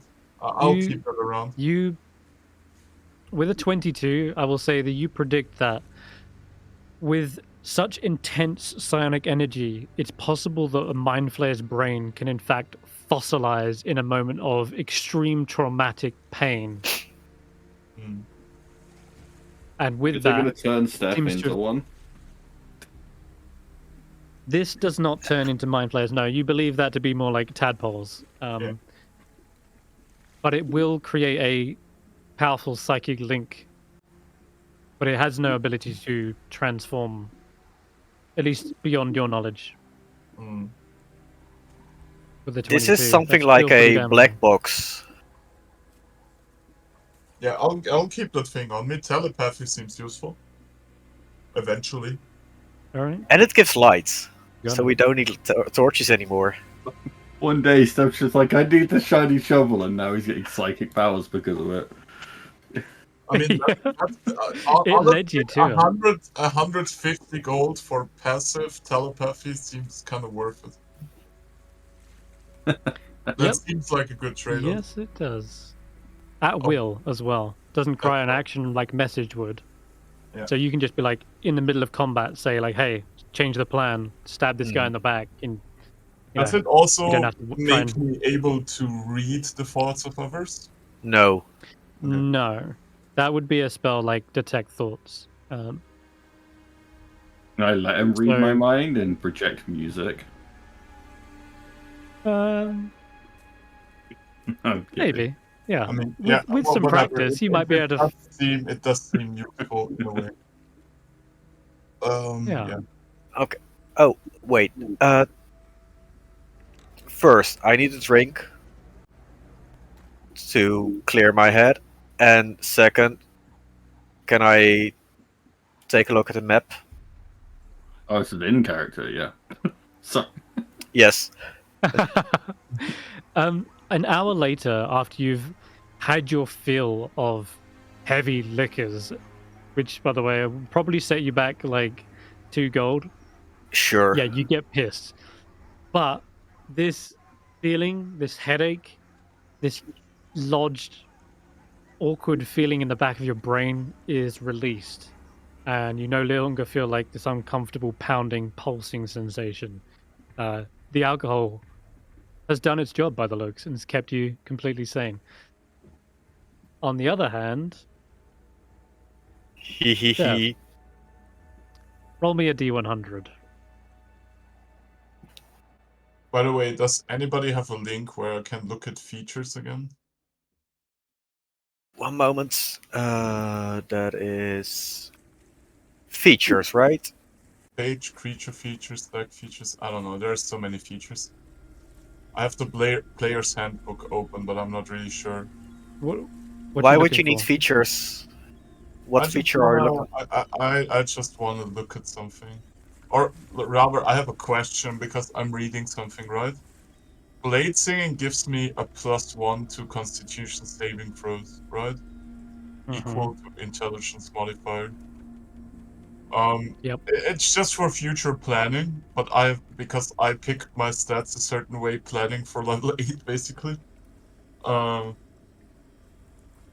Does the blade singing Constitution saving throw stack with the Constitution proficiency from Resilient? Yes. Okay. Sweet. Yes. I think you can stack even more and get Warcaster if you wanted to give yourself advantage. Yeah, my plan was let me to just- take. I don't know. I guess I can. My plan was to take on 4th level Resilient to get 15 in Constitution, and then on level 8 I wanted to take Ability Score Improvement to have like 16 Dex, 16 Con, 18 Int for the stat spread on the Blade Singer. Because that seems reasonably good. Yeah, sounds good. Okay. Alrighty. I'm gonna give you the item. You are now attuned, and I need you to roll a D100. A D100. Okay. Roll 1D100. 31. All right, perfect. Definite. 31. Oh my lord. Is that good or is it a good or Okay. bad Overlord? It can It's be a both. very awkward one. As you begin to attune to this crystal, everything you knew about the world shifts. It turns upside down. And that vision you saw of the ship like hurtling down and crashing into the ground, it seems as though whatever this was, it was more than just a meteor. It was holding something, secrets, truths that should remain hidden from most folk. In fact, this seems to persist, this thought of keeping things hidden. It seems to sort of twist every thought that you have. Every notion to other people is turned on its head and upside down. Now, rather than speaking to people normally, there is a distortion to your words, it feels like. And I will message you what that is. Okay. And perhaps after the game we can talk about it further. But speaking of, quarter to 11, guys. So what do we say we figure out what we're doing next, and then we'll call it a night? I'm getting close to level 5, boys. Can't wait for my cantrips to work.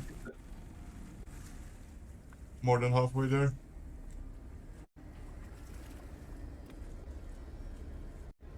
Where Faith asks, where are we heading next?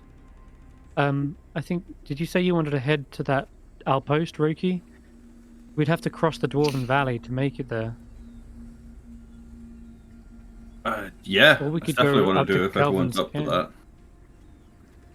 that. We can do that. But I also want to mark on the map where I sort of saw something crash down. Yeah, sure. Yep. That was miles away. down in the spine of the world. Oh. If it is what I think it is, it should be around here. A little bit off, That's- but we have to go I'll tell you what. there after the outpost then. You only saw an image of the spine of the world. You didn't see like a map, right? You saw like you were clearly in the mountains somewhere, but you don't know the spine of the world. I mean, I know the Kelvin's fact that you're Cairn, not. I know the Spine of the World, I know where I have lived. Okay, well I'll tell you, it was yeah. nowhere near the east side where Yeah. you're all used to. It was in an unfamiliar territory in the mountains, but that's out of your hands now. I will say. Okay.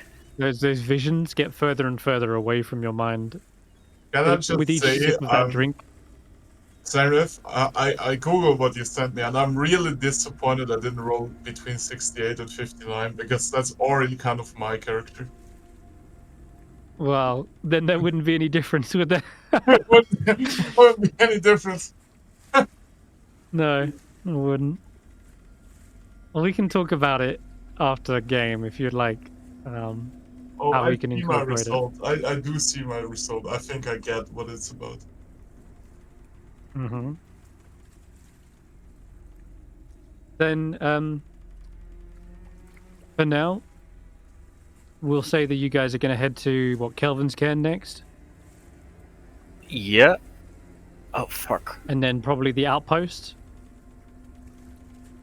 Or would you like to visit one of the towns on the way first? It's up to you guys, If really. we You can go head to the straight town, we market. will go out of our way, right? Yeah, sure. So you want to head past the Dwarven Valley, which is... That's not just a tundra, by the way. It's quite a deep, like, gorge. The easiest travel would be to go, like, up to Kelvin's Cairn and kind of, like, around the base of it. Or you could Wouldn't attempt to it cross be- over it. Wouldn't it be safer to go through the Dwarven Valley? Or you could go, yeah, this way and then through it. Yes, that's another route. That Yep. is the route I would suggest, because the Dwarven Valley, there are some Dwarven settlements that we might get shelter. Well, didn't you have friends in Dwarven Valley? I don't. Roki made sure that... Wait, I might. Well, no, you don't.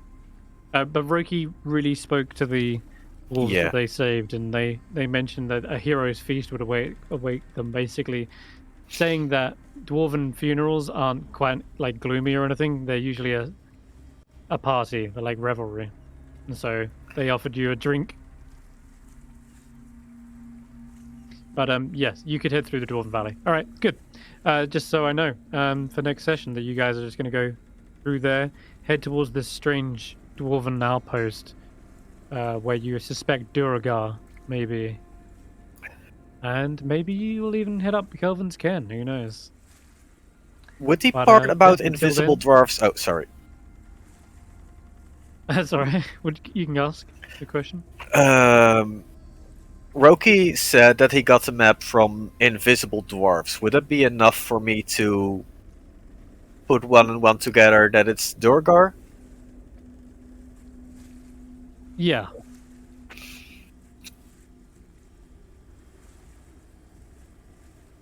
Okay. Yeah. So with that, I think we'll end tonight's session and see you all next week as we descend into the Dwarven Valley and up to Kelvin's Cairn. Farewell.